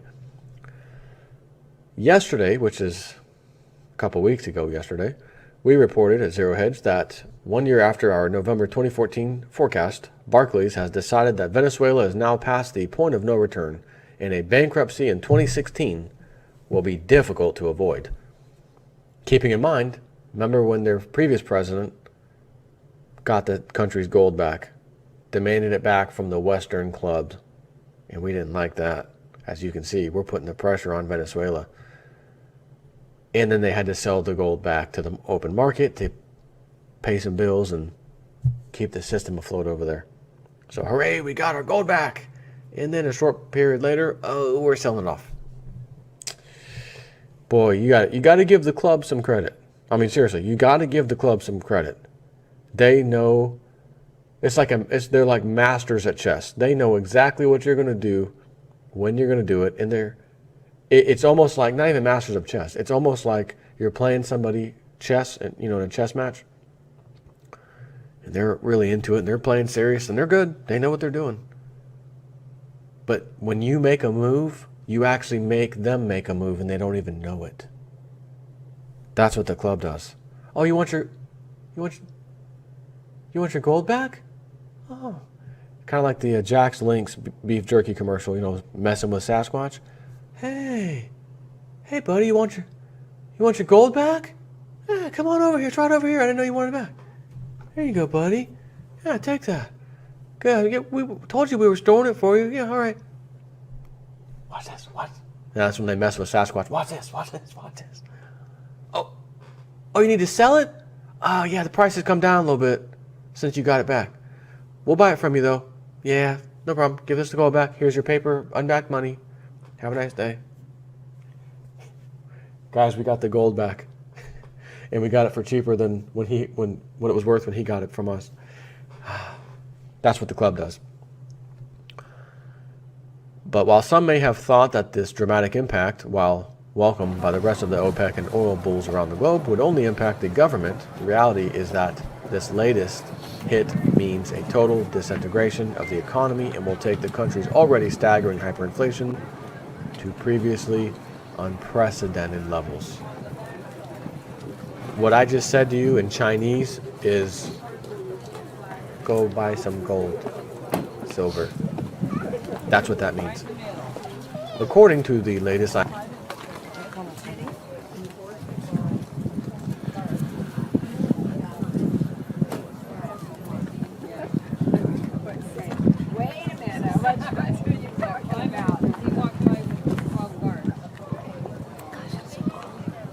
the chilly. idea.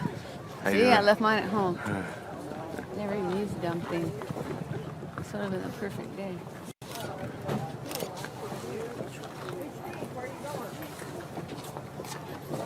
Started doing something with this guy.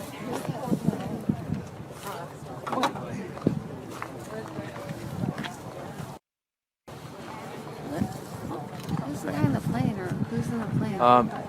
I've heard some sheriffs talking. They said it was some news Oh, good. agency. Okay. But So I was like creeped out. I immediately thought it was like surveillance or something. Yeah. There it is. It's been circling for hours. Yeah. Because right when Clive and Bundy came out, I don't know who the guy was there standing with them. You know, he was telling the people who's here. You know, I missed he's it. going this way, and I'm like, is that one of those guys? Or Really? Well, yeah, you never it's know. scary. I know.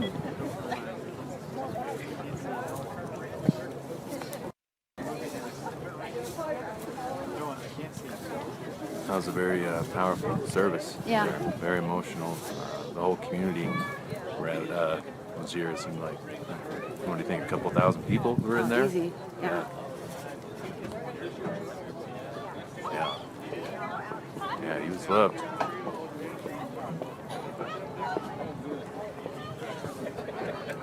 I'm not used to this weather. What's that? I said, I'm not used to this weather. Where'd you come out from? California. Okay. Where are you from? Washington. Oh, really? Yeah. Huh? The state? Yeah. My team is Seahawks. Are they? Yeah. Do you like them? Sure. Yeah. Not really. Right? Haven't said it all.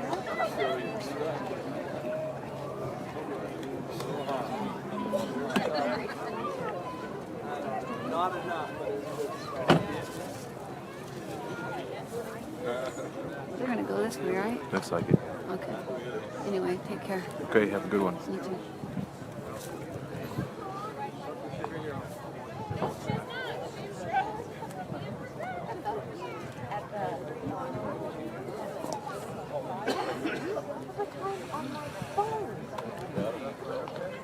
So we just got out of the service for Lavoy Finicum.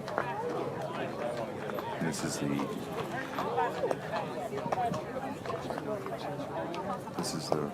the ride. They come by, take your hats off if you can.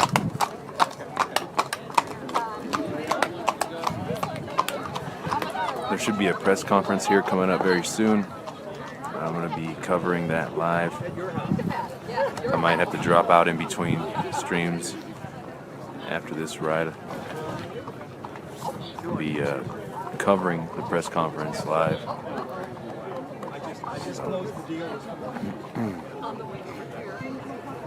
Again, there was incredible turnout. At least a couple thousand people turned out to celebrate the life of Lavoy Finicum here in Utah.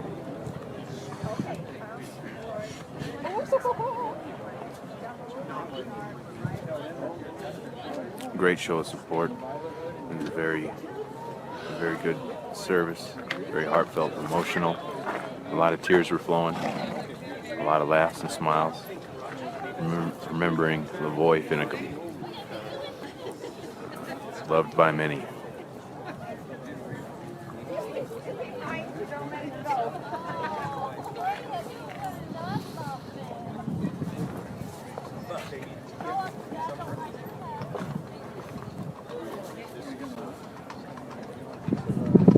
Again, there's that airplane flying around.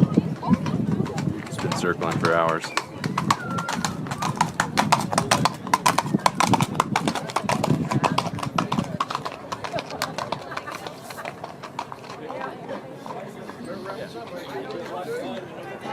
Hello.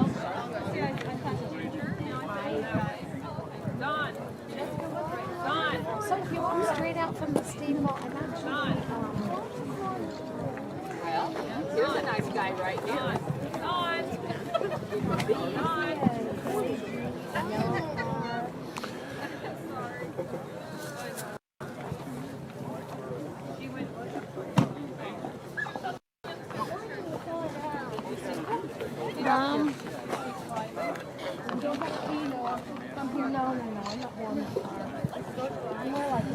Here at Live.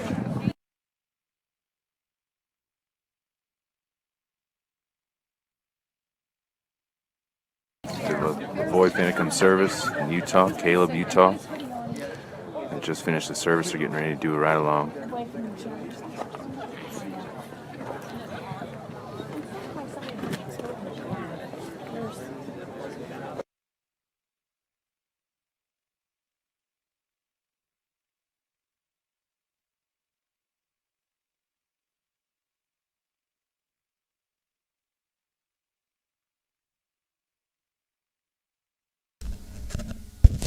Alrighty, folks, we're just, and I do apologize for this, but we are going to stop that stream because there is no way that I can absolutely not cover up any of the 5,000 badges.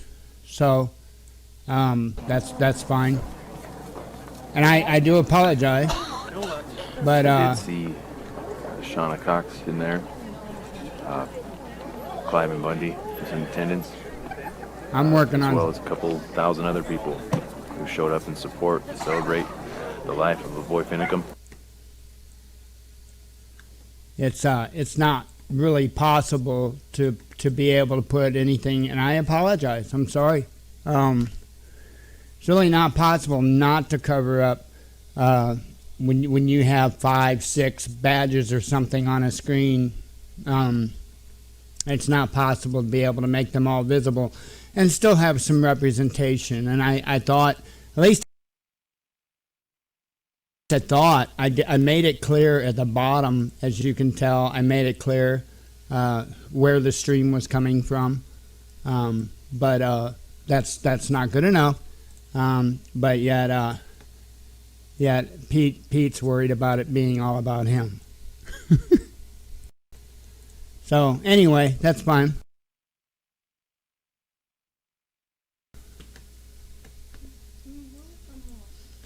That's fine. That's not a problem.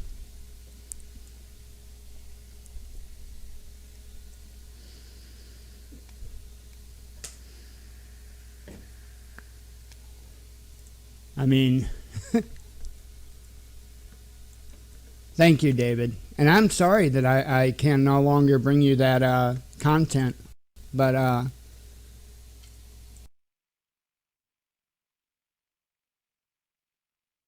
that's fine.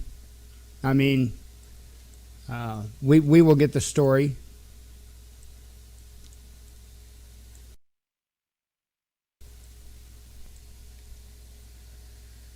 Oh.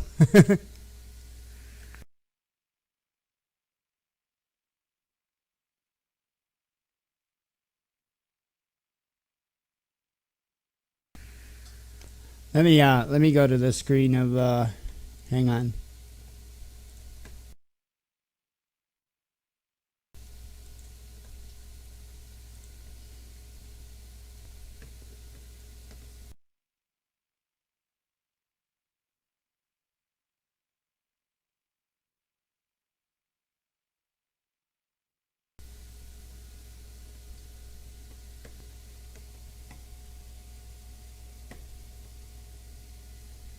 I'm okay. I think it's this one here. Okay. Bring the website view up, and I will find out who else is covering different stuff out there. That's fine. I think it spoke for a lot as it is anyway.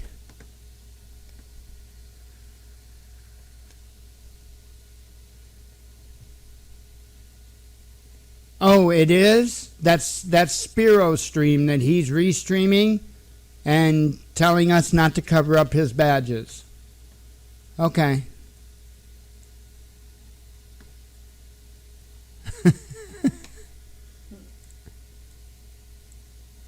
My goodness. What is Spiro's? Because I went to, isn't it, it's not Spiro, is it? Isn't it, I know it's Sentinel, but I thought it was something other than Spiro. Okay.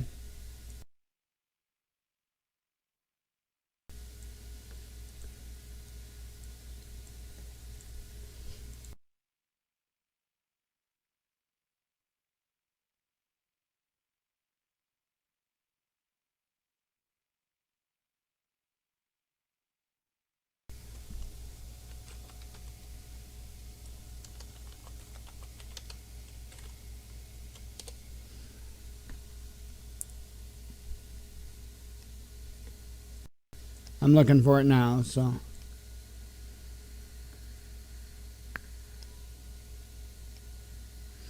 Badges are the little things that you have like around you. Okay, he's calling them badges because technically that's what he uses, which is a bit unprofessional.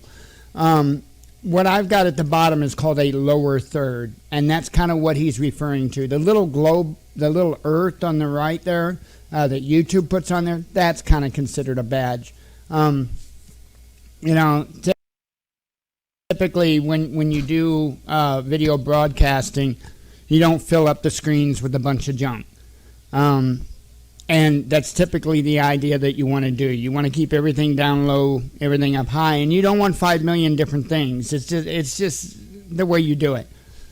And that's why I went through quite a bit of messing around. I won't say I went through a lot of work or it was a really hard time, but I had to mess around with some stuff until I could get that ticker to work up top. And I put that ticker up there so that I could, update things instantly on there. So, yeah, kind of like a watermark in a sense. But instead of being a watermark is typically kind of faded in where you can still see the stuff behind it.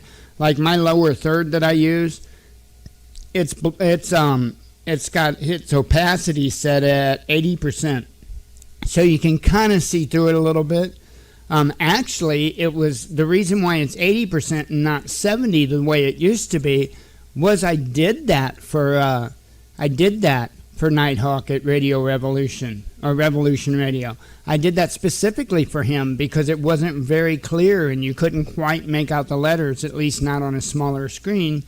And so I made it 80%. So it okay, thank you, Zoe. I did that so that it would stand out a little bit further. But if he, if he can't be okay with, the fact, oops, didn't mean to do that. That I am trying to get him out there, or that he is listed down in my description. If I've got to also junk up my screen, nah, it's not worth it. So I'm going right now. I got that. I'll add that. Thank you, Zoe. I'm going to right now pull everything that is related to him out of the description, and we'll see.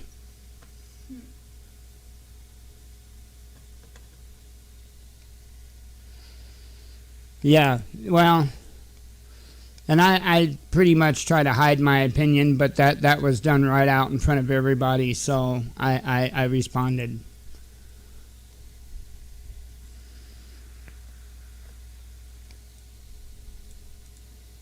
Okay, thank you, Zoe. I'm actually going to change all that up. He will actually be put in place from now on.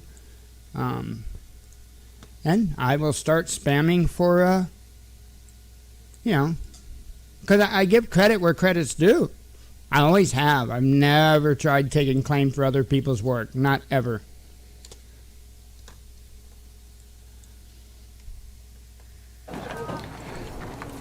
So give me a second. This is, that's a lot clearer video too. That obviously was Spiro's stream. Oh, isn't that interesting? That's kind of priceless, actually. I just added him for a subscription, and I will, let me see if he's doing anything like right this moment. Otherwise, I'll play the video there.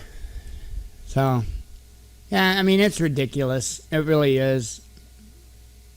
Looks like he's got several. All right, I'm going to go down through the list, and give me a second here, because I want to put the proper things in, and I want to give him credit for it. So let me put him down in the lower third, which is usually a respectable thing to do in media, and usually that's enough. But that's fine.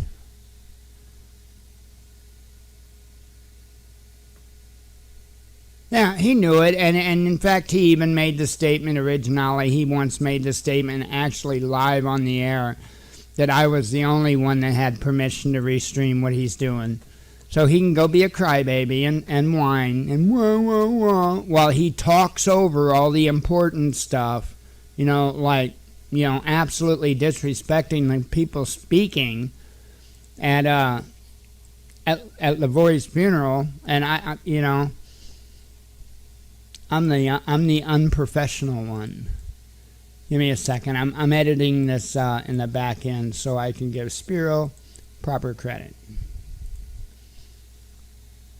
Because for most people, they appreciate that.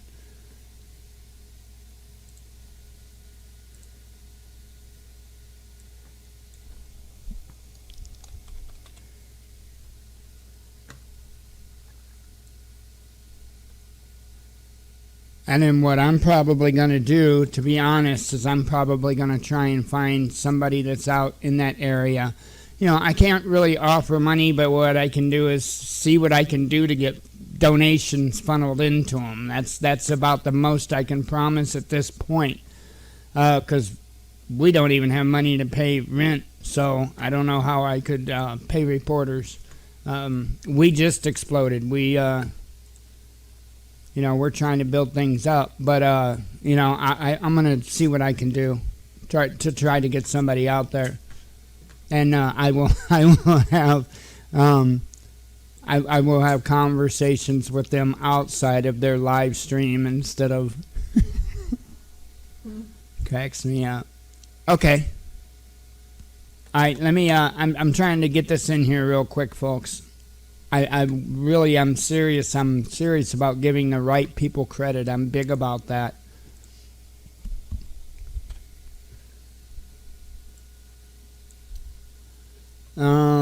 There is no better way for me to... I will fix that later. I don't have time right this moment to fix that. It's got like a huge, let me see if there's anything else. I didn't see him have like an actual live stream up, but I'll look again.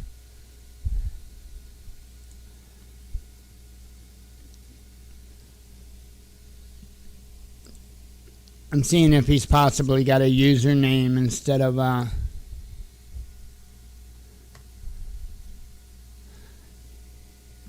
know who I keep confusing now. I keep confusing Spiro and Spitfire. That's who I keep confusing. Sorry to both. Anyway, there's no way for me to do that. I do not see him live. Now maybe Spitfire is, and I probably need to add Spitfire.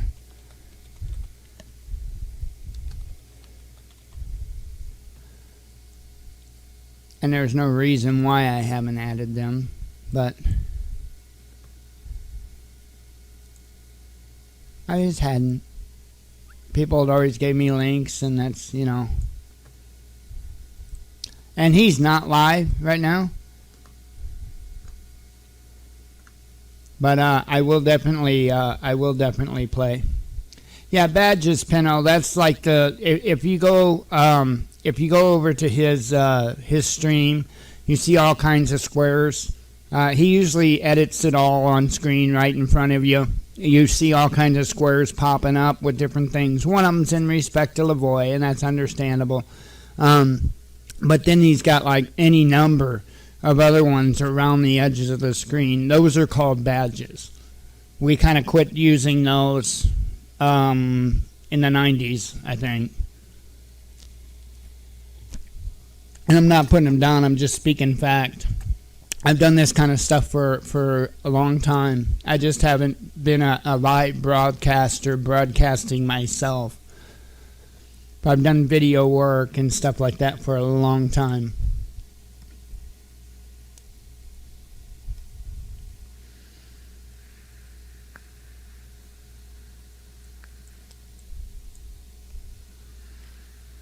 So anyway, without further ado,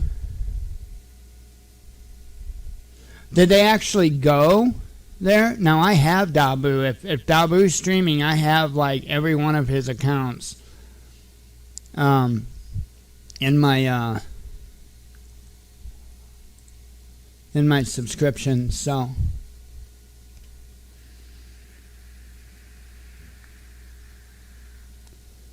I'll start calling Rev Badge Boy. That'll be his new nickname, Badge Boy.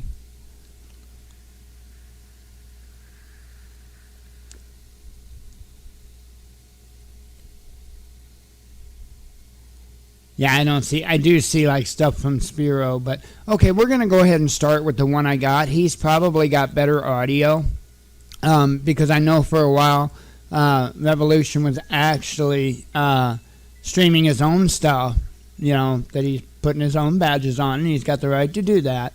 But then apparently he started covering somebody else's stream and then still complaining about his badges. So we're going to go ahead and play that other person's stream. Spiro, thank you for providing this video, and I'll make sure you get the proper credit. And in fact, what I'm going to do, since you have such a long, the YouTube username, and I can't find one that's just set for you, which is a shorter one, what I'm going to start doing in light of this, and in light of the little crybaby fit, is I'm going to, on our website from now on, I'm going to, like, okay, Spiro, what I'll do is I'll put a what they call a forwarder. So you'll be able to go to watchmannews.com/Spiro, and it will automatically go to his YouTube page. And I'll start kind of doing that when it comes to this, unless I'll find out if he's got a shorter address. So anyway, here's Spiro.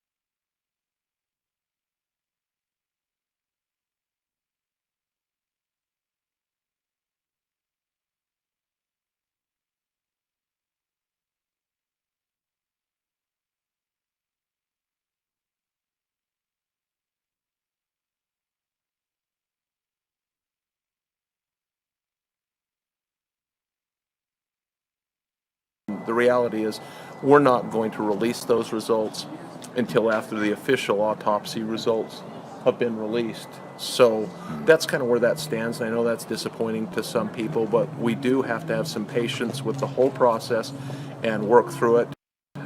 One development is that the family today at the press conference following the memorial service did issue a request for an independent investigation. That's our second. Okay. All right. Well, there you have it, folks. I'm out here at the middle school covering the memorial service Lavoy Finicum today. There was the service for him. He will be laid to rest tomorrow. I attended the service. It was a very good service. I think around 2,000 people showed up. It was a packed, full house, and the people there were joyful. There were tears shed. There were laughs shared. That man was loved by many people. The whole community poured out here, as well as people from across the country showed up. So that just shows you right there the support for what this man and his family, for what they're going through. So this is what I wanted to share with you guys. This is stuff that the mainstream media is not going to tell you. They're going to grab a couple nut jobs or people that might not all be there to try to talk to. And that's not what's going on out here. You have good people, you have families, people that have been in this region, in this area for generations. So it was pretty amazing. I'm going to get back in there right now. Inside, they're having some bands play. Victoria Sharp's going to be singing in there. I don't think live streaming that would be it would turn out too well. So, with all the interference, but just getting ready to wrap. Okay. Are you going to edit it, or how you? Well, do it? it's actually live right now. It's live. Yeah. Okay. All right. So let's pick up for a minute, and then we'll go talk to Jeanette. Sure. So I was sorry about that, Spiro. No, had to catch her while she was available. Absolutely, I totally understand. I was just giving an update on today's events that took place on the service that took place today. There was, I would say, around 2,000 people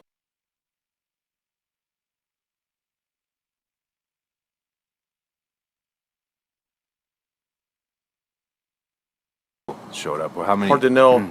The place was bursting at the seams. This community has been bursting at the seams. Yes. With everyone that's come from all over the country. I mean, we've people from all over the country. Yes. I don't know of every state that's been represented, but many states. I would guess that at least 20 states have people that have traveled that far to come to the memorial service today, which is really uplifting and heartening for the family. It was a very powerful service. I heard from the children of Lavoy. It was very good accounts, joyful memories. It was very touching, very moving. It was. So, all right. I appreciate your time, sir. And you're welcome. We'll be talking some more. Okay, sounds good. Thank you. Thank you. Just inside the door. Okay. All right, guys. Well, I'm going to hop off here, go back inside, take a look, see what's going on. Like I said, there's going to be bands in there playing. There's not going to be a whole lot of information, but I got to get going inside. Watch for more updates here soon. This is Spiro signing out from Utah. Right on. Thank you, Spiro. Let me see. Like he said, there's not going to be too much going on until they get done with dinner, which is understandable and respectful. Not everybody's going to want a camera shoved in their face right off. People want time to grieve, to mourn, even if that is eating and just discussing, celebrating his life, not his death, but celebrating his life, which I expect a lot of is going on. So that's where that is. I will go back to I won't make you put up with the bald guy in the car. We'll we'll find something else for you guys. I know I play those. Oh yeah, before I go and do anything, give me a second here. Because I haven't updated something, and I always update it. And I have not done that. Except for now. Ooh, we're doing a little better. A little better. Today, the Baltic Dry Index has only dropped 1 point for 297. So, but it's sad whenever that 1 point is over a third of a percentage point. That's bad news. That's really, really bad news.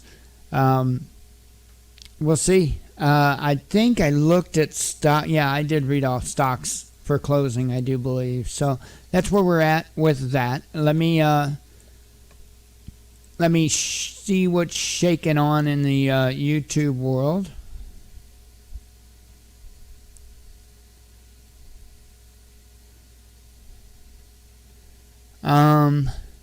Here's a 38 second video that actually might be of interest for us. Let me get the right window open here, and this is from Shuff 1111. He is always on it with the videos. He is on top of things. All right, so this is 37 seconds.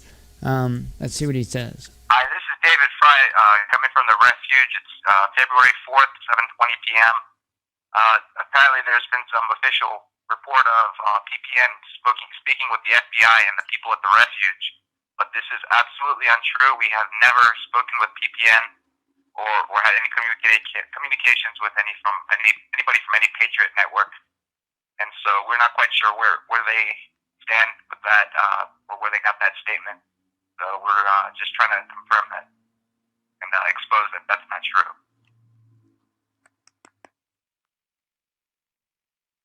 There you have it. And I wanted to see. Okay. He said something about donations. Hang on. Where they got that statement. So we're. Oh, and they want donations. Okay. Yeah. Here's the interesting thing about that. And my question still stands. And Brandon is more than welcome to contact me for an interview. It's not going to be a hit piece. You all know by now I don't do that. But I do have some concerns and some questions that do stand. Number one, and I know he's somewhat explained that. I would like him to explain it again, and I would like to ask him a few questions about it. But it would appear that he has dropped the ball when it came to what happened to Lavoy. The other thing is where were they after that happened? The moment that he was contacted about what happened with Lavoy and the rest of the others, why wasn't his group outside of that refuge making that buffer zone that he claimed that they were going to make? What happened with that? So I have a lot of questions. And again, if he wants to contact me and talk to me about it, Brandon Curtis, it will not be a hit piece. It will not be made to destroy you. If there's some viable reasons behind these, then I would expect that you would want that cleared up. And I would like to see that cleared up. I definitely would not like to look at a militia or any type of group of your sort in a bad light. I would not like to believe that you are more working in concert with those that you're supposed to be. You're supposed to stand for the Constitution. That's the long and short of it. You're supposed to stand up for the Constitution. That is what is supposed to be first and foremost. When you take an oath, some militias may do the oath officially, some may not. I can't speak for every single militia out there, but they should at least have some type of a swearing in to where you give your oath. And where is your oath, sir? That's kind of what I'm asking. And long story short, where is your oath? And I'm going to reallocate my mic to get rid of that. It still didn't get it. Hang on a second.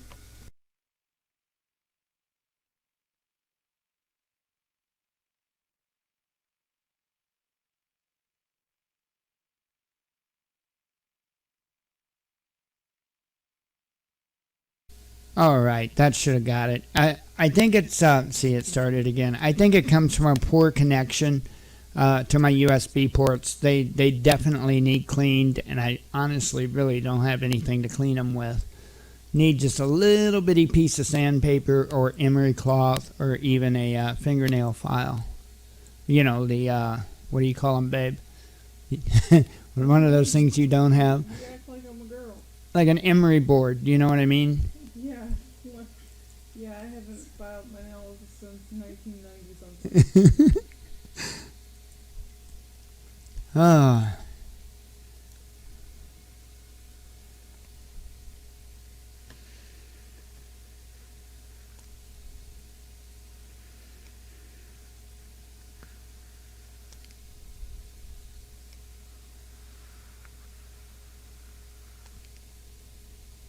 I don't even know what you guys, I don't know what you guys are talking about, so I have no idea.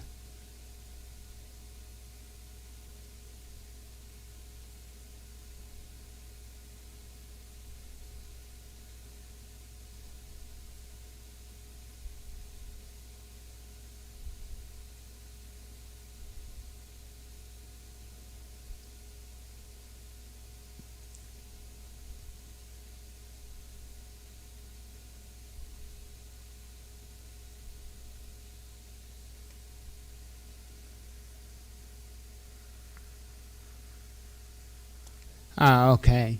Yeah, I mean, it's not that. It's just, you know, I mean, I have a right to put, you know, my channel on the screen, and I try not to take up all of the screen, you know.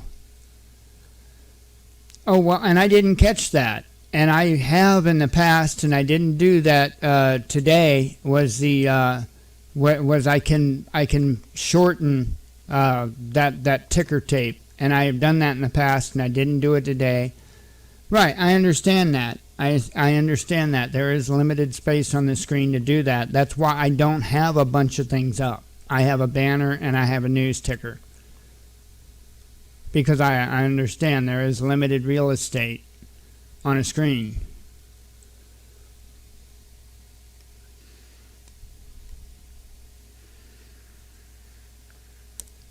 I appreciate his work too. I just well, that's fine. What I don't give into Nighthawk is drama. So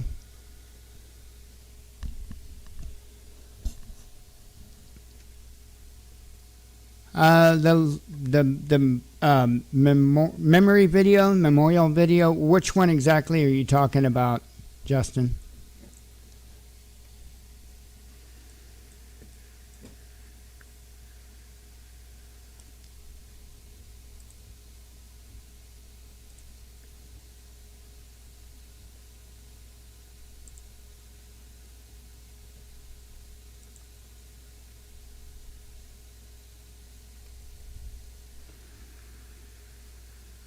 Because there's actually a few videos of his now.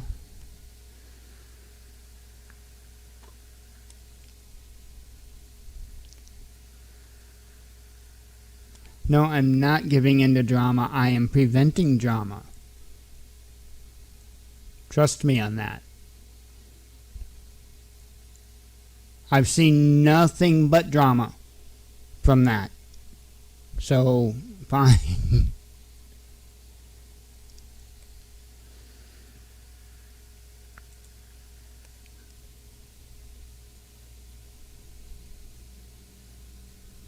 Yeah, I'm trying to know exactly, Rage, what exact video are they speaking of?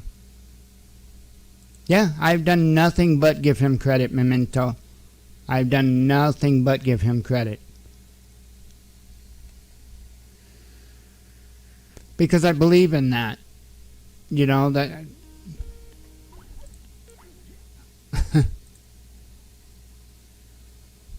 Thank you, Freedom. I just, you know... No, it's not a fake Revolution Radio because Rev just called me. Plus, trust me, the voice and everything.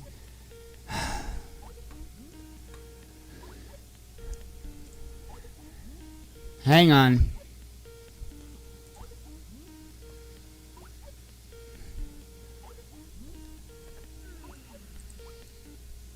It's the only way I can put it into it. I shouldn't have to close down my own.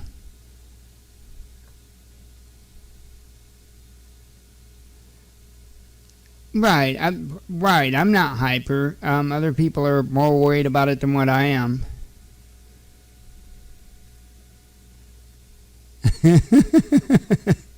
I hear you, Sean. We're so behind on everything. I'm just me, and I just, one thing I do is I bring news, and that's why a lot of people come here is because I bring news, No drama, no fear porn, no,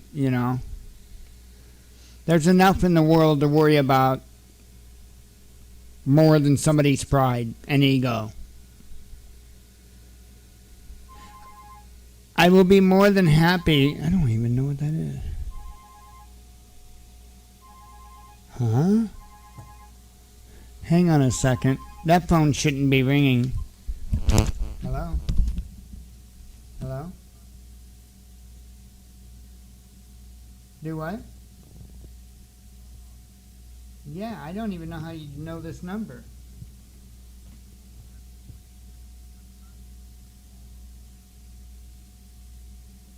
Holy cow, I wonder how that... Okay.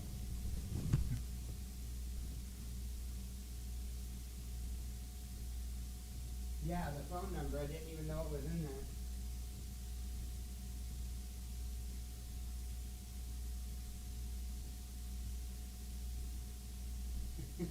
Probably because of what you were saying about his address. Now, I guess you already left before I seen the chat and was explaining it. And I seen what you said about the, you know, the illegal talking about the voice. Yeah, and I didn't even catch that this time. Other times I get short and I put it in. And I've done that in the past.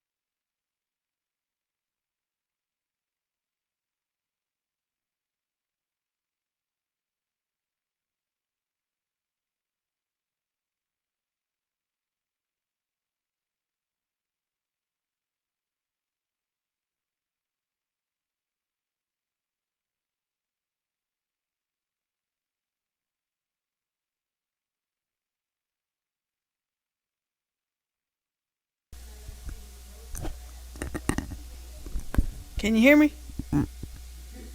Oh.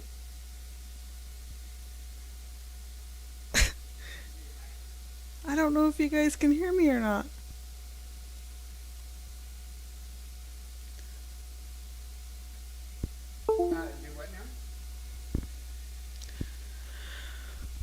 What's up, everybody?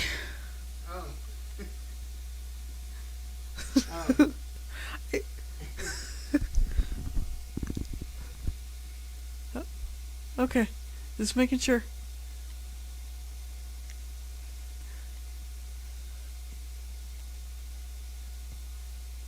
There's laughing going on, so I think it's all good in the hood. I took a shower this morning, Scott. Be quiet. Don't make me come over there.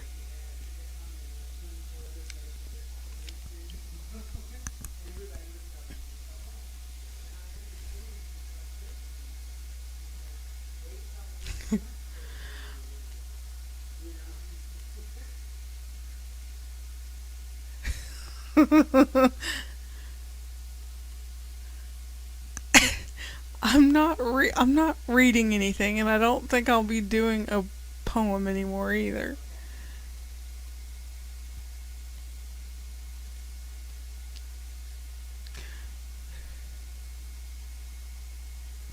I believe it is Rev on the phone. From what I can hear, I think it is him on the phone, and there's laughing and stuff, so I think it's all good.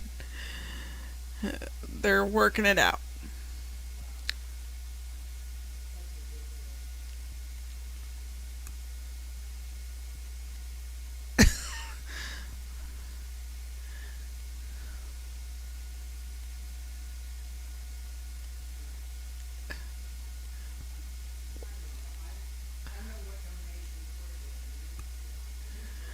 Yes, it is Rev on the phone, Justin.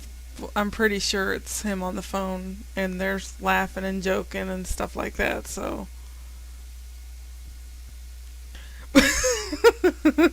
Sean, you're hilarious.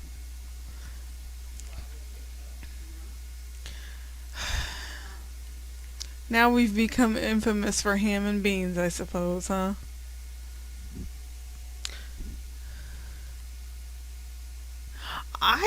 That's what I was trying to figure out, Dread. What? I don't, I don't sing, Jeff. I sing, but usually nobody can hear me.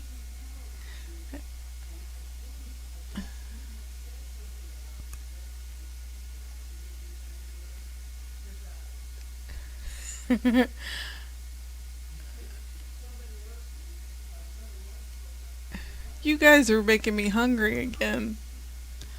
Watch me. No, I don't think. Memento, you crack me up. No, I think it's all good, because I can kind of tell when he's mad, so.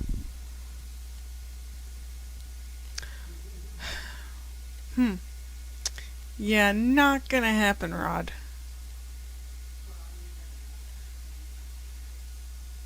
Oh no, you're gonna get songs stuck in my head, aren't you, Sean?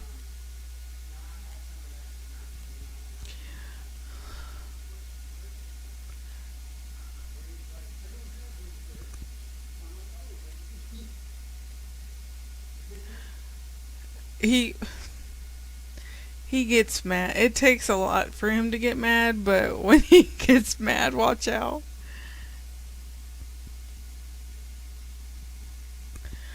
Oh, you wouldn't like what I sing, Knight.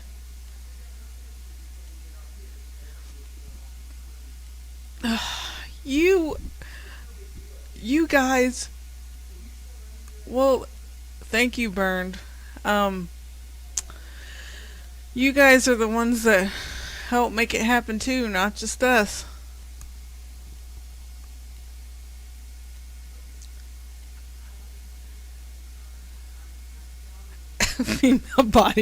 female body inspectors. Well, this body would make people run away. oh, I got a funny story about I had to go to the DMV. Love you too, tinfoil. I had to go to the DMV to update my address on my ID card, and I just renewed it last year. And he asks me, do I have a doctor's note because I have a disabled ID card. They last for 10 years. And I had called the other day and asked him, is this going to be an issue because and he said no. But every time, I think every time if you let it expire, I believe, I don't know because I've never let it expire, you have to get a doctor's note for your showing your diagnosis. So every time I have to show my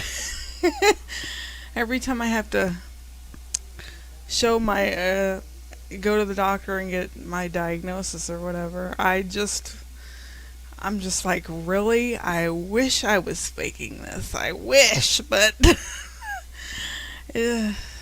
I hate going to the doctor. I wish I was faking it, but no.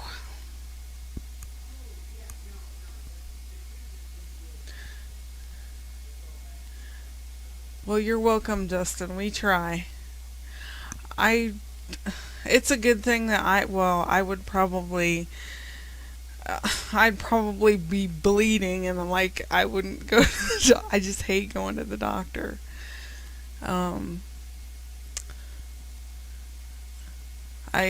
It's probably a good thing that I'm in pretty good health for the most part. I mean, I'm not saying I'm not old. I'll be 38 in a couple days, but for cerebral palsy, I'm getting old. So for being almost 40, I think I'm in pretty good shape for cerebral palsy.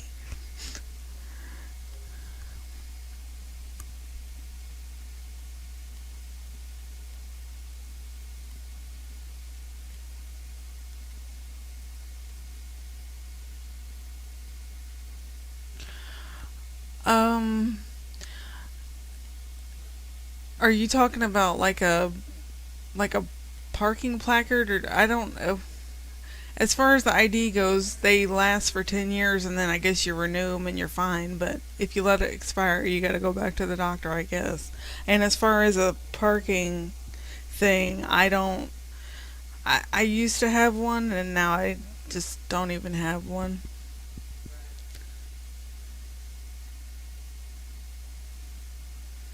And most of the time I'm just like, unless I'm having a bad day, I just walk from the parking lot. I don't give a crap.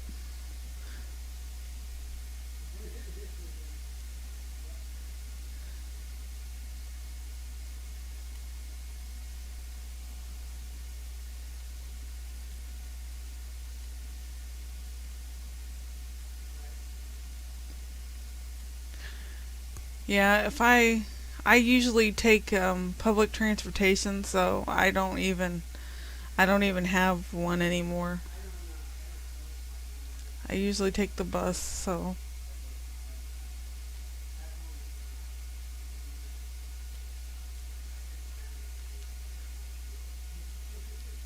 I don't even have one anymore.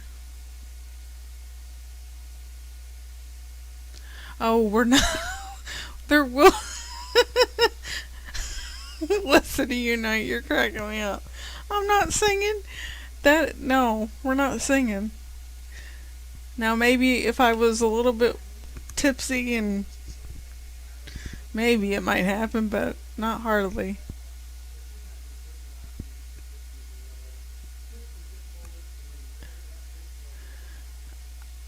I don't know how to work the other his computer. I don't know how to do any of that stuff otherwise.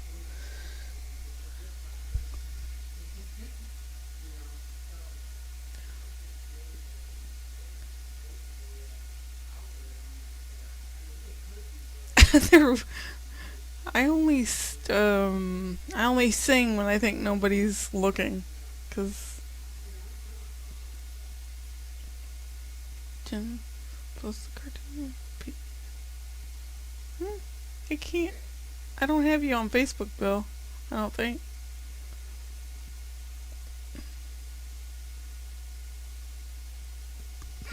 Mm.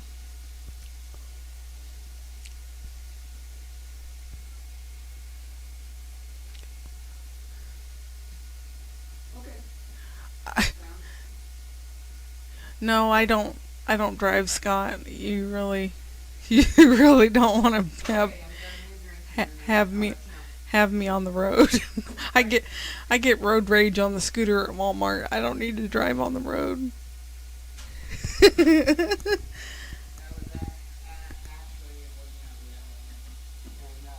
Hang on. Mike's trying to talk to me.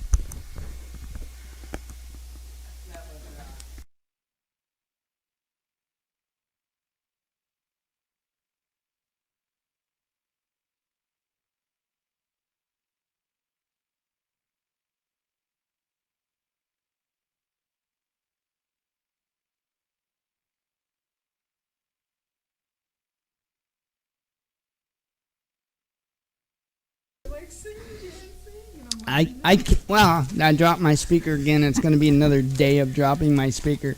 I have limited space on the little table I work on. Yeah, I can't get Jen to sing, so. No. Look, nobody needs to hear that. Okay, so here's the deal. Me and Nighthawk from Revolution Radio have spoke and Spoken. We've spoken. No, we spoke. Whatever. We have spoken, or we spoke. I said we spoke. Just go. Maybe I should give up English. Just go. Just go. Anyway, she gets a kick out of that. Just go. Anyway, so he told me what concerns he had, and anyway, he's going to come on, and we're going to kind of explain what's all going on, and everything is cool, everything's straight. So let me try and get this on. So he's going to come on live on the air, and we're gonna basically get everything straight with all you guys. His main issue, and I'll let him speak for himself, but his main issue was, hang on, Rev, because I did, for security purposes, hey, moderator, hang on, I'm trying to get the chat to move so I can fix that. Most of the time it's going woo, woo, woo, woo. Yeah, exactly. There we go, I think, okay, I got you. Okay, let me, I've got Skype open. Anyway, his main concern was like Lavoy's badge and stuff. So let me bring him on. If you can hear me, Nighthawk, anytime you're ready.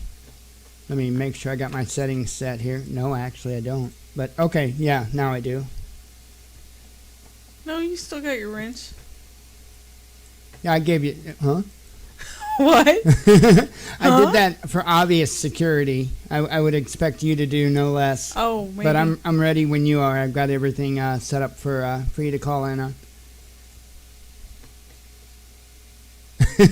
No, you didn't get banned. What? Oh. Huh. And while I'm waiting for his call, I'm going to take a peek and see if anything new has happened. Would you be totally freaked out if I came home one day and I just had my head shaved? Yeah, I would be. Why? I about had it with this hair. Oh, because it's my. You don't want me to have long hair. Well, no, but well, you don't have to live with it on your head. I'm a long hair. No, you're not. Yes, I am. You don't have to live with it on your head. My hair has been down to my butt more times. If I wanted to be with a woman. Hang on. Gotta.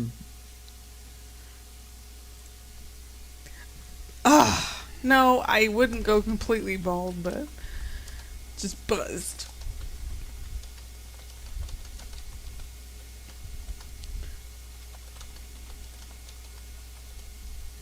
Okay, so he's going to be calling in any moment.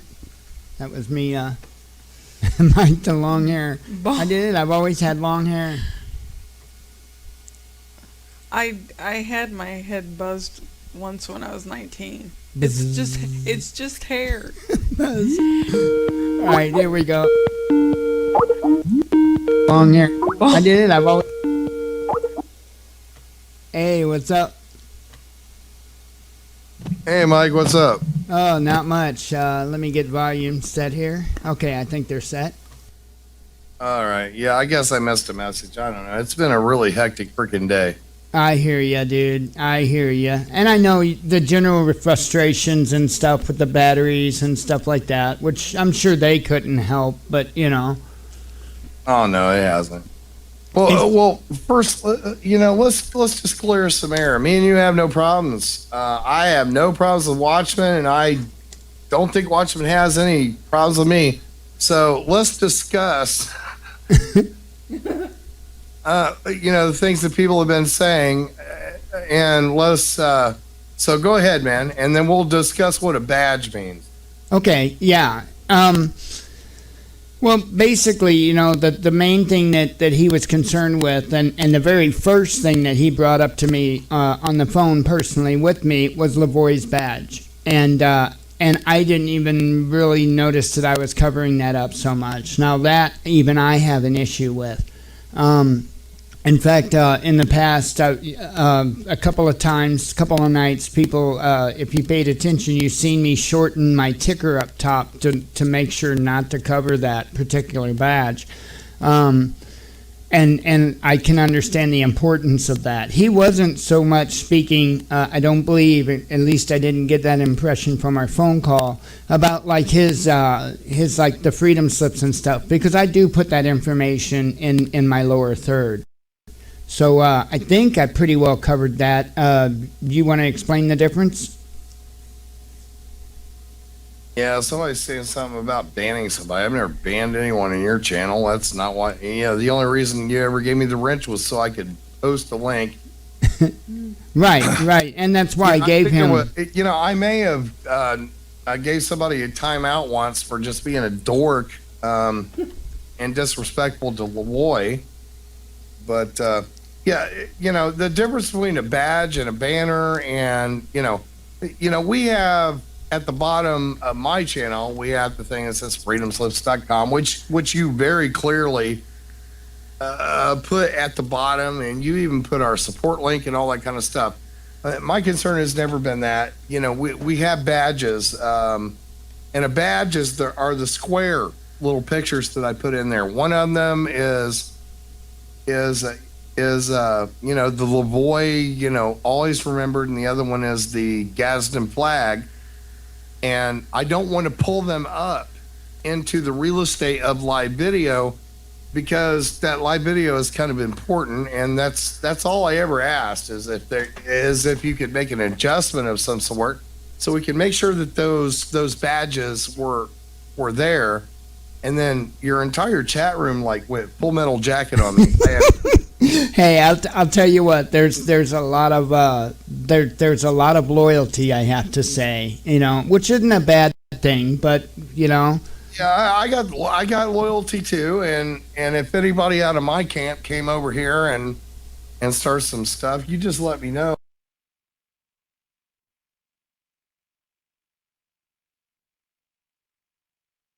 I'll go smack them upside their head. Right on. It's the world of keyboard commandos, I need to get some what are they called? Their BD what? I don't know. I just kind of got the impression that some people thought there might be a division between you and me and all that kind of stuff. I recast your stuff, you recast my stuff. Neither of us have any problem with each other. So just, everybody just needs to know that. I got no problem with that. I was just asking, there are very few ways that I have to contact with you, and sometimes you're just not on Facebook. So I ask a question in your chat room. Can you make an adjustment so we're sure that the badge is able to be seen? Because we were doing live video, and I wanted to make sure that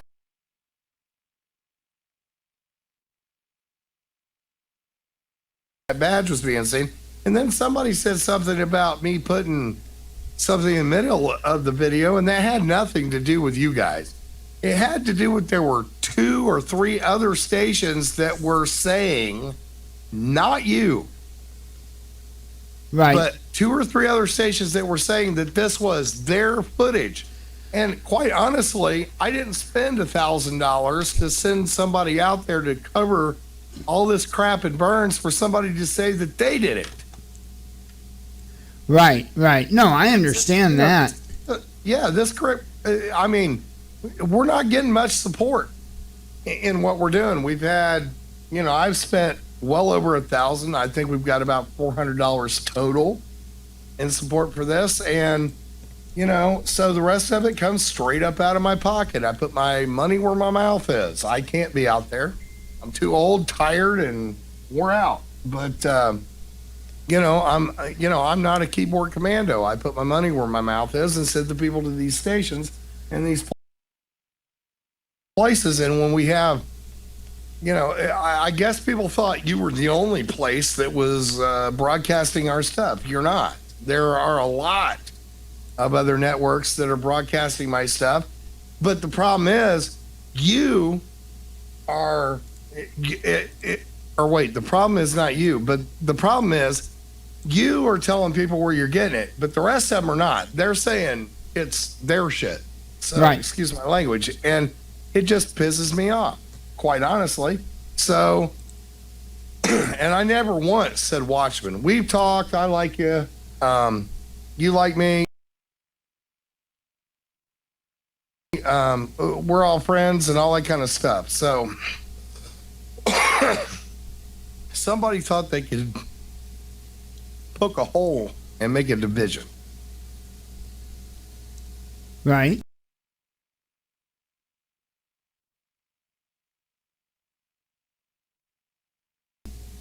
Sorry, I was checking something. You said something, and I know that's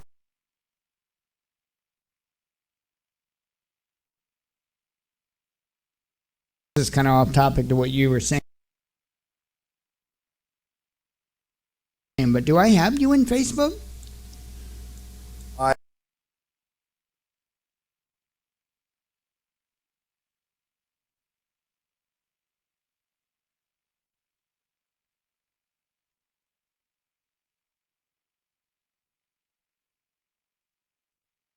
I have no clue.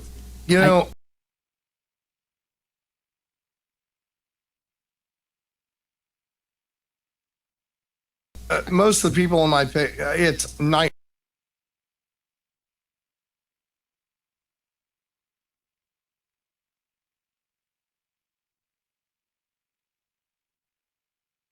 Hawk. NNITEHAWKK.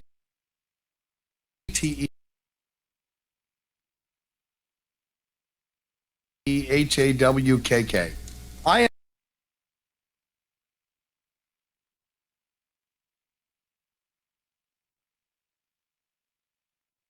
am a social media retard. I've told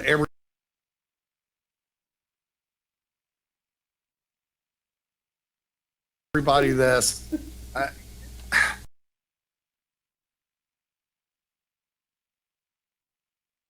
What is it again? It's like, so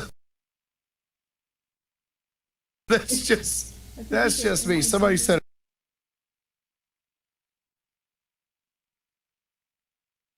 "Are you on Twitter?" I said, "I think so." I sent a tweet out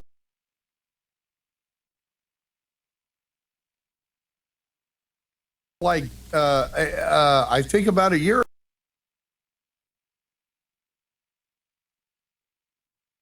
ago. I'm the same way on Twitter, so I definitely can't say something about that. Yeah, exactly. I'm a radio guy, and I'm learning to be a video guy, and and I'm failing a lot, but doing the best I can, which is all we can do.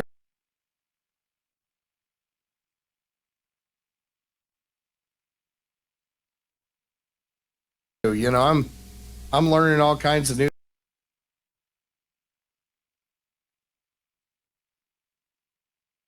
things. We're all learning new kinds of things.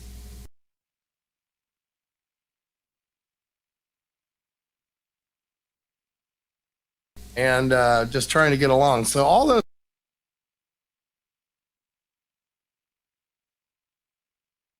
people are just trying to create some kind of ridiculous divide between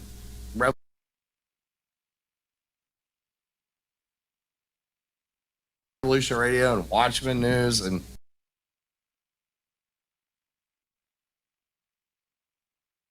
all that kind of stuff. You're failing badly.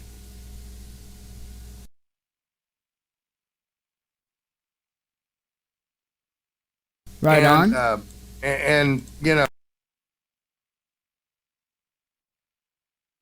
and I got a little emotional and upset earlier in your own chat room. Apparently, losing me my wrench, but whatever. That's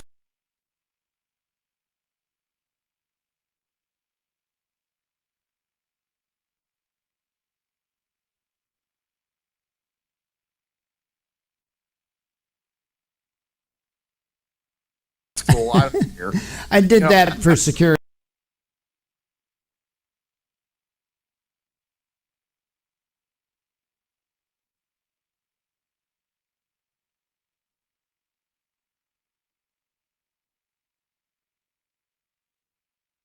reasons. You should know that. You know, I don't mind.